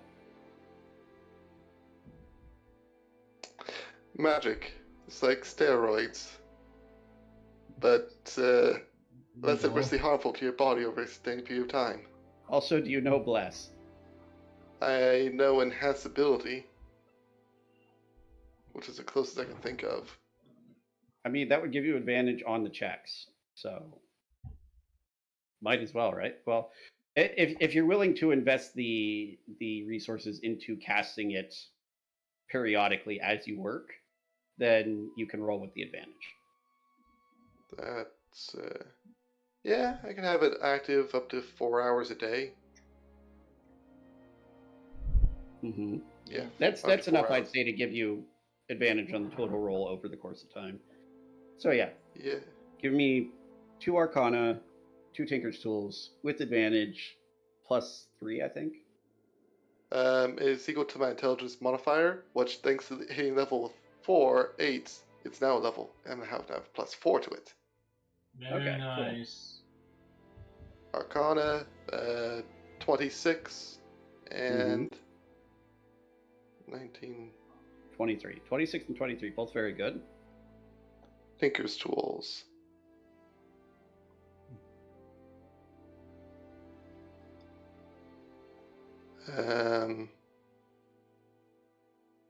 Natural 20.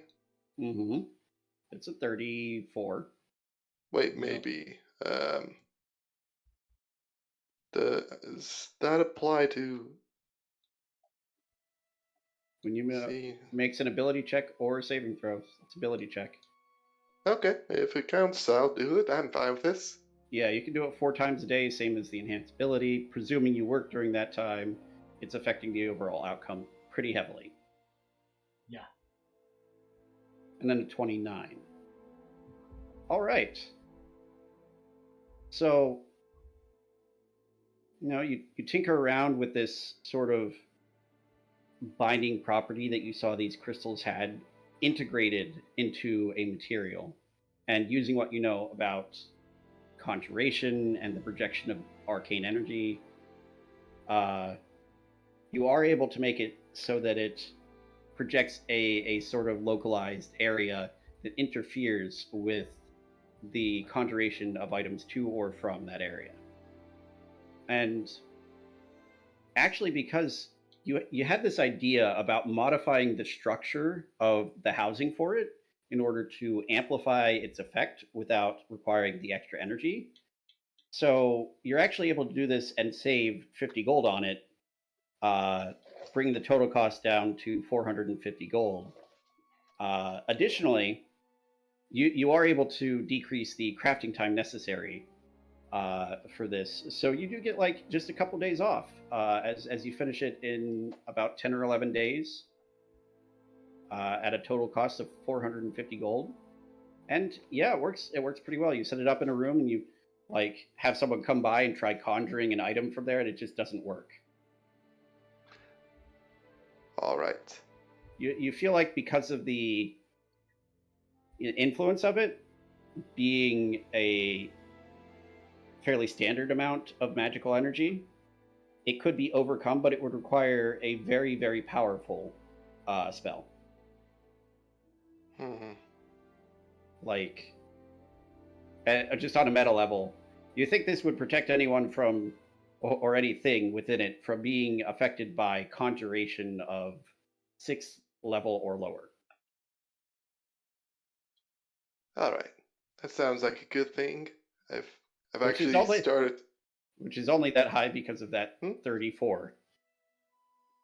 It's able to use those Tinker's tools to figure out a very, like your experience with them, to figure out a very efficient way of channeling that energy into a localized area. Go expertise in Tinker's tools. And Yeah. Manage, and Flash of Genius, and Natural 20. Yeah. I'm awesome. Well, now the setup. I'm gonna make sure Gornok understands basically how it works, and Right. just generally stay nearby it.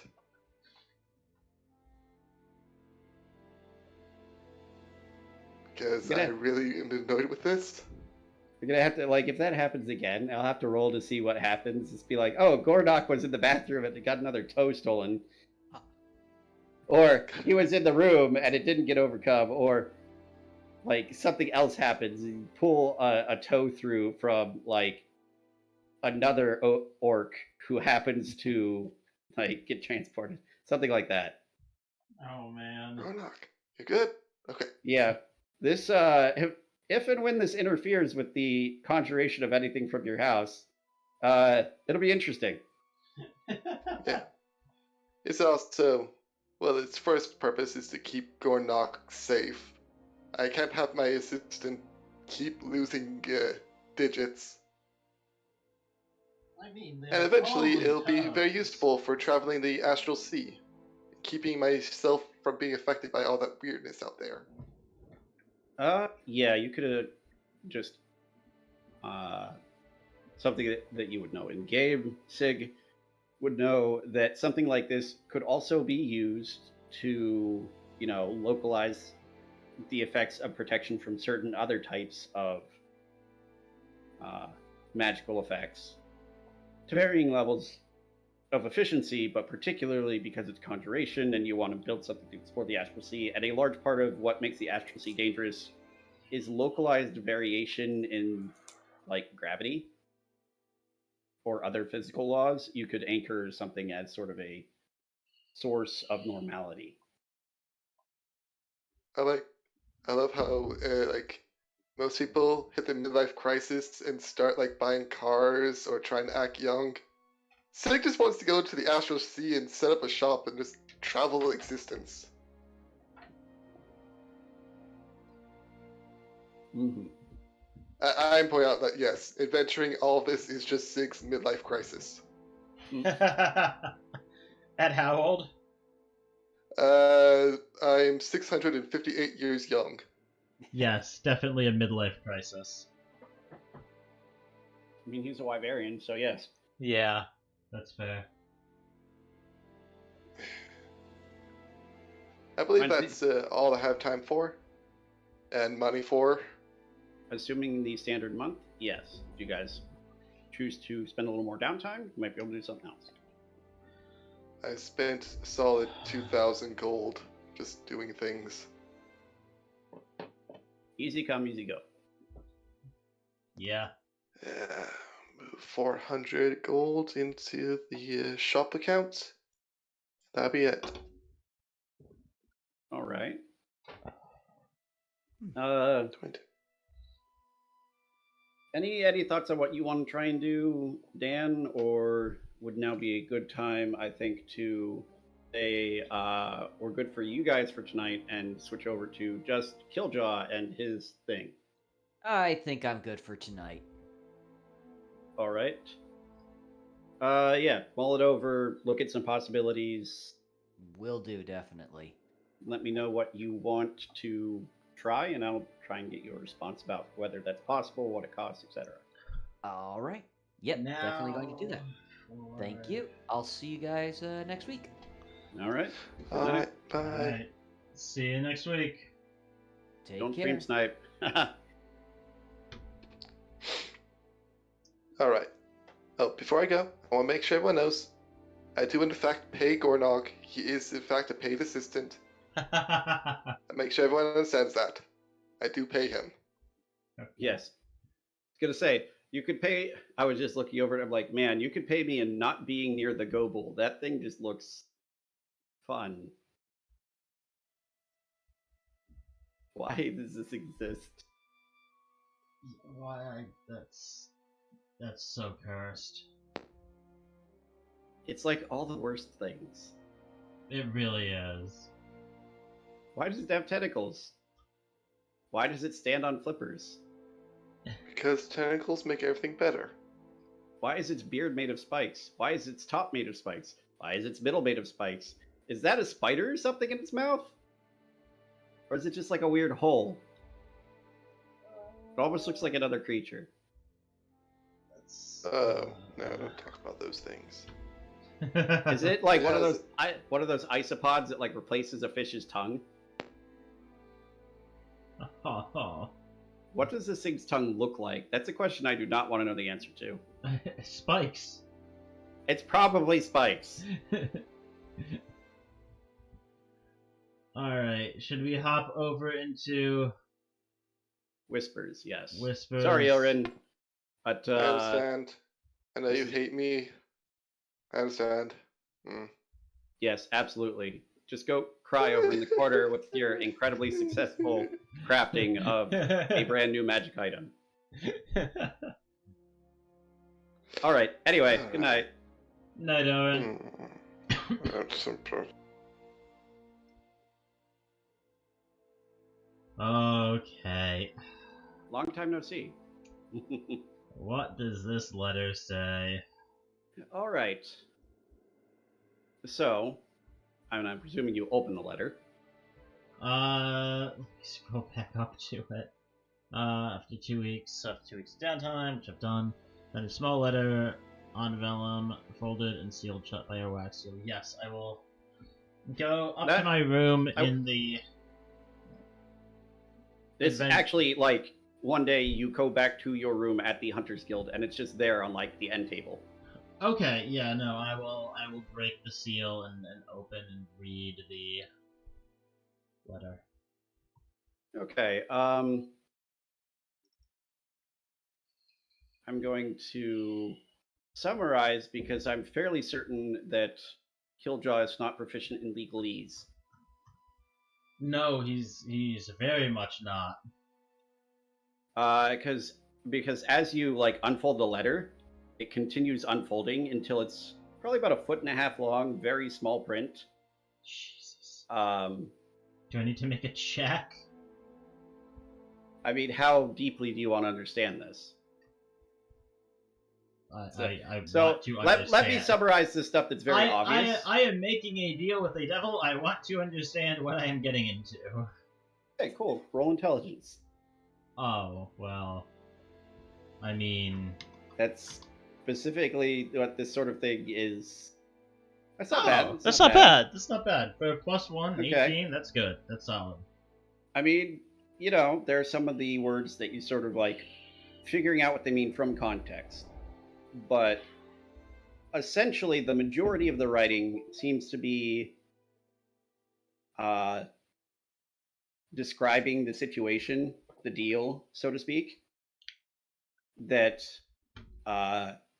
in exchange for this information pertaining to a temple of Baal on the mainland, and it goes into some detail about specifying that it is within X universe, within X sphere, with it like some cosmological stuff you don't understand, but it makes it very specific.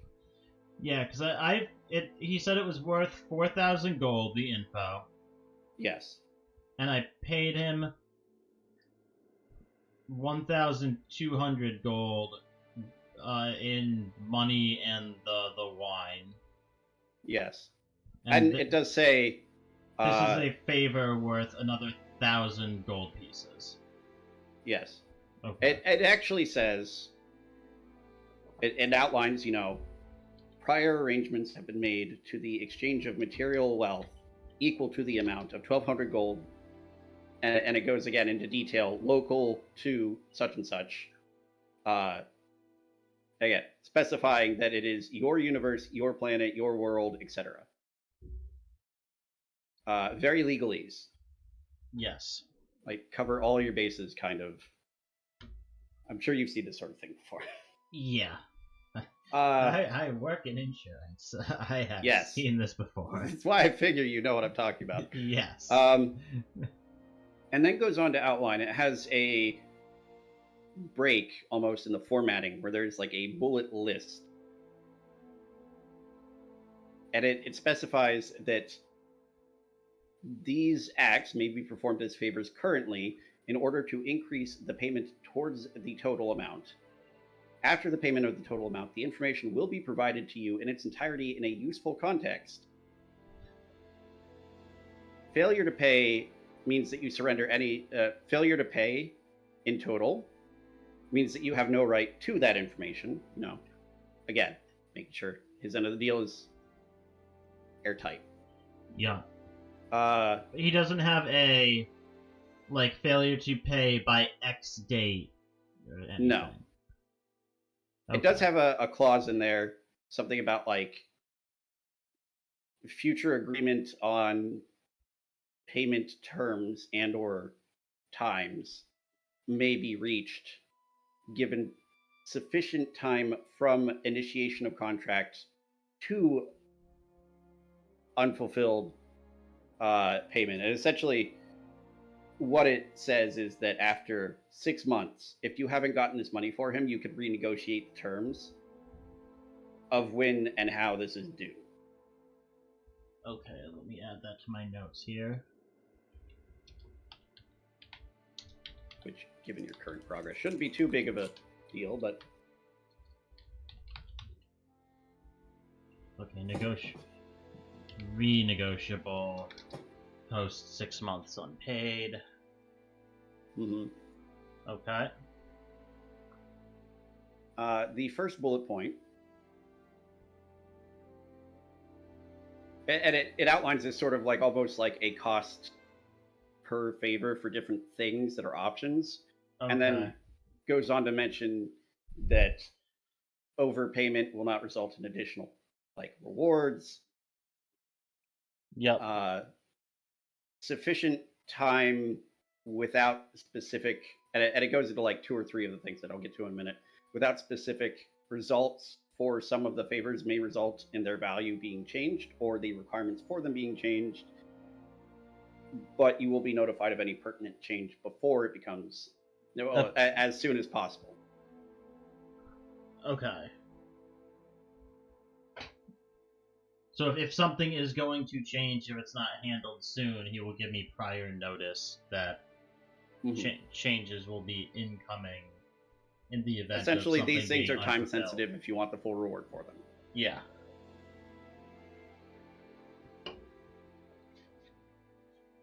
The first bullet point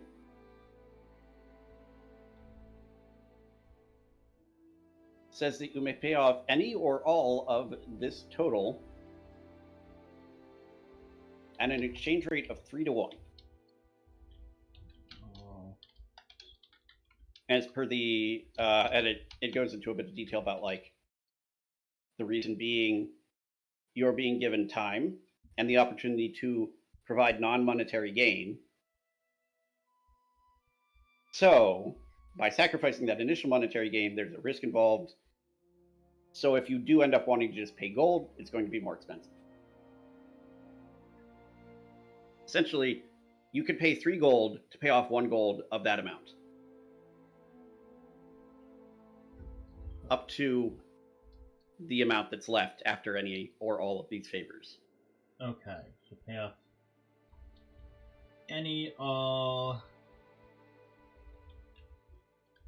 So you owe 400, total, you can pay 1,200 to that we want. yeah. Gold exchange. Okay.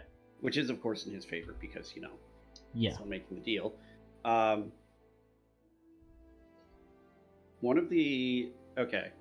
So the remaining bullet points list specific favors and the amount of money that is currently the reward for them.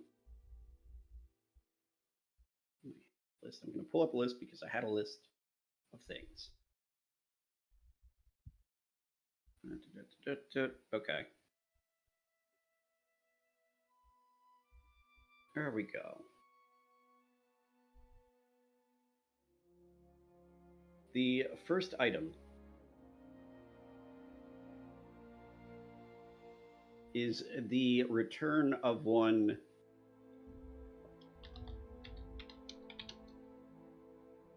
Itanah, spelled Itanah. Itanah. Nah. Itanah. Itanah. Correct. Okay. To the custody of Kokabiel or one of his subsidiaries in a sufficiently disabled or constrained fashion as to allow the collection of Itanah's remaining debt. Alright, return of one Itanah to the custody of Kokabiel or one of his subsidiaries.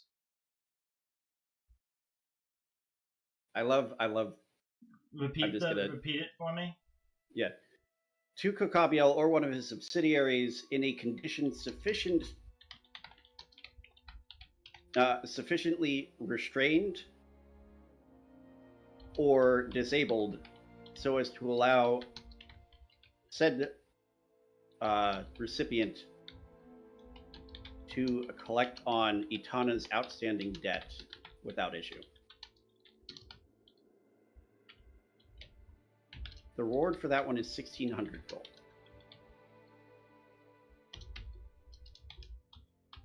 I will, as a side note, you have no idea who this is. It doesn't tell you who it is. Yep. So, yeah. Right?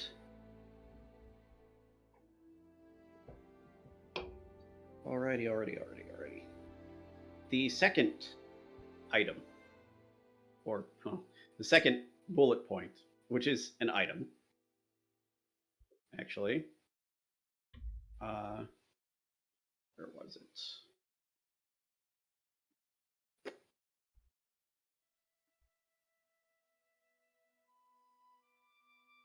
Where were you?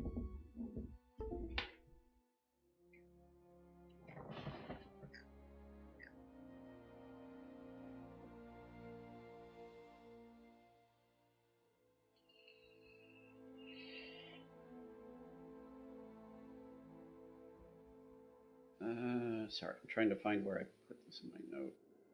Here.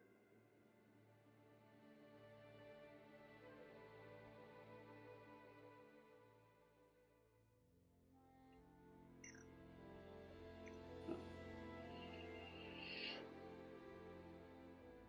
I'm trying to remember. I believe I put this in my notes, but let me just double check.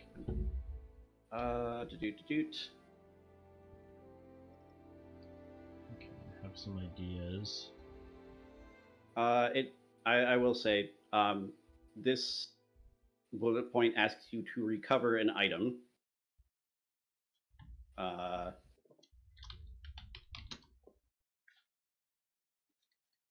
Any notation on said item? Yeah, I'm getting. I remember I had a specific. Here we go. Okay.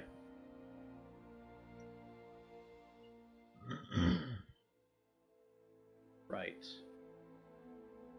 Okay. That's what it was. I wanted to make sure because this is a very specific thing. The bullet point outlines that there is a specific, and it does mention again, it's specific to your realm of reality. Yeah. To your realm, to your world, etc. There's a specific artifact of immense power split into 7 pieces. It is, in fact, named the Rod of Seven Parts. Second spell. 7 pieces. Called the Rod of 7 Parts. Okay. Again, it doesn't give you any additional details on this thing, what it is, where it is, what it does, whatever. What it does tell you is that for each piece of the Rod of Seven Parts that is obtained and brought to Kukabiel, or one of his subsidiaries, it is a value of 800 gold added to the value of the deal. With an 800? extra, yes, with an extra 400 for any parts beyond the first. So the first part is worth 800. The consecutive ones after that are worth 1200.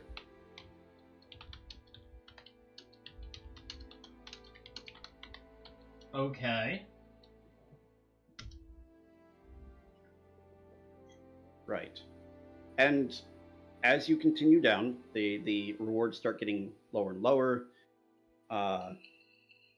There is a 500 gold reward, which simply says a reliable source of silver blood. Silver blood? One word.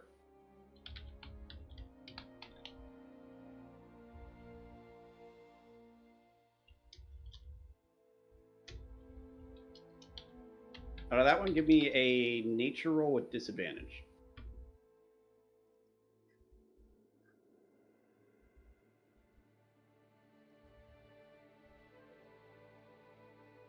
$15. Okay. You don't just know what this is. I just got expertise in this. Yes, no, that's close but not quite good enough. You don't know what this is. It sounds like it's a name of something like a substance, but you're not sure. Yeah. Right? Ooh.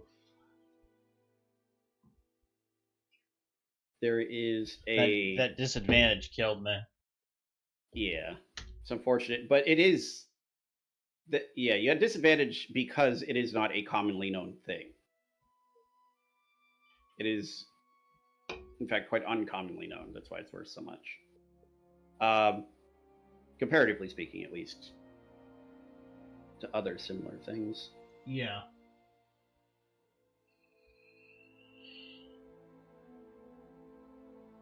Okay, and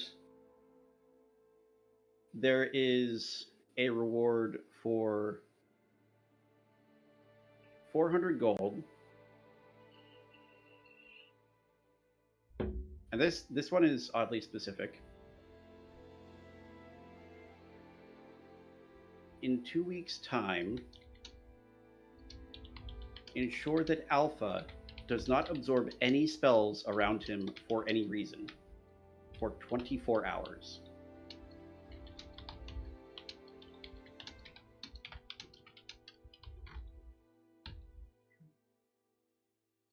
So at the end of...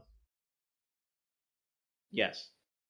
Essentially, the day that the month ends, like the end of the month, specifically, you have to ensure that Alpha does not absorb any spells for 24 hours.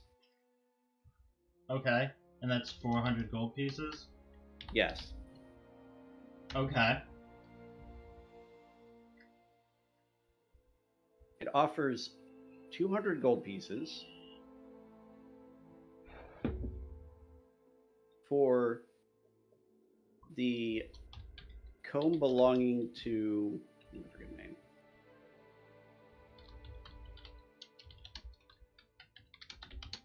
Mabina Barrett.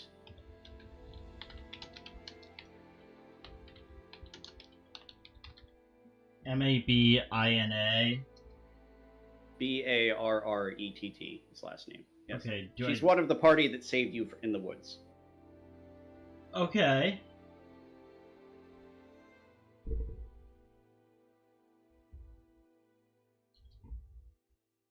And it also lists as an alternative 50 gold for a strand of hair. Those are mutually exclusive. It says you cannot use both of these in order as part of your fulfillment of the bargain. Okay.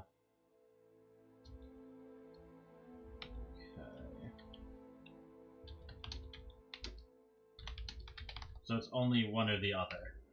Yes.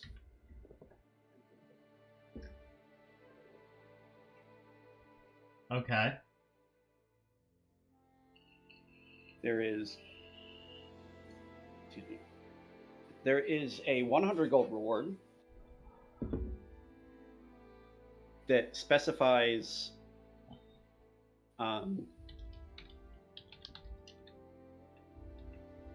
at midnight in 3 days' time, a small brooch will be placed on the rim of the well in town, and you will receive 100 gold if you take that brooch. Will be placed on the rim of the well in town. Yes. And you will receive 100 gold if you can place that brooch among the guild's storage unnoticed.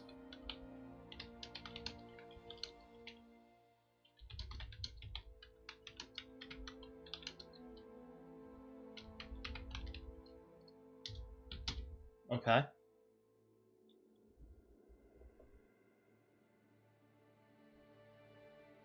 There is another 100 gold one.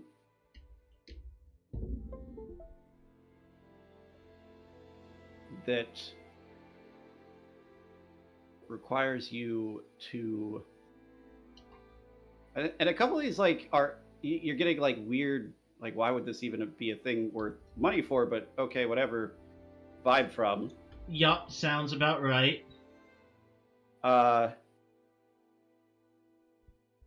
This one, there's a 100 gold reward, and what it asks you to do is to go into the marketplace the same day you find this piece of paper, after you have signed it, and purchase 20 meals from a vendor named Varallas. Spelling? Varallas. Okay. And give them to homeless people around the camp, or anyone that appears to need them around the camp.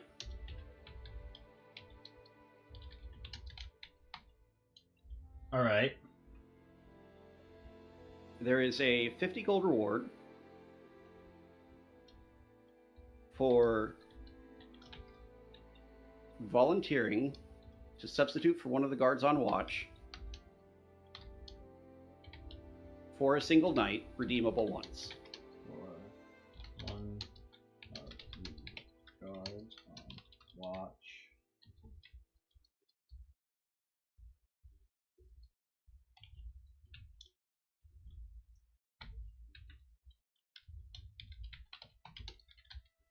Okay, just to volunteer to substitute for one of the guards on watch for one night. For one night, and you can only redeem this one once. I just wanted to make sure of the wording. Yes. Very important with these things. It says volunteer to. It doesn't necessarily... Yes, you're correct. It does not say you have to do it. It says you have to volunteer to do it.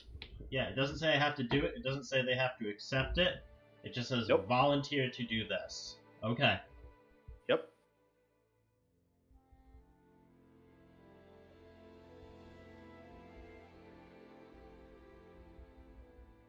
Where would I know where the guards usually are during watch? Are they like patrolling the? They generally patrol the inside and outside of the walls at various points during the night. You know that the guardhouse is like right next to where the guild has its organization for like accepting and posting missions. Okay.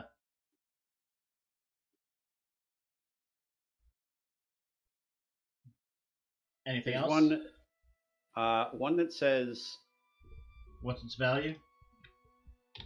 for a value of 40 gold,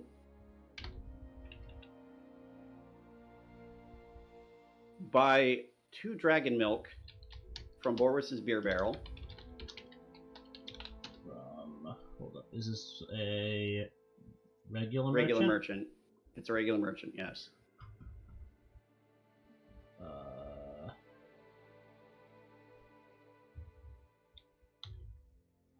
From Boris's beer barrel.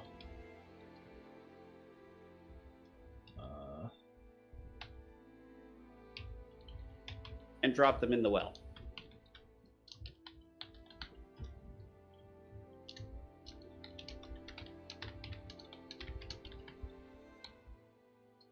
Okay.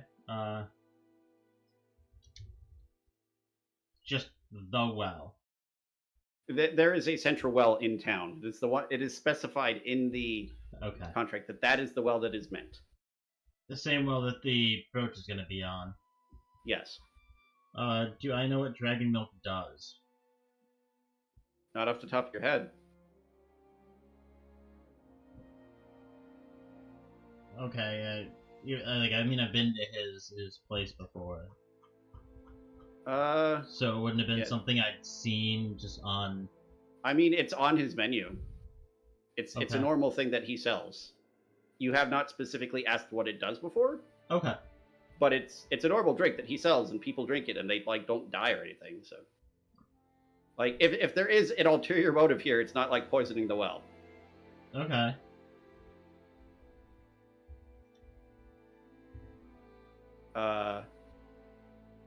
I'm sorry, I'm having too much fun with this. There is a 2 gold reward. Per bushel of 2 gold reward.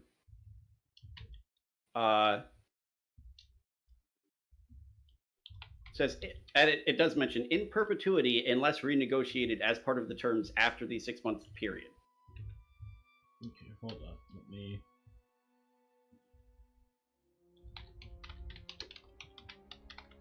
Because you said this had multiple redemptions. Yes, unlimited redemptions.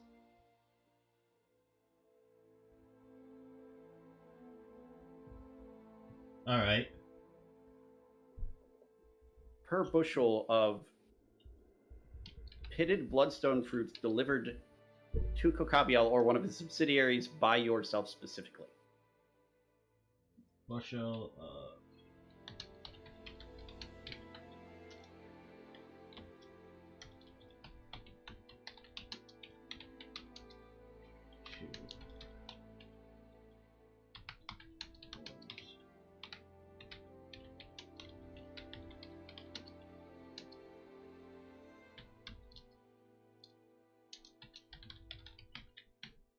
Delivered by me personally. Okay. With the mission we just did, where they were last time. Stay on the grow period for those.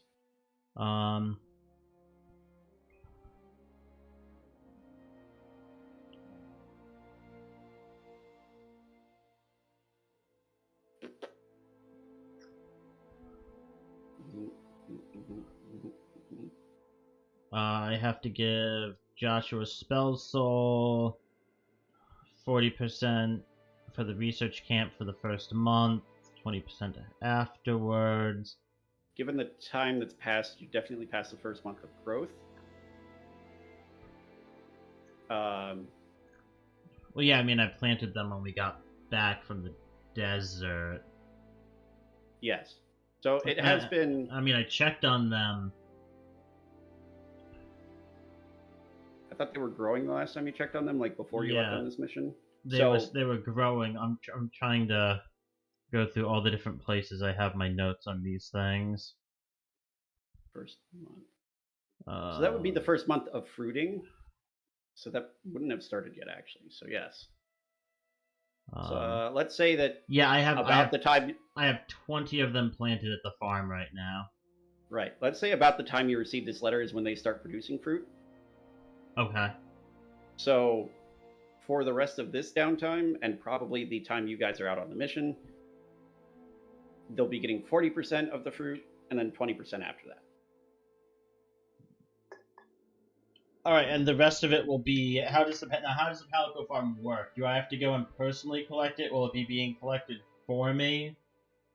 You have set this up specifically.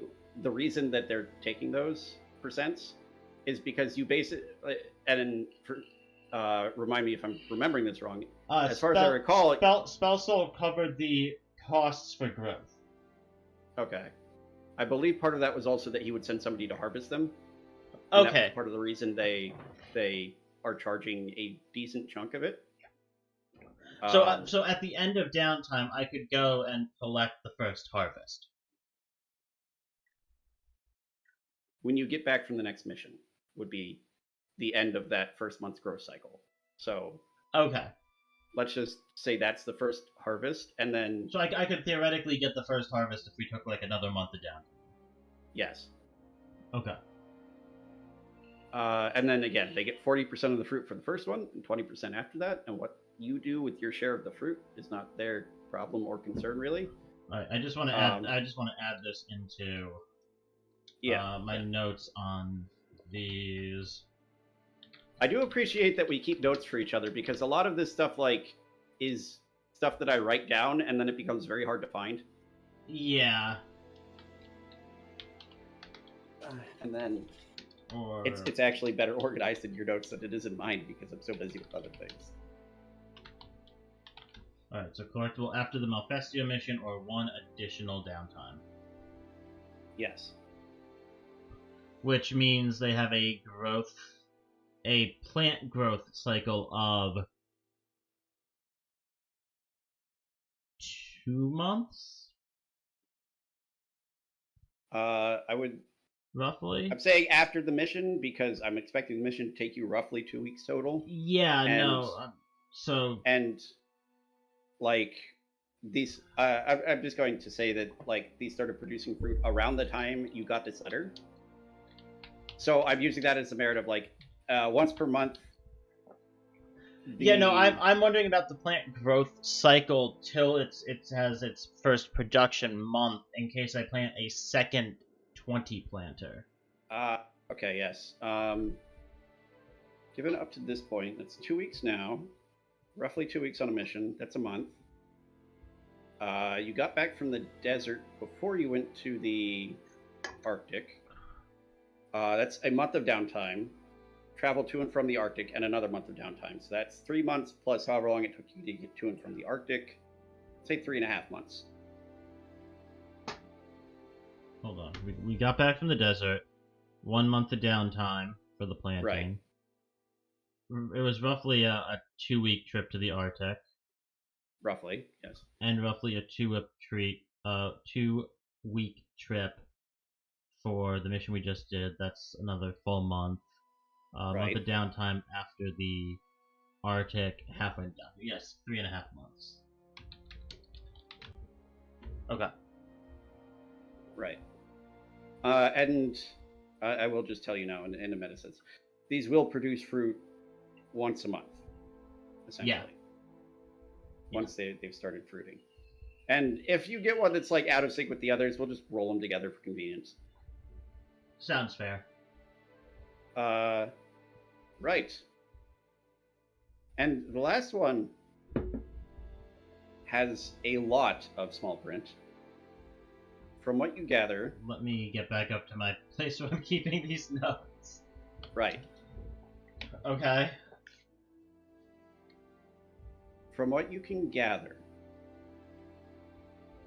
this is going into incredible detail about the actual amount you'll be rewarded based on different factors, but the thing itself specifies that you will give Kokabiel a word of his choosing at the time of his choosing.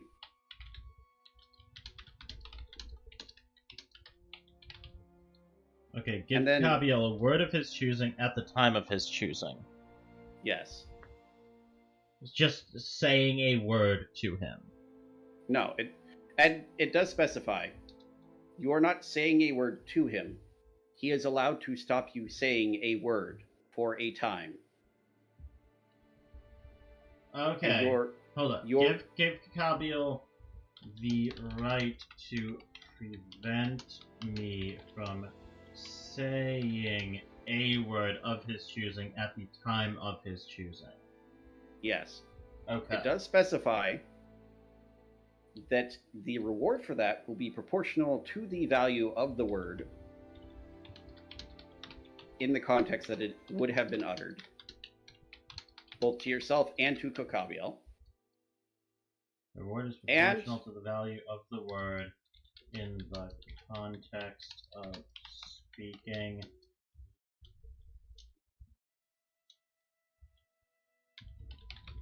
At the time it would have been spoken. But the word is proportional to the value of the word in the context of speaking at the time it would have been spoken as related to Its perceived value by both Kokabiel and you. I can't spell, but that's fine. That's what autocorrect is for.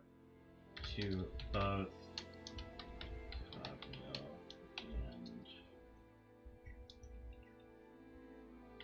myself.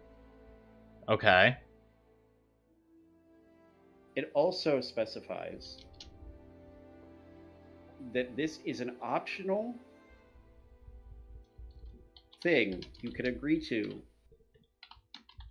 with the caveats that you specifically have to, there's a line below it, you specifically have to sign there to agree to it. If you agree to it, Hold up, then this it is redeemable at any time hold up, this prior is to, hold up. yeah. This Okay, is an all right. optional agreement with the caveat signed. If you sign on that line, Yeah, no, I'm writing everything down here. Just give me a minute. yeah, sorry, it's easy to get into narration mode. This is an optional agreement with the caveat signed separately. Fuck, I lost my train of thought. Repeat that portion of it for me. It is optional, it has caveat if it is signed, and it has a separate area. If it is signed, you agree to have Kokabiel be given permission to do this at any time. I agree to have Kabiel. No, I agree to grant Kabiel the right to redeem this reward at any time Prior to the fulfillment of a number of rewards equivalent in value to the agreed upon amount. prior to the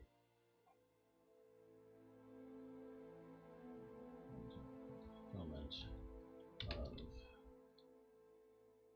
the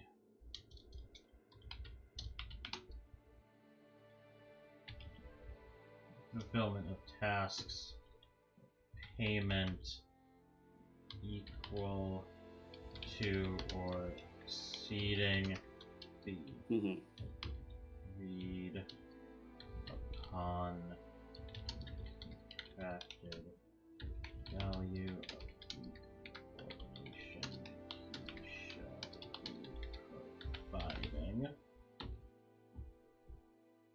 I would like to note, with the intelligence check you made, you would put together that in essence, this means that if you sign here, he can do this anytime he wants for any value of this reward. If you haven't already done things that fulfill the amount of money needed to fulfill this contract. And also that it did specify that any exceeding value would not be like refunded to you or anything.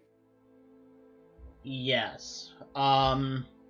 Which fortunately means if something is worth a lot and he interferes with it, it's worth a lot to you. But that could happen when you owe like 20 more gold, and it could be worth like 2,000. And it would have the same. Yeah. Here's my question. Does it specify that if I have completed said tasks, which would, upon redemption, give me equal or exceeding It does. value? So if I like Yeah. if I have 50 gold left and I have a strand of her hair, he can't just step in and redeem this. Or would he be able to? Does it In that specify specific that? case, he would be able to, because the item that's requested is that you deliver it to him or one of his subsidiaries for that one. But the other ones that, like, if you've done what it specifies, then that counts. If you haven't completed it, for example, one of the things where you have to deliver something to them, and you haven't done, like, you have the thing but you haven't delivered it, that doesn't count.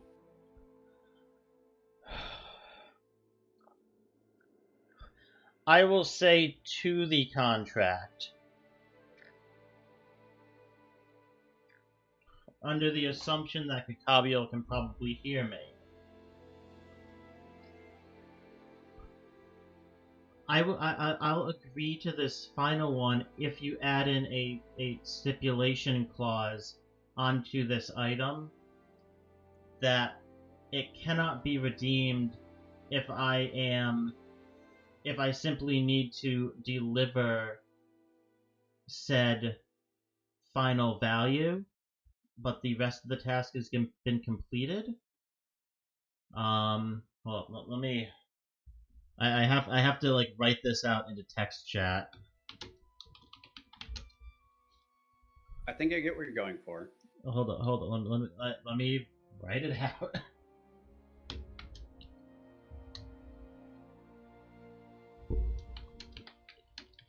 I keep looking over, and there's just that picture of the Gobull in Discord. I should scroll away from it. You probably should. It's just straight up disturbing.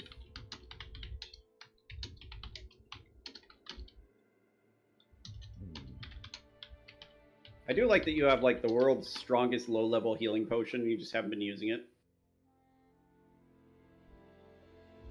I agree to this final item if you add in the stipulation that cannot be redeemed if you only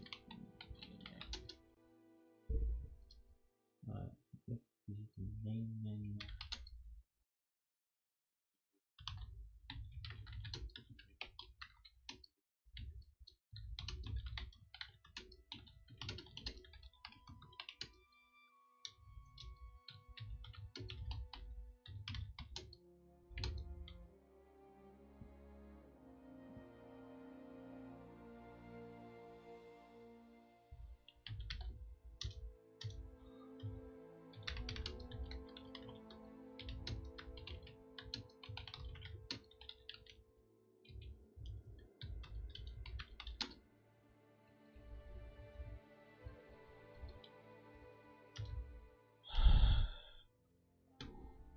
Sorry, I'm trying to think of the wording for this. Look at you being careful, making a deal with the devil. Yeah, shocker, right?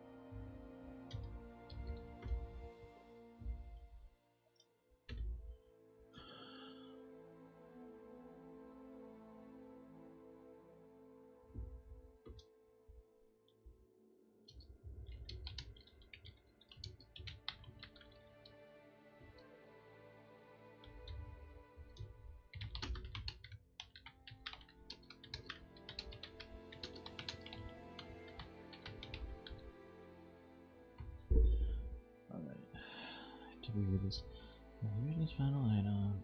In a situation that can be deemed remaining valuation of a contract to be completed upon delivery of other contracted tasks already otherwise completed prior to this redemption.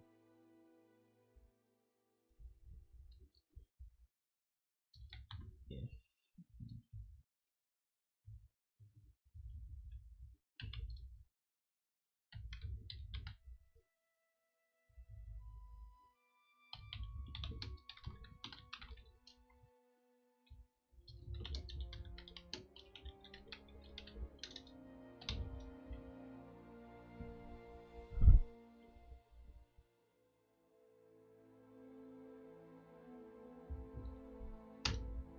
Alright.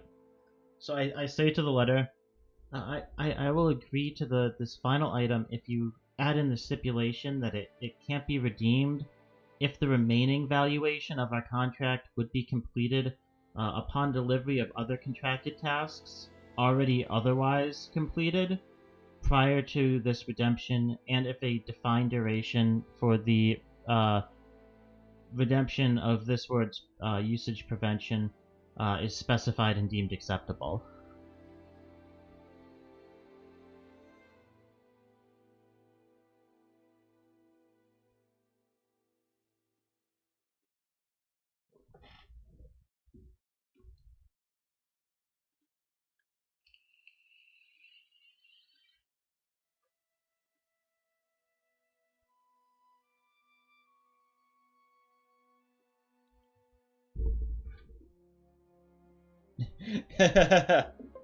Now I'm going to type some stuff.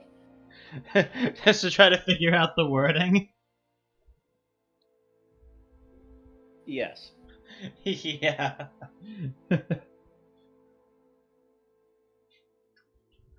Capiola has just had an optional contract item attempted to be negotiated in legalese from someone who doesn't seem like they would understand legalese. And I know there's a bit of like meta contract knowledge from me in that, and hopefully that's Yes. okay. It's not. I part of it is the intent behind it. Behind the request I'm making. Yes. Yeah.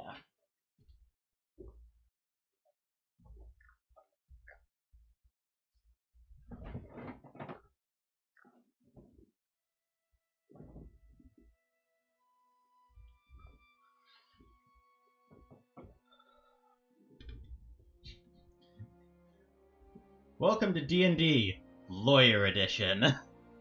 That's essentially what devils are. Yes. Yeah. It's why I'm questioning the motivation for some of these objectives, and also being very careful in which items I agree to.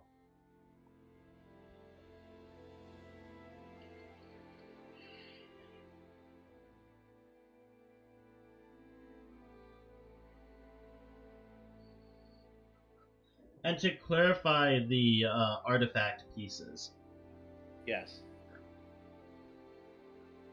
it's an additional 400 on top of 800 for each additional piece. So the first piece would be 800, the second piece and thereafter would be 1200. Yes. Okay.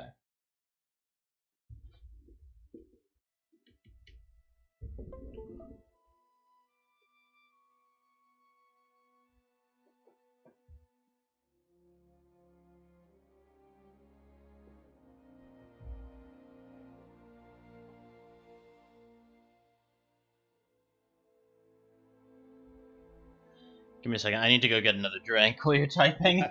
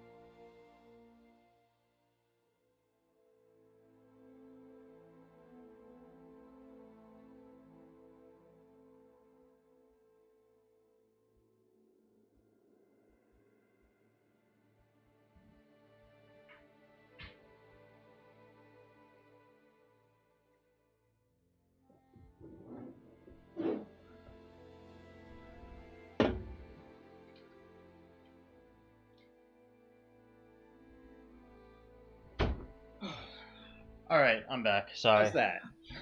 This item So- cannot be redeemed by Akambherylliax. Just context. As you say this out loud, there's a pause, and then the scroll sort of lengthens, and this adds itself to that clause. Okay.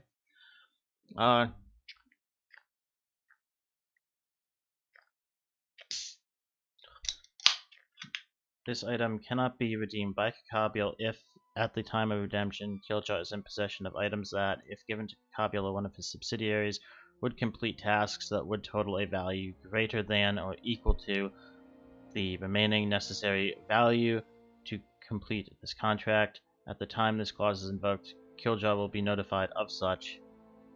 If, after this clause has been invoked, 7 days have passed and the payment required for the completion of this contract... Wait. Sorry, that's a mistype. 7 days have passed, and the payment required for the completion of this contract has not been paid, and this contract has not been completed. Then Kiljow agrees. To provide additional compensation to Akambherylliax equivalent to 10 times the amount that the word surrendered by Kiljow would have been worth.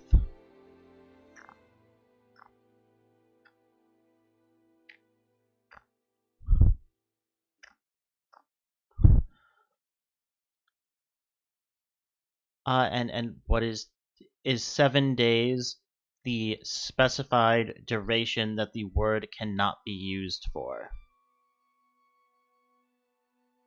Oh, okay. This is as a meta thing. It would have been apparent to you, as you read it, that what this is specifically asking for is that at some time, if you would say a word, and Akambherylliax would prefer that you didn't, you just don't. Oh, so it's not like preventing me from saying a specific word for a duration of time. It is just a one-time Yes. redemption that he can prevent. That's me why from its saying. value is so variable, because there are instances in, of course, you can't just be like, oh, the contract's been invoked, I'll just say it again within a couple seconds. There is a duration specified. It's just not very long. The point is that it would have to be one particular word just left out. And in a meta sense, And in order to get that other stipulation, you have to agree that if you have the stuff, you bring it to him and give it to him within 7 days. Or whatever the worth of the word would have been, you owe him 10 times that much, in addition to what you already owe for this contract. okay, in the event that he In the event that he tries to stop a word from happening, this clause is invoked because you have the items in your possession, and 7 days pass without you returning them to him or someone who works for him. Then So you'll what- owe the extra money.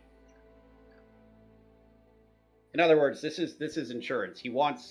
If you want a clause that says he can't do this if you have the stuff ready to give to him, he wants you to give it to him.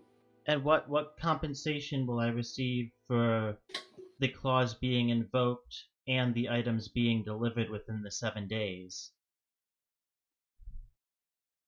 If you still invoke the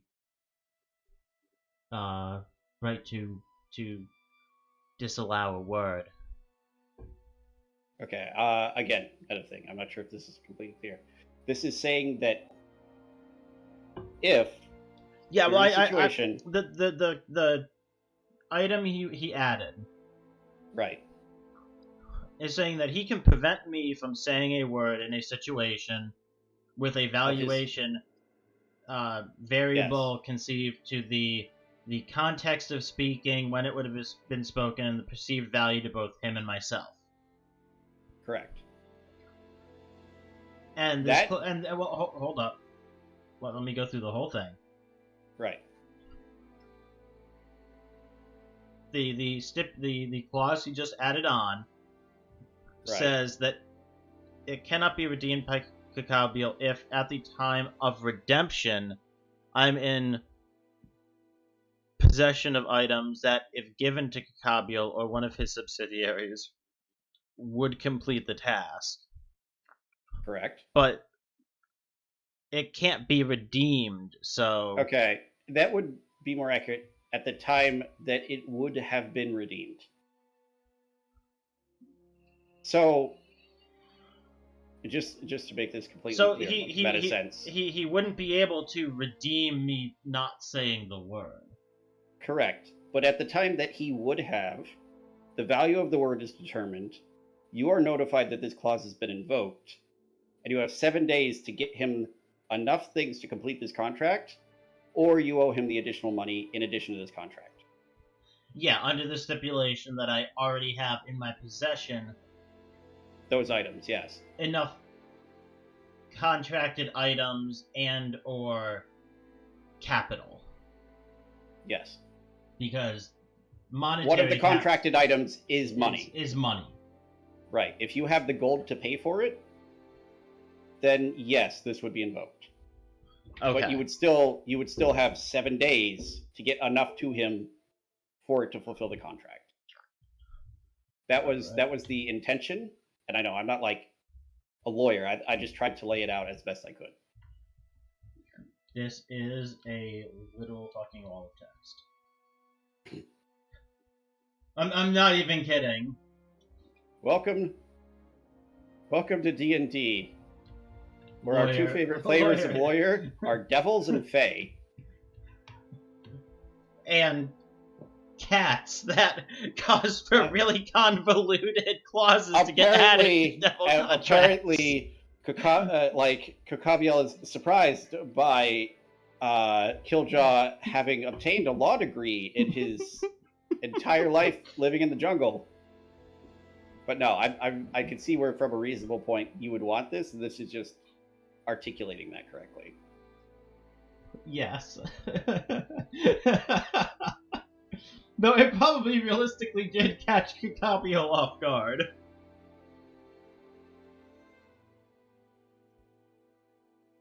Yes. It probably caught him a bit off guard that Kiljow would even want to alter it. Because it was an optional thing. And also, it was very legalese, and Kiljow understood it. Enough to want to alter it. Yes.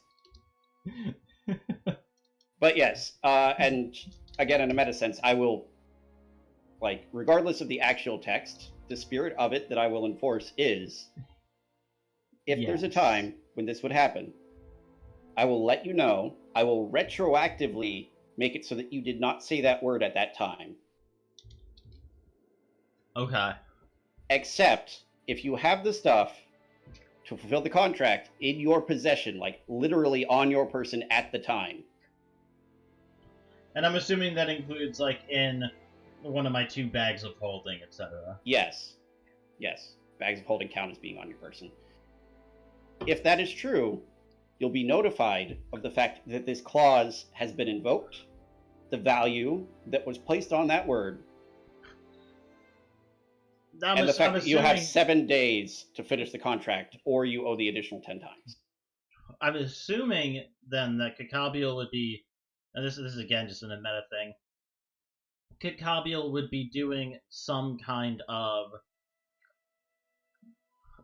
time stop magic or something to actually speak to me, to come to the value of the word, because it is by the perceived value of both Cacabeel and myself. So if I don't particularly actually value a word, he stops too highly, and he does. Then yes, you would receive more. That would lower the value of that word. Right. It would be more than you thought it was worth, but less than he thought. That's the point. Yeah. Okay. I think also, and just put this in there somewhere because I'm going to assume that this would be in part of this that I just forgot to write in. At that time, you can choose, when you're notified of this, you can simply choose to allow the word to be taken.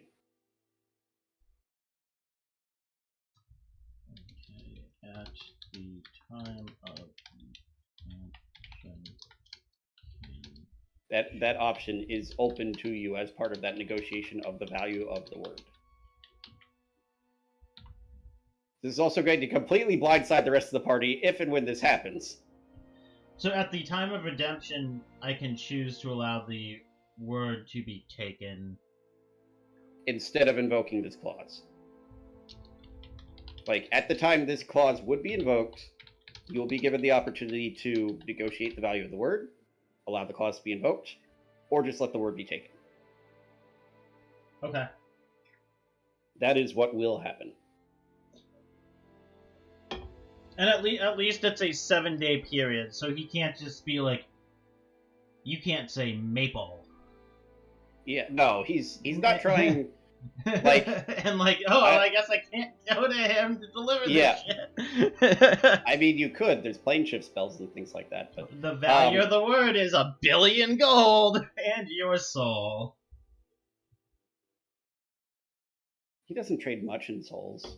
Only enough to get what he wants. I'm making a sarcastic joke, but I'm not.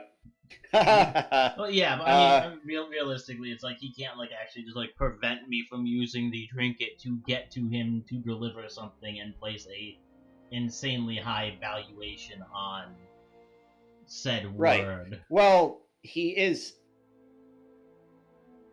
in many senses, a creature of law, Mm-hmm. which means Oh, I'm assuming Kukaviel is lawful evil. more than likely, yeah. That would probably be the most accurate alignment. Not sure if it's encompassing, but He almost seems like a combination between like lawful evil and like true neutral. yeah, somewhere in there. The point of this, in this specific contract, and I'll tell you this like in a better sense, he's not trying to completely screw you over. He's trying to get things done that help whatever he wants to happen, get value out of it, have you trade that value in for information that he's getting, services for, essentially. Yeah, I mean, This it's not is like specifically to make the sure that- information I asked for is Unreasonable, no. well, the information I asked for is not unreasonable. It's also not necessarily easily or safely obtained. Yeah, no, even for Kukaviel, messing about with a greater demon lord can have consequences. Yep. Not necessarily, like, harmful to Kukaviel, but maybe not, like, super pleasant for his business. Yeah. In any case, also, I would let you know, at least, just, again, meta knowledge. In his contracts, if something is stated to be, like, this is the value of the word, as perceived by you and as perceived by him, Mm-hmm. that doesn't mean he can say whatever he wants. It's literally the amount that he perceives that word to be worth based on what he thinks will happen if you do or do not say it. Okay. Yeah, he's that is And specifically put into yeah, that sort of deal because he likes I'm you. assuming in a meta sense, Yes. I would just be honestly saying like what Kiljow thought, not trying to pull like deception Yes. or anything. It's like Yes. I would just honestly be saying like, yeah, this is what Kiljow perceives the value of this word as. Right. With Attempting to lie about it would be bad. Pointless. Both. Yeah. And again, he's put this sort of clause in because he likes you. Yeah. Because I He is- spend a lot of gold at his store. Yes. Essentially, as long as you keep spending money at his location, he likes you more. Mm-hmm. The less money you spend, the more likely he's going to try and like screw you out of money, which is ironic. I spend probably like 60, like other than like this specific downtime, I've basically probably spent like 60 to 70 of the amassed wealth of my character 60, 70%? Yeah, roughly. There's also the fact that, like... I keep buying him out of Pangalactic Cargo Blaster. Well, that. But Kokabiel is intelligent. And he's intelligent enough to see that this is an opportunity where if he provides you with this, then one of two things happens. Either you deal a blow to someone who could interfere with his plans, or I die. you get something great you want, and he's counting the possibility you die. Yeah. He doesn't think that's like, he doesn't consider that to be incredibly likely because of that particular reason. If you succeed, it deals a blow to Bale. If you don't succeed, then you need more things from him. Assuming I don't die. Yes. Well, that's not necessarily going to stop him from dealing with you. That's also He wants you as a repeat customer. That's what I'm saying. Yeah. He likes how much money you spend, and the more vigor you use to work towards this goal, the more things you do to try and get to this, the more powerful you become, the more money you make, the more money you spend in his shop. He's playing the long game. That's fine. Kiljow likes Kokabiel. Yes. It's a mutually weird relationship. It's a really weird relationship. Yeah, and I'm only telling you this because, like, I like, as a DM, I know you do the same kind of, like, projecting of the characters, and so I want, catch me in anything that's obviously not working, or not as you think Kokabiel is being presented. Okay, well... If any of the group is watching this, just, like, scrub your memory for the last... Yeah. Scrub your memory from the last 40 minutes.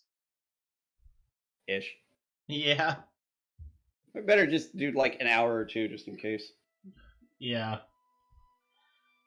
Okay. I am going to sign the contract. Are you going to sign the optional clause? Yes. Excellent. With the addition of that clause, I am going to sign both pieces of the contract. All right. Could you do me a favor for my own records? I'm gonna... And those are now... If you look at my notes, under the favorite of Kokabiel, there is now a list of everything.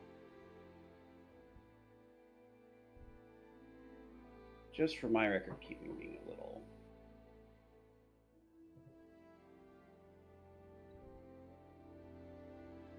I'm also going to delete the little meme thing I have that says I have knowledge of the Pokemon world due to eating Beltane burgers. If you could copy and paste all of that into the Kokabiel's contract note I just put under your character header. That will help keep it nice and accessible. Edit. And also avoid the massive wall of text in your own notes. I'm going to keep it in my notes too. Well, that's your choice.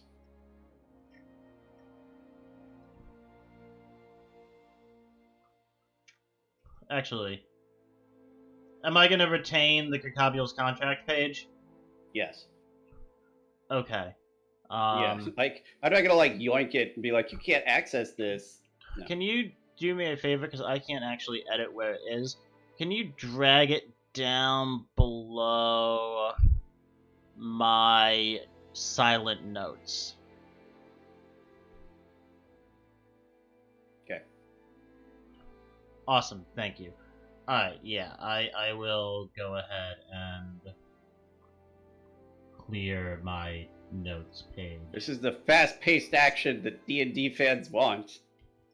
I'm sorry, it's always fun doing, it kind of is. If you're making a deal with the devil, like, what do you expect?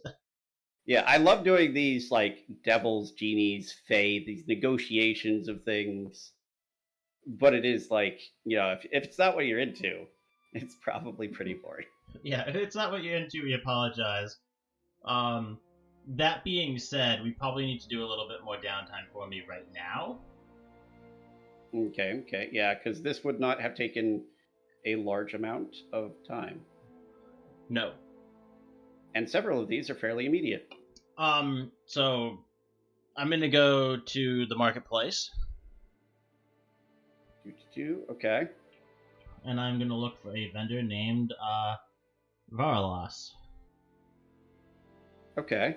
You ask around, and you find there's a fairly new, like, food pavilion area. It's fairly small, fairly new, and it's being served and staffed entirely by bird people Okay. who appear to be related. There's one main like chef working behind almost like a portable kitchen, and you have been directed that is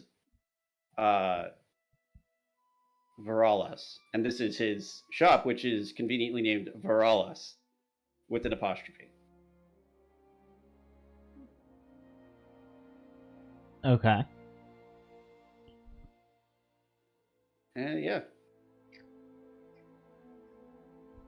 I will walk up to the location. All right.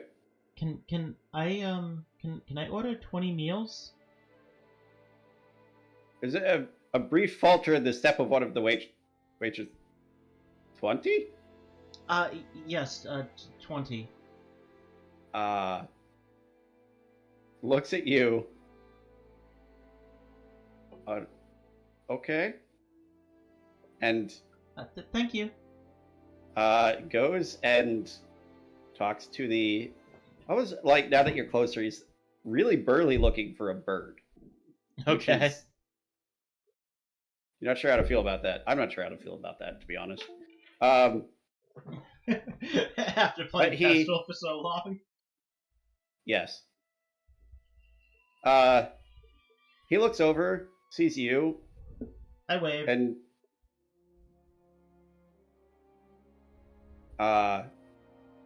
says something to the waitress, and she comes back. Would you mind perhaps paying in advance? Yeah, no, that's not a problem. How much is it for the 20 meals? If you want all the same meal, we have vegetarian, we have poultry, red meat. Which one would you prefer?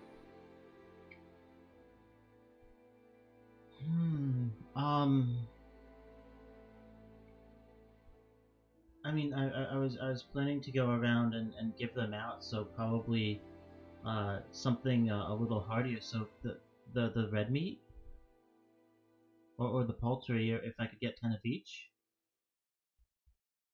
Yes, we can do that. Thinks yourself from an accounts. Comes out to about 4 gold. I hand her 5. Oh, thank you. And she goes over and talks to the guy behind the portable kitchen again, and nods to him, and he nods back, and you see as this, like, you're disappointed that Leo is not here, because this is a thing of beauty. This man whips into a frenzy of cooking. And roughly 40 minutes later, you have 20 packaged meals, each consisting of fried rice, some red meat, some, mixed vegetables roasted. It smells really good, actually. But you're also fairly certain that was the most violent form of cooking you've ever seen. There are pieces of, vegetable peels. Oh, jeez. On the tent poles from the excessive amount of force behind them. Don't die in real life. That's not a good idea. Don't do it, Silent. Don't go towards the light. The light is so bright. Stay here in the dark. Yeah. But yes, there's like, and you can see like two of the bird people are just have actively been cleaning while he's cooking and are still cleaning. There is honestly more material than you thought was necessary for this kind of cooking in the surrounding area. Okay. You would probably question how this is like physically possible from the point of conservation of mass, but A, you're Kiljow, and B, magic. So Yeah. yes, you are now in possession of 10 poultry meals and 10 red meat meals from Veralis. Well, thank you very much. Are you saying this to the waitress or the cook or just in general? Yes, to both of them. The waitress says, "Oh, you're quite welcome." And again, the cook, who you have not heard speak, just nods. Are you planning to be open in town for like as a permanent location? And he nods again. Oh, I'll be sure to spread word around of your opening. Thank you for helping. Come. Wait, what? You hear the cook say, "You're quite welcome."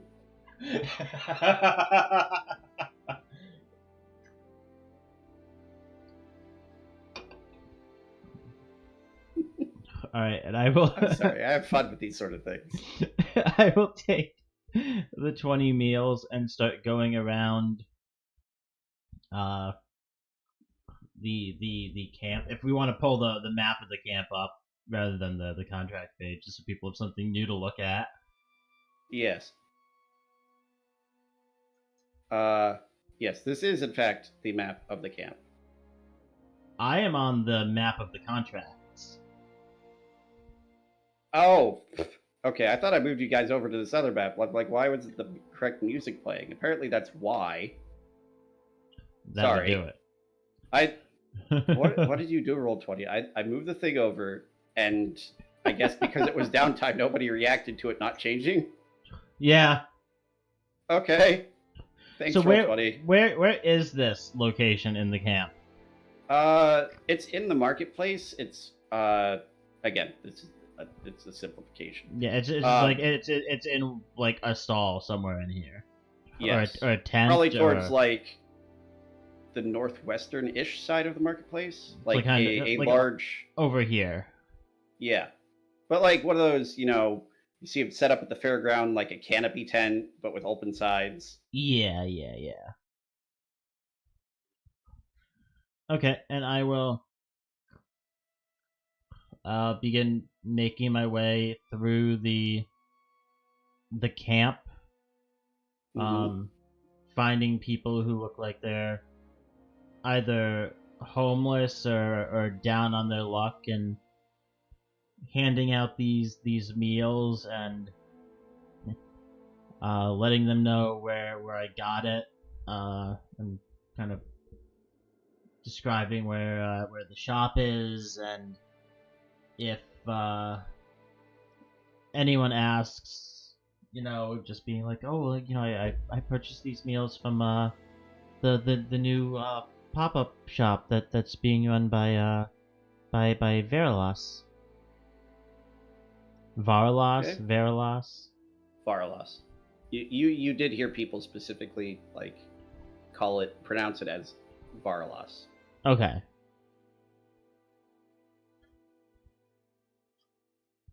Sorry, I can't stop laughing at the voice. And I will Why do I amuse myself so?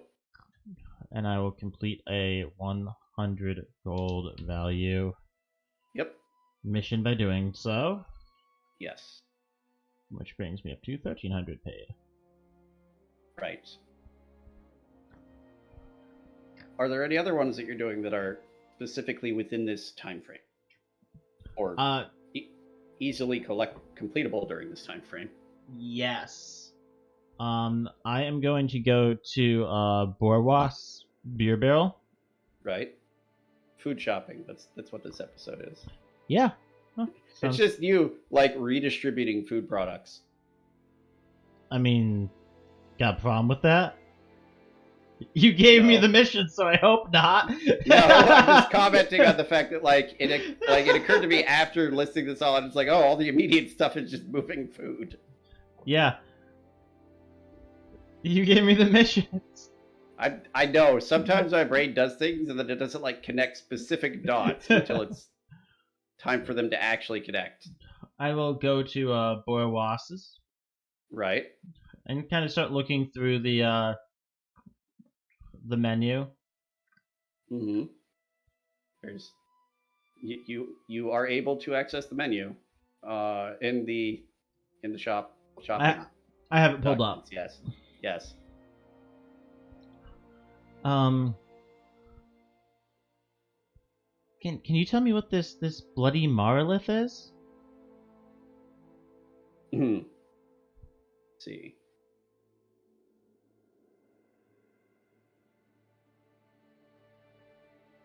And maybe this clock whistle's surprise as well. Oh, if you don't know what Clock Whistle Surprise is, you might not really enjoy it. I'll let you know, but it's usually something ordered by very specific people for a very specific reason. And just as a note, I get a redescription. Borwis is an incredibly rotund halfling. Okay. He is practically round. Okay. And he is wearing a apron that looks like it was made for a normal person, but just like folded back over itself and tucked into the belt. Anyway, so the Bloody Marilith, if you want just the normal one, then it's quite nice. It's got sort of a savory flavor to it. Once you drink it,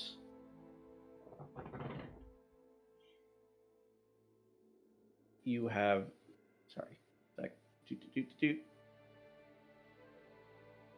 once you drink it, it fills you with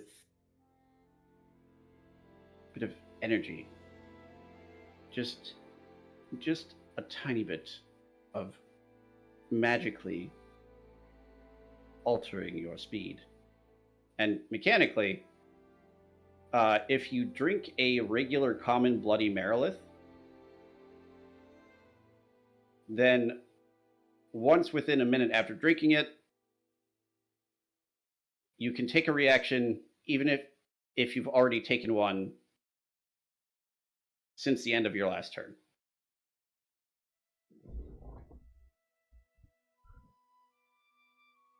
Okay. Do be careful though. Drinking too much of it can cause issues as it overstresses the body.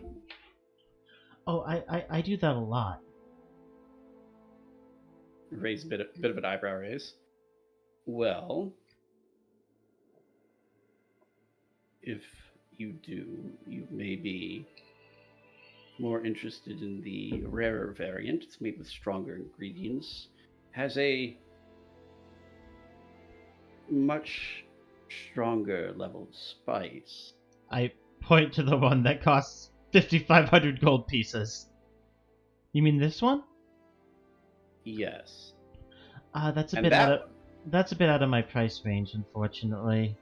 I will say, mechanically, this one has the same effect, except the original says, for 1 minute after drinking this potion, you can use your reaction even if you've already taken one since the end of your last turn. So per turn. It's a 1 minute duration, extra reaction each round. Once you take this reaction, the potion's effect ends. That's the common version. Okay. The rare version does not end. You are still limited to one reaction per turn. But Oh, one extra reaction per turn.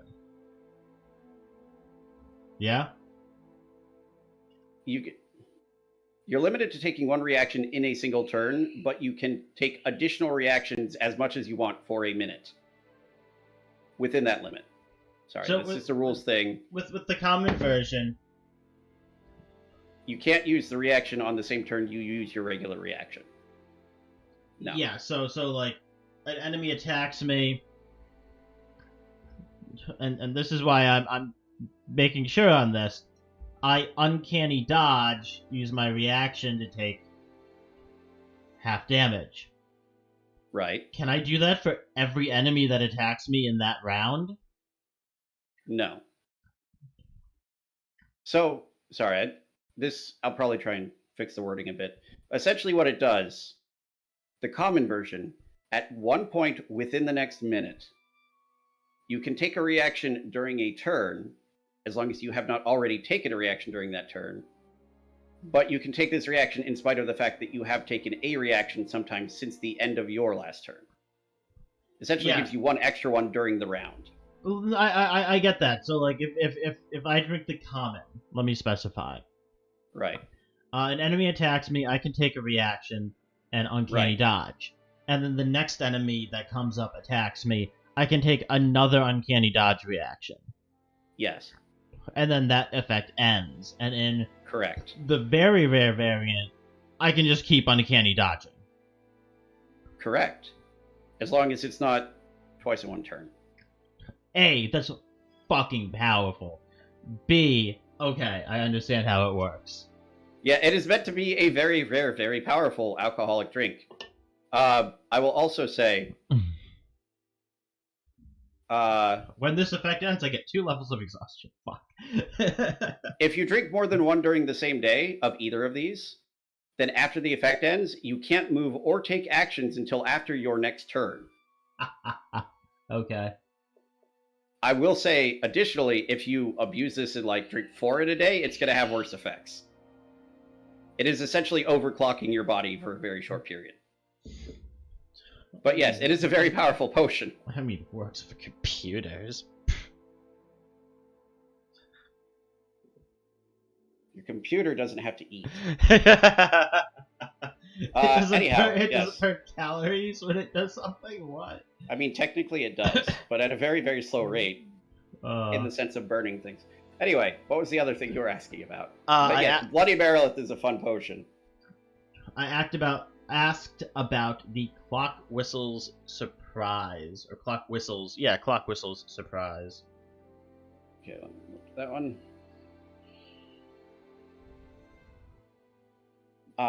Yes. Clock Whistle Surprise. A bit of a gnomish thing. I'm more of a fan of halfling dishes myself, but I do admit this one is quite fun. Really, taste-wise, it's average. What people really drink it for is for the possibility for strange things to happen. Mechanically. Like what? Oh, you know, all sorts of strange things. You might turn someone into a plant. You might float up into the air. You might summon something.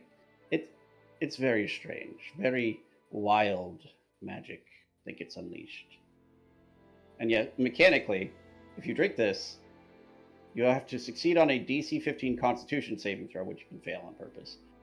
If you fail, you roll on the wild magic meter. Wait, I love this. This is a quick, subtle, which you can fail on purpose. Rerolling for effects that directly harm someone, in the sense of causing damage. So Okay. you can't use it to do anything that causes damage, but everything else is fair game. This one sounds. What's this? The cinder and the dragon milk.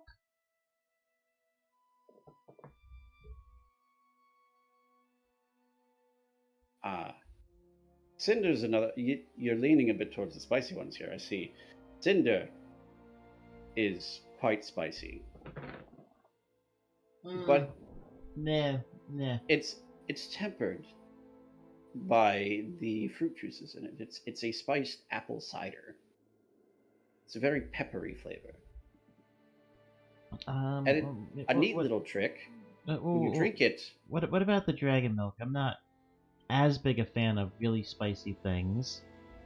oh well then, the dragon milk. Typically, people don't drink it for itself. It's a remedy for some who partake in large quantities. I can assure you, it's not actually milk, and it's not related to dragons in its actuality. It's named more for its effect and its color. It's white. It's an all right. It's a bland tasting potion, but what it does is quite useful in certain situations. When you drink it, it removes all of the alcohol in your body at once, in the form of a magical flame that you breathe out. That sounds awesome. I drink a lot. That could be fun. It is also an excellent cure for inebriation. Which, honestly, if you're really drunk and you drink this and you breathe fire on something, you will probably need to be sober shortly afterwards. That sounds funny. Yes. Quite. What's this frost mead? Frostmead. Oh, you're going in the other direction now. See, Frostmead is actually quite popular as a cure for spiciness. What happens when you drink it is that your breath immediately turns frosty. What I mean is, it's almost a mint-like sensation with a touch of honey. But for the rest of a day after you drink it, you'll be able to see your breath even in common weather. That's neat. I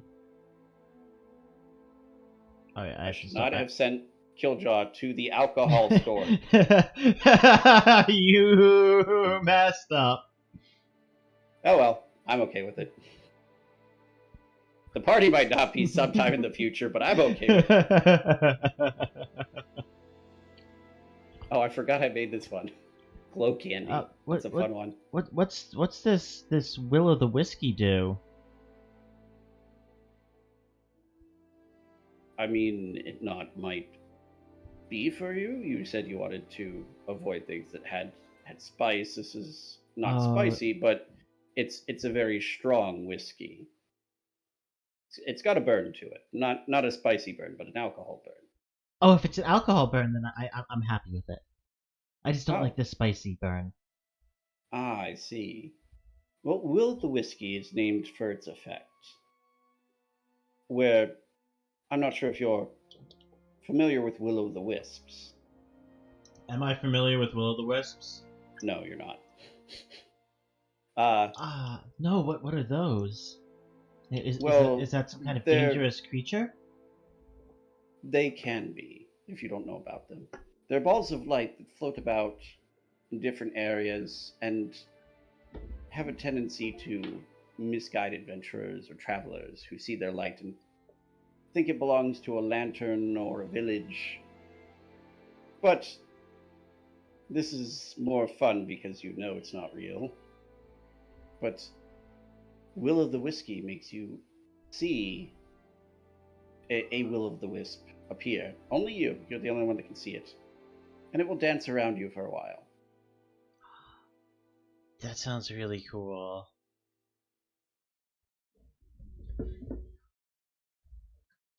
You might need to repeat some of these descriptions to me. As I start spending money. Yeah, there are a lot of drinks that are just fun names with minor effects.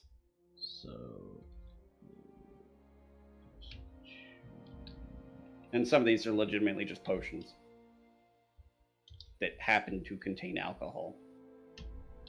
Also, for a lot of these ones that are actually classified as potions, you get drunk twice as fast.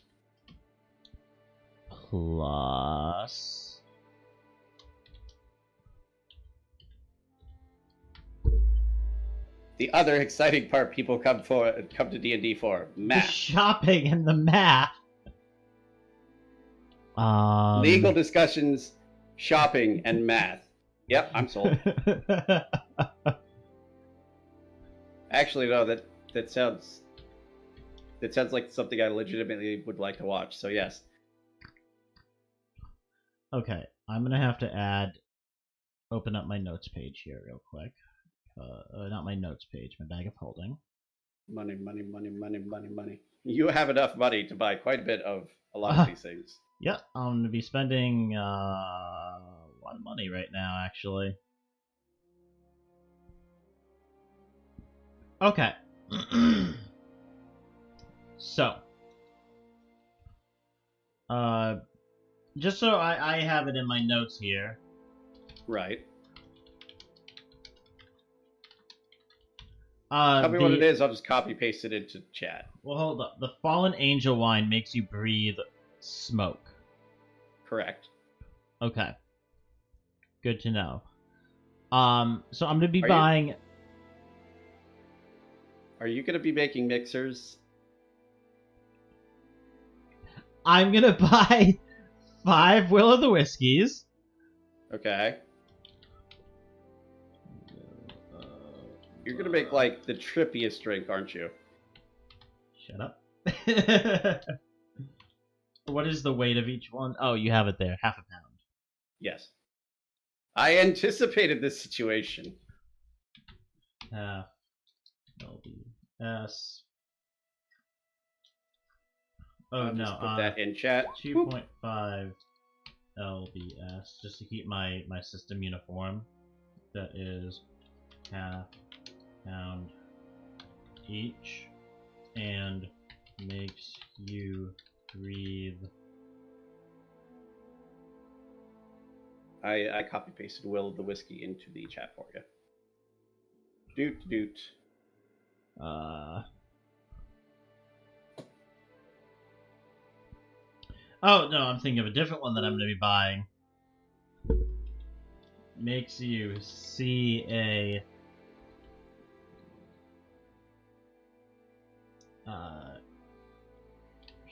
shimmering orb of light dancing a few yards away.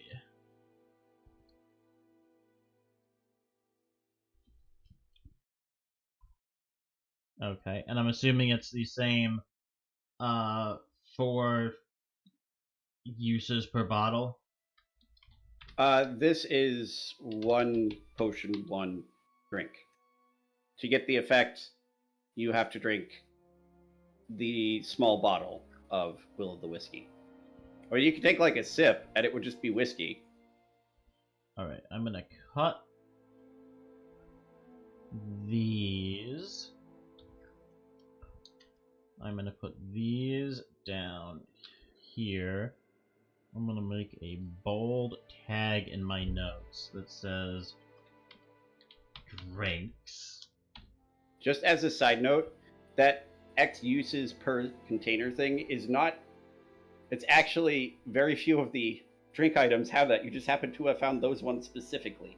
I was gonna say, that's most of my drink items. Like, not lying, most of these are just randomly rolled up and you happen to get the ones that have that particular organizational factor. I'm gonna add in a horizontal rule to my notes after that. A what? A horizontal rule. It's something you can add in to put. Oh, no. I know what a horizontal rule is. I just thought you said horizontal ghoul, and I was like, what? Oh, yeah, no, I'm all about those horizontal ghouls. Aren't most ghouls, like, supposed to be horizontal? They're in the coffin? Oh, I believe that may have been a Discord error. What's wrong with us? All the good things. All the right things. All the right things are wrong, and all the wrong things are right.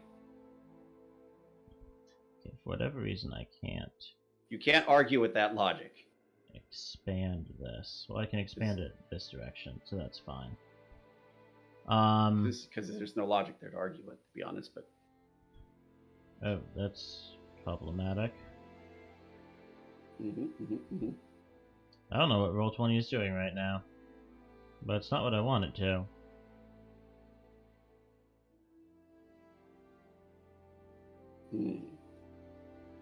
There we go. Alright,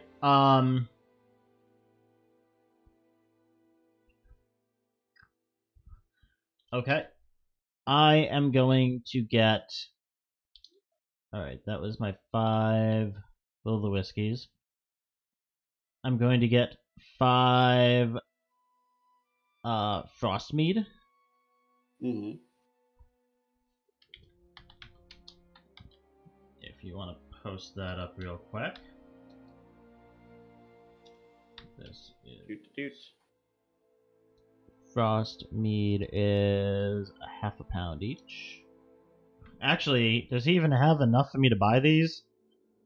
How many are you buying? Oh no, he doesn't have enough for me to buy these. I can only buy 4 Will of the Whiskey. Yeah. That's typically like the stock is just the normal amount they'll have in any given like 2 weeks to a month. Alright, well, let me adjust my... Which is just an abstraction of like how many you can actually buy there and how many people are buying these things and how many donates and all those sort of things. Half each. There's a certain part of me that says you shouldn't have put these on the list of things people can regularly get, and then I beat that thing down with my stick of I enjoy the ridiculousness. Fool's Filter is a fun one, for example.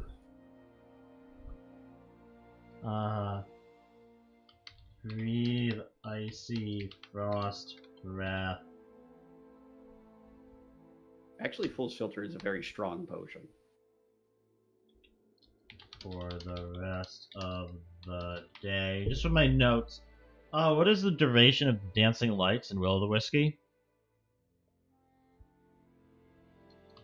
As long as you're drunk. From that specific, like, until the alcohol wears off, essentially. It is a completely aesthetic effect to you specifically. So yes, as long as you are drunk, at least in part because of the whiskey, you will see the wisp. Oh, he only has 2 dragon milk? Yes.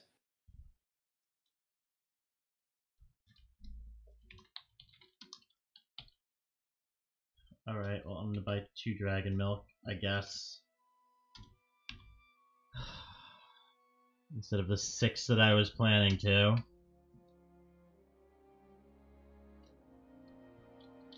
I have to do something reasonable.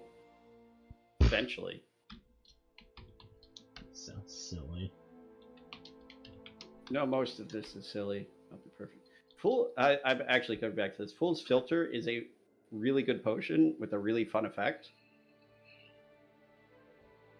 I'll just tell you now, since it's on my brain. Post up dragon milk as well when you get the chance. Do that first and then tell you about it. I don't even know why you need to know what it does. You're just going to dump it in the well. Shh. But there it is. So Fool's Filter is a fun one. An uncommon but a kind of expensive potion, which appears like a thick, bright pink gloop, but it's actually runny and pretty sour. Mm-hmm. After you drink it, you can choose to activate it once within the next hour when you succeed on a saving throw. If you do, you become invisible for up to 10 minutes till you attack or cast a spell like the regular invisibility spell. But the potion also causes a magical effect which leaves behind an illusory duplicate of yourself that appears to have failed the saving throw. Okay. You can fake out an enemy by making them think they hurt you. Interesting. Yes. And I am going to buy 2 bloody Marliths. Common, I'm assuming. Common, yes. I don't even have the money for a single very rare. They're very rare for a reason.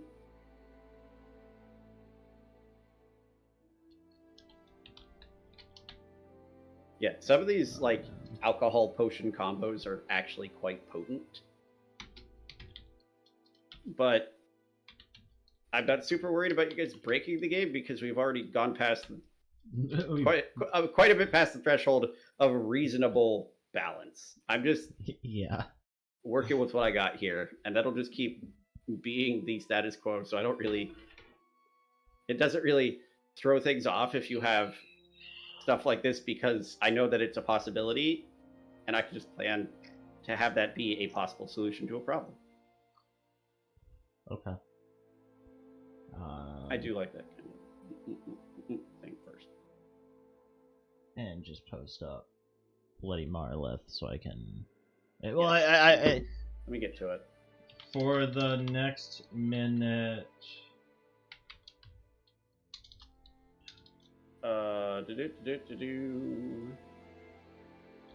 Here's the I whole can't. thing.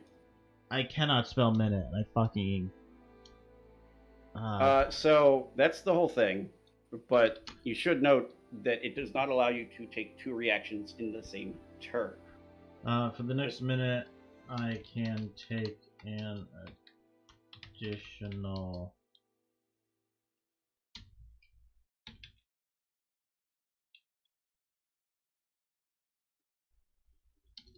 Reaction once, but not more than 1 reaction per turn. For the next minute, I can take an additional reaction once, but not more than 1 reaction per turn. Yes. If that clause wasn't in there, the rare version would be even more broken than it is. Yeah. It's still really good for a rogue survivability, though. Yes. The immediate use that springs to mind is Sentinel, which would be like, oh, you triggered a reaction, which I'm going to use like 300 of.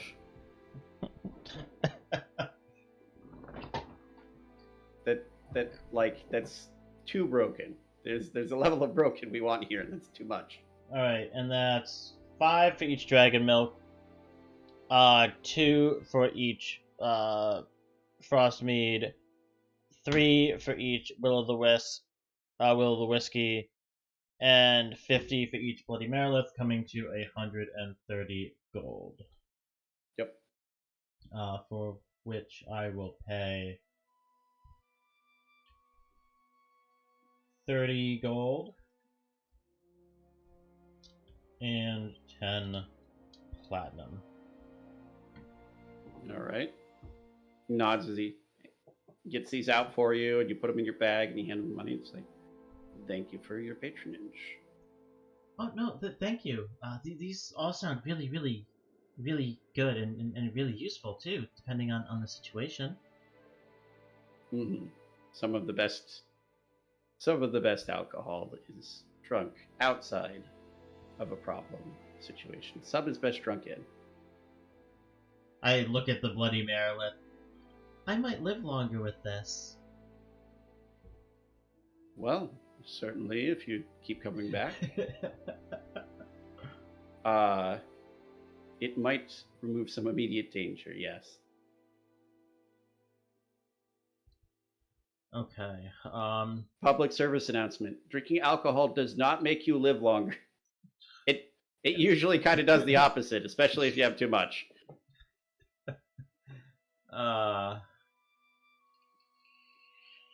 This is magic, people. It's not meant to be realistic. And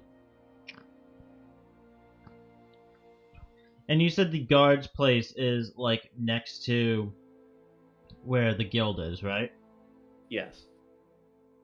I'm gonna head over in that direction. Okay. Is there like a posting or something of like their schedule that I can see? I mean, not that you can see. There's a separate building that is specifically like the guards' quarters, as opposed to like hunters' quarters. Okay. I will wait until the evening. Okay. Like night, like and kind of head outside the Hunters Guild over near the area with the well. Do I see any guards kind of patrolling around? Around the well? Yeah, the area near the well. I mean, not in particular. It's easy enough to find a time when there are none there. They have routes within the camp, and the well is pretty central, so occasionally one will pass by, but they're not specifically patrolling the well. Is this fire still going? Usually around evening, yes, they'll light up a fire at this sort of large, common-ish area. How far is it from the well? Maybe 50, 100 feet. Okay. Not enough that it's going to be like super obvious at night that someone is next to the well without any other light source. Okay. If I just kind of sit next to the fire and watch, I'm just gonna wait for like a guard to like pass by the well and wait to like see how many other guards are in the area and like wait for them to like start going back and whatnot. Mm-hmm. And I'll kind of see them like coming back this way. I'll start making my way back over to the Hunters Guild. Oh, good evening.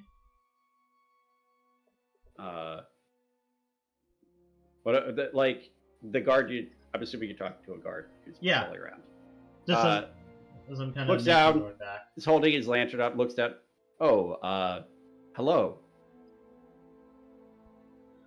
Good evening to you as well. How is the weather, Taylor? Oh, for half a second I thought you were asking the guard how the weather was. No, I'm asking you. It's a fairly clear night. There's some cloud cover, but it's not raining. It's not particularly dark, not particularly bright. It's just normal, average night, I suppose. Okay. You must be happy that it's not raining tonight. I know it usually rains a lot here at night in the jungle. Well, yes. So we're far enough removed from the jungle. We don't get quite as much of it, but it is fortunate that I don't have to deal with it tonight. Yes. Oh, I mean, I guess that's fair. I spent a lot of my time when I was growing up in the jungle, so I guess I'm just still kind of accustomed to the jungle weather pattern. I actually work at the Adventurers Guild. I've been trying to help out more around the camp. I have a free evening in a couple nights. I could do your night shift for you if you wanted. Keep an eye out.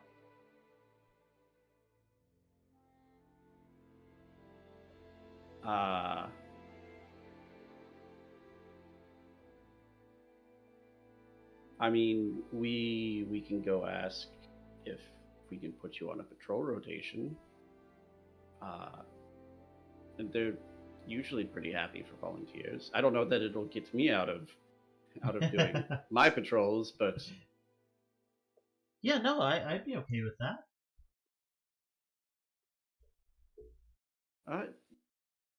Now my patrol is bringing me pretty close to the guardhouse. We can stop and ask the captain there. Sure, I'll start following him over. So what's your name? I'm Kiljow. My name is Jeremy. It's nice to meet you, Kiljow. Oh, it's nice to meet you as well. I started with the guild not too long ago, but you know, I grew up in the forests around here, so. Yeah, that's. Are you from one of the tribes a bit to the northeast of here? Yes. I kind of left pretty early on and went out on my own and lived in the jungle for the most part growing up. I didn't really like what the tribe was all about.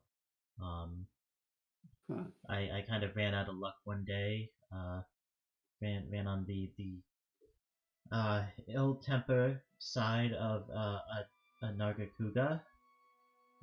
Got pretty badly injured and got rescued by a hunter named Avara and her party, and they brought me back to the camp. Yeah, no, that's those things are nasty. Yeah, I can usually be like, I'd always been able to be like pretty sneaky, so I'd been able to avoid them. I just I picked the wrong place to rest one evening. Ran out of luck.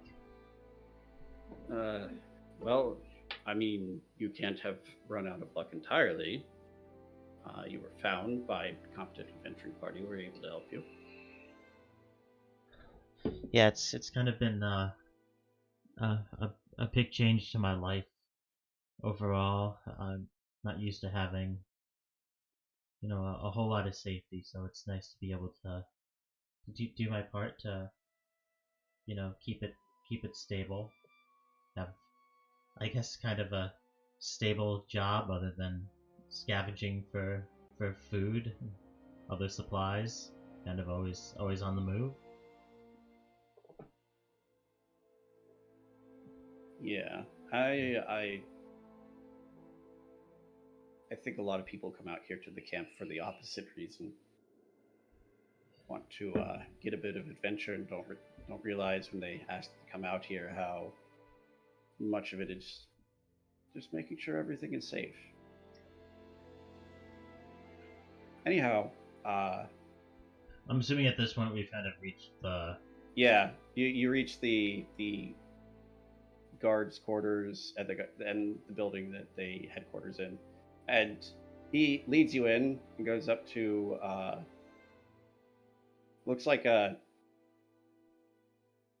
fairly old reddish lizard folk with white belly scales, sort of tattered looking frills on the back of his neck. Captain, we have a possible volunteer. Hi, I'm Kiljow. I work with the Hunters Guild. And I'm Swampjaw. It's a bit of a funny coinkydink, isn't it? You work with the Hunters Guild. You got your card. Yeah, I pull out my Hunter's card and give it to him. He just looks it over a bit. Yep. Now you're more than good enough to run a watch or two if that's what you're looking to do. Yeah, no, I have some free time in between hunts, and was looking to try to help out around camp a little bit more. Was looking to take at least when I'm in camp. I'm not always in camp. We do. My party and I have to head out on hunts for the guild. That is typically how they work. Yes. But I mean, I can at least do like a couple of evening probably patrols when each week when we're in town. Yeah. No, that's doable. Quite a few went through. I just had to make sure you weren't some loony spouting off about being from the guild when you weren't really. Oh no, I've been on a few missions for them now. I didn't arrive in town, and I arrived in town kind of recently. How long has it been, Taylor? Like probably a quarter year. Given that we established it was 3.5 months since the desert mission ended, Probably like 4 to 5. It was 4.5 to 5.5 months, so about half a year. I've been in camp about half a year. Oh, let me just get you added up on the rotation sheet. There's like a literal like roll of paper on the wall that like it looks like what they do is they have a calendar, and as the days go by, they just roll it up into a roll.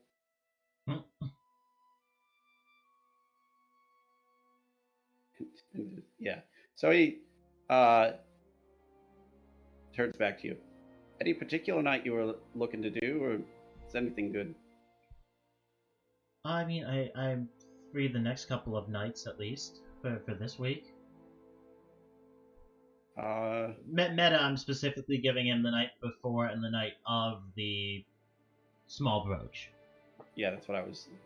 And yeah, he pencils you in for a few guard rotations, gives you the basic rundown of like,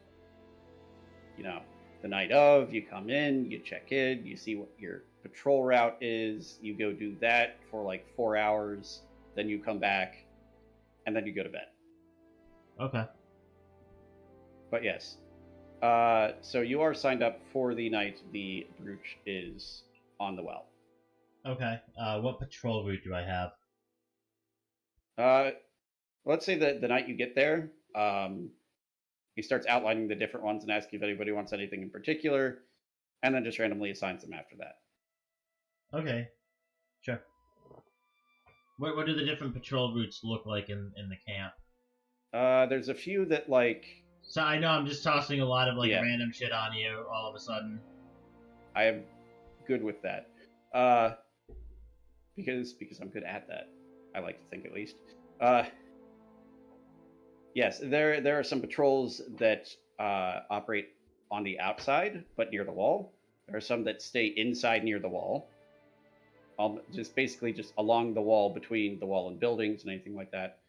There's a couple that specifically go through the marketplace, a couple that go through the residential areas, and some that patrol certain common paths among the camp. There are 3 or 4 different ones that either move between the well and somewhere else, or move past the well in the process of the patrol. Okay.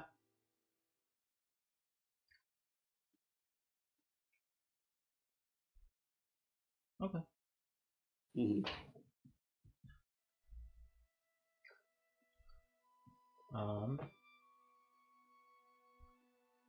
Let me see here. Do we want to move on with more stuff starting next session, or do we want to finish this up now?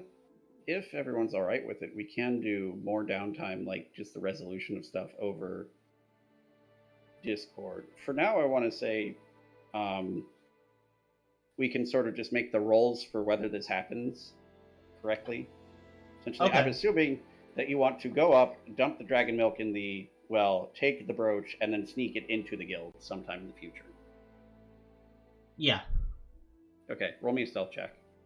I was figuring, the first night I'd take a patrol outside the wall. Then the next night, I got my feet wet, patrolling around outside, patrolled the inside today, kind of get used to both of them. Mm-hmm. I don't know if that takes a roll or. Asking for specific ones doesn't take a roll. Okay. Really, the only narratively interesting thing here is whether you're noticed getting the brooch and whether you're noticed planting it. Yeah, so I will try to stealth over to the well at some point during my patrol when it looks like there is there a time in my patrol where there's not really any people around? There's a time of the patrol where there's not very many people around. There's some people just sort of stay out late at night, and the patrol isn't all the way through the night, but they're come and go. They don't seem to be paying you much mind because they're used to people doing patrols, and you've got the whole I'm on a patrol look, and you're carrying a lantern. Okay. So yeah, no, I'll stealthily kind of pop the 2 dragon milks and dump them in. Mm-hmm. And grab the brooch. Okay. The brooch itself is small, unassuming, a somewhat intricate silver housing for what looks like a very small emerald. Okay. And yeah, with that roll, no one sees you like swipe this off the rim and pour some things in, and then just turn around and continue on your way with your patrol. Do it. Nice and quick. Yep. All right. Yeah. No, I'll continue my patrol. I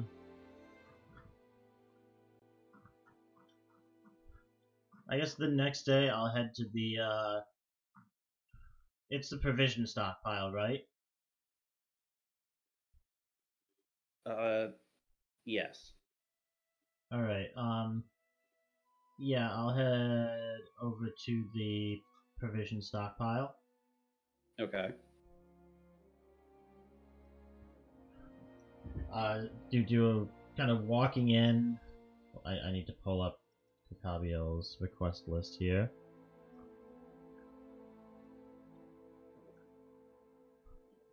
That's where the contract is referring to as well, right? It does say guild storage. It doesn't say the stockpile specifically. They're like you would know this after being here a while. There's the stockpile, but there's also just a general storage area for supplies, weapons, etc. Is it generally open? I mean, yeah, people go in and out of there grabbing stuff all the time for various business among the town, or just like they need it for a mission. It's sort of, leave, take, whatever basic stuff kind of area. Okay. Sort of a mishmash, a jumble of like rations and camping equipment and weapons and armor and Let me those sort of things. see here.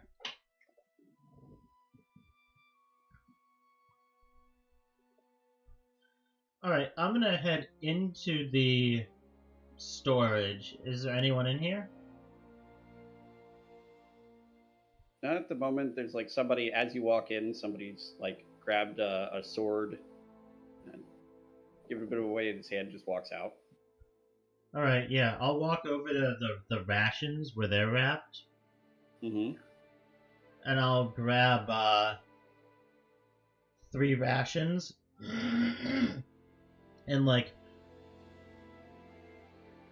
kind of have the brooch like in my like front pocket.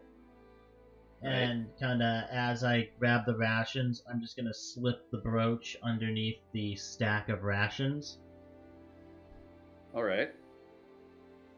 Kind of look over the rations a little bit. Nod and make my way out of the storage. Okay. Any complication? No. All right. So Like I said, there was only one person in there as you were going in, and he left. okay. So am I good to knock off those 3 things? Yes.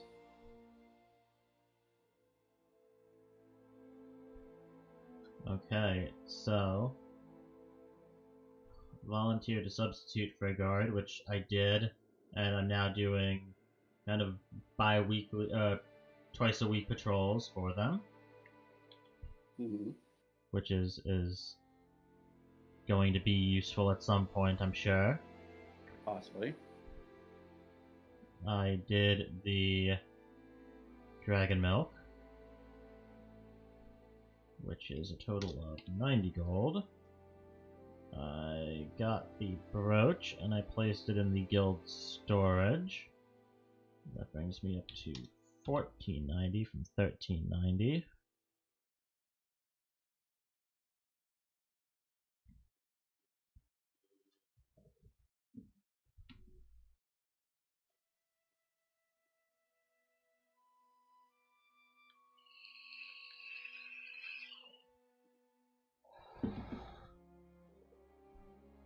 I need to look at my personal notes.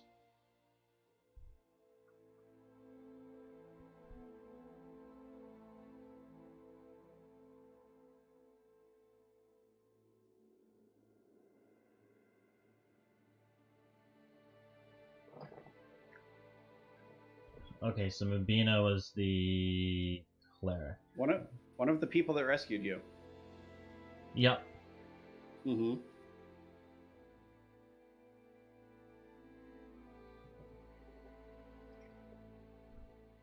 Okay. All right. And I mean, if you want to, do I know if their entire party lives down at Avara's together, or? you are aware that they like share a building like mini apartment style, like college roommates apartment style, where it's like bedrooms and then the main areas. Okay. Do I know like whose room is which, or? I mean, you've been there a couple times. You would have gotten a good sense of that. Yeah, just be able to know at least like, oh, that one's, Venus' bedroom. That one's Avara's bedroom. That one's either Thorpe or Idrix's bedroom. We're not sure, but enough that you would know which one is Venus at least. Okay. Doing the couple of patrols, kind of spending the next couple of days, like, just kind of like wandering around town, kind of getting a feel for the area here, kind of keeping my eye on the house. Do I get like a sense like if they're in town? I mean, it's dark. Well, I mean, like, it's only dark during the patrols. I'm spending the next couple of days as well. Well, no, I mean the interior of the house is dark. I don't see anyone come in or leave at all. No.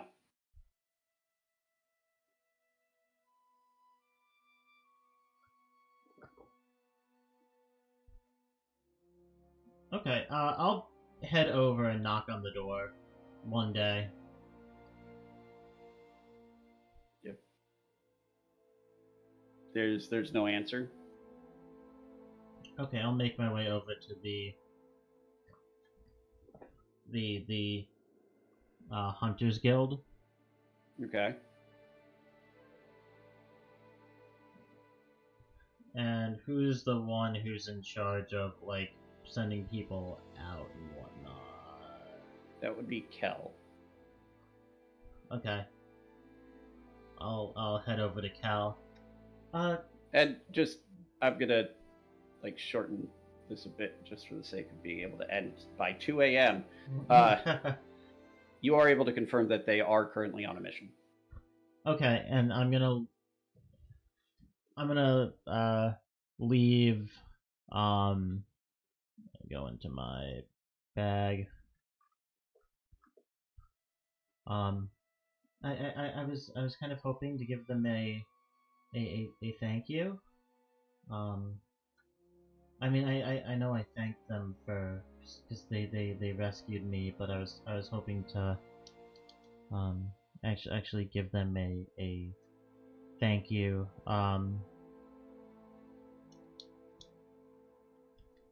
Give me a second while I fix my note spacing there. When they get, do you know when they're gonna be back? Because we're gonna be leaving soon on a mission. He doesn't know when they'll be back, but he knows, like, based on the travel time, that they could be back soon, possibly. But it's not like a specific time. Enough time has passed for them to travel there and back, plus a day or two. He's not sure how long the actual mission will take them. Okay. When they get back, can you give this to them? And I'm gonna give him just in case we're gone by the time they get back. I'm gonna give him one of the bottles of oh crap, I did not note down how many I had of those, but I had two and now I have one. The bloody Maryland. The Bloody Marilith? Yeah. Yeah. He'll take it sort of. Is that rabbit? Yeah, no, I can hold this until they get back. Well, thank you. From you.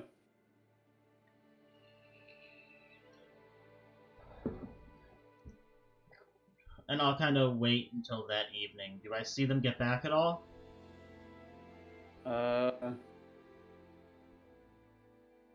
No. Okay. Is there like at night, like, is there like a window that would go to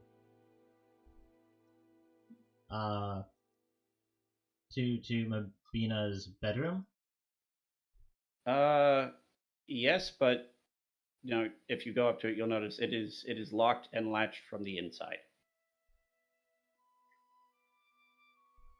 Okay. Can I head to the front door? Is there anyone like out and about in the area?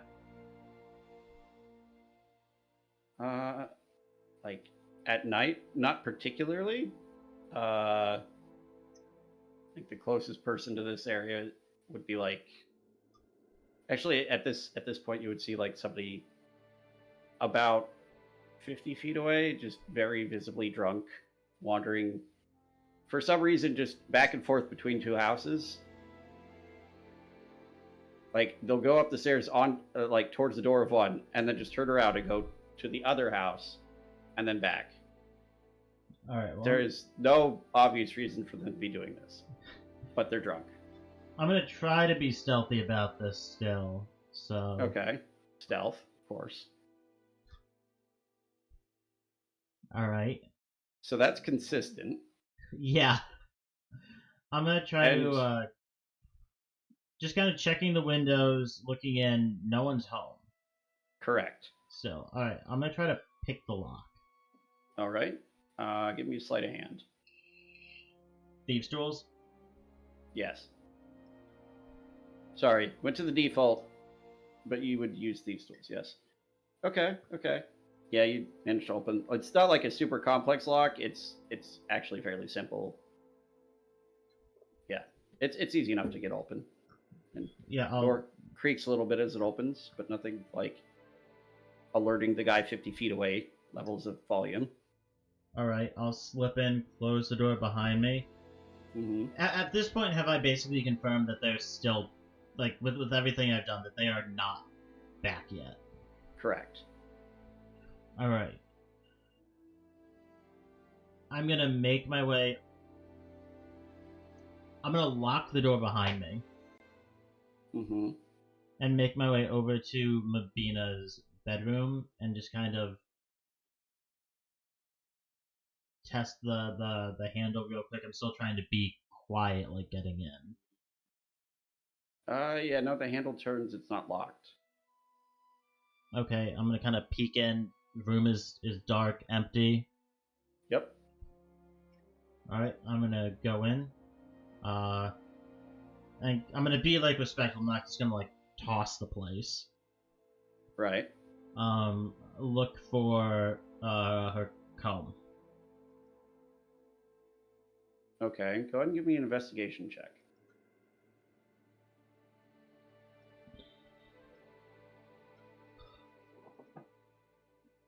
Mm-hmm. Yeah, no, it's actually that's way more than you needed. So it's a bit more difficult to see in the dark, but you have dark vision, so it's just like more difficult to distinguish things from other objects of similar color in the dark because it's gray and white, black and white, gray, whatever words. In one of the drawers on the vanity, you find a very finely crafted silver comb with ivory inlay.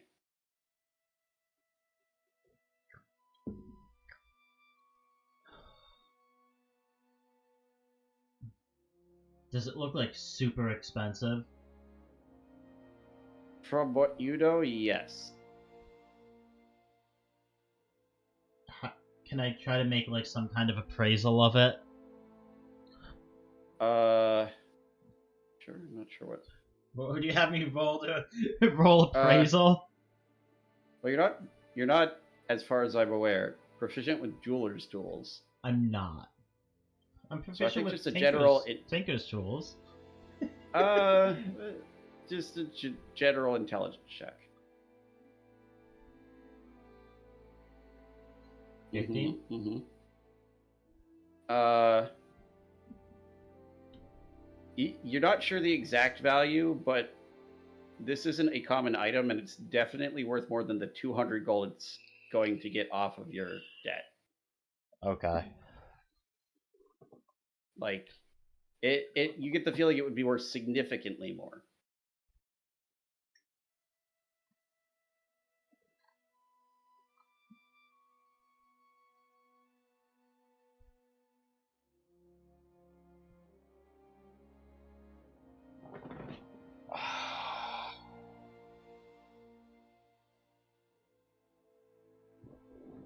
I can feel the moral conflict from here.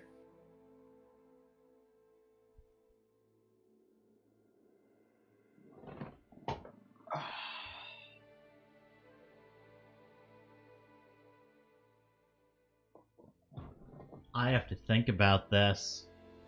Like, actually think about it, like, not in character, but like... Yeah, no, it's a choice. Like, it is interesting because that is one of the options that you specifically have a choice on what to do, because you do notice as you pick it up at a print and like look at it and figure out how much it's roughly probably worth, you do notice some of her hair is still in the comb. Yeah. You could just take that.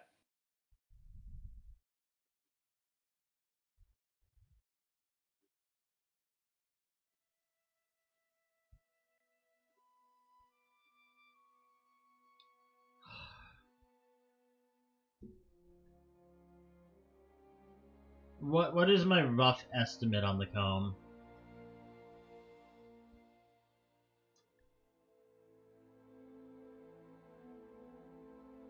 $500 to $1,000 range. Holy shit.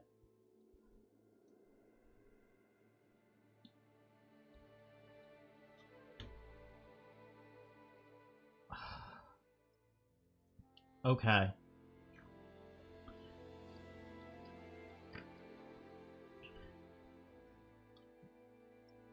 I'm going to take the little sack I have, that I put the initial 8 gems into, Okay. and I'm gonna fill it with the other gems, so that sack now has 56 gems in it that are each worth 15 gold pieces. So 56 times 15. Which is 800 and something. All right. I'm going to take the comb, Mm-hmm. slip it into my bag of holding. All right. I'm going to put 50 platinum and all of the gems in her vanity drawer. Okay. An interesting choice. I'm going to unlock the window. Try to use, like, no one's outside still, right? Yeah, as far as you can see, yes. I'm gonna just kind of quietly slip out the window, kind of leaving one of my thieves' tools in place so that I can, like, jimmy the window latched again. Okay. Go ahead and give me a thieves tool check for that particular bit.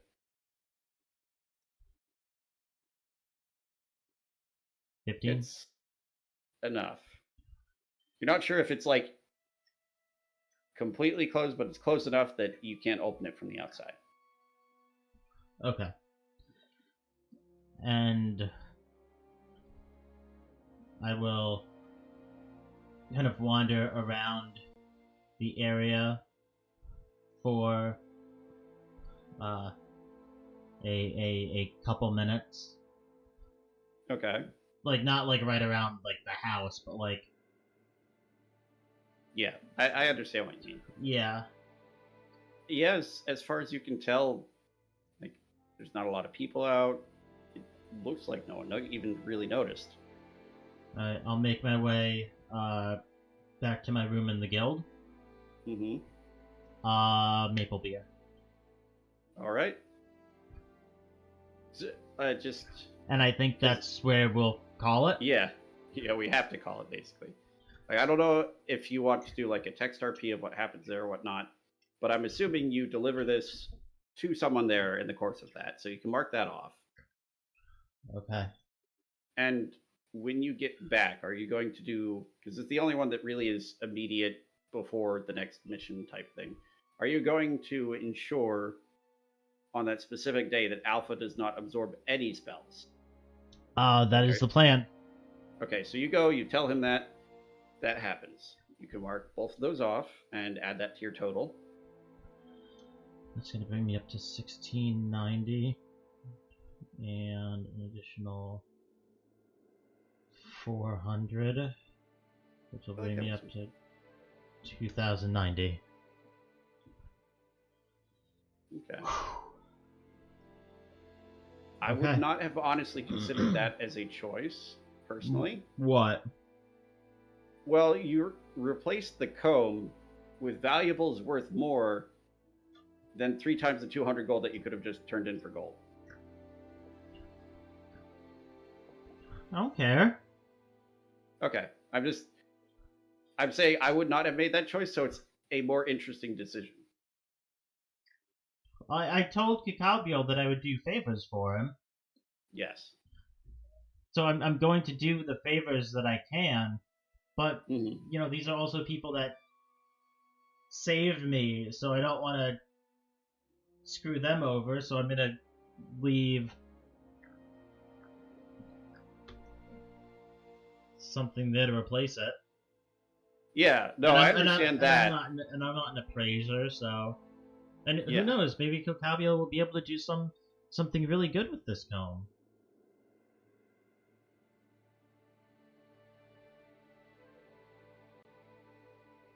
That's how devils work, right?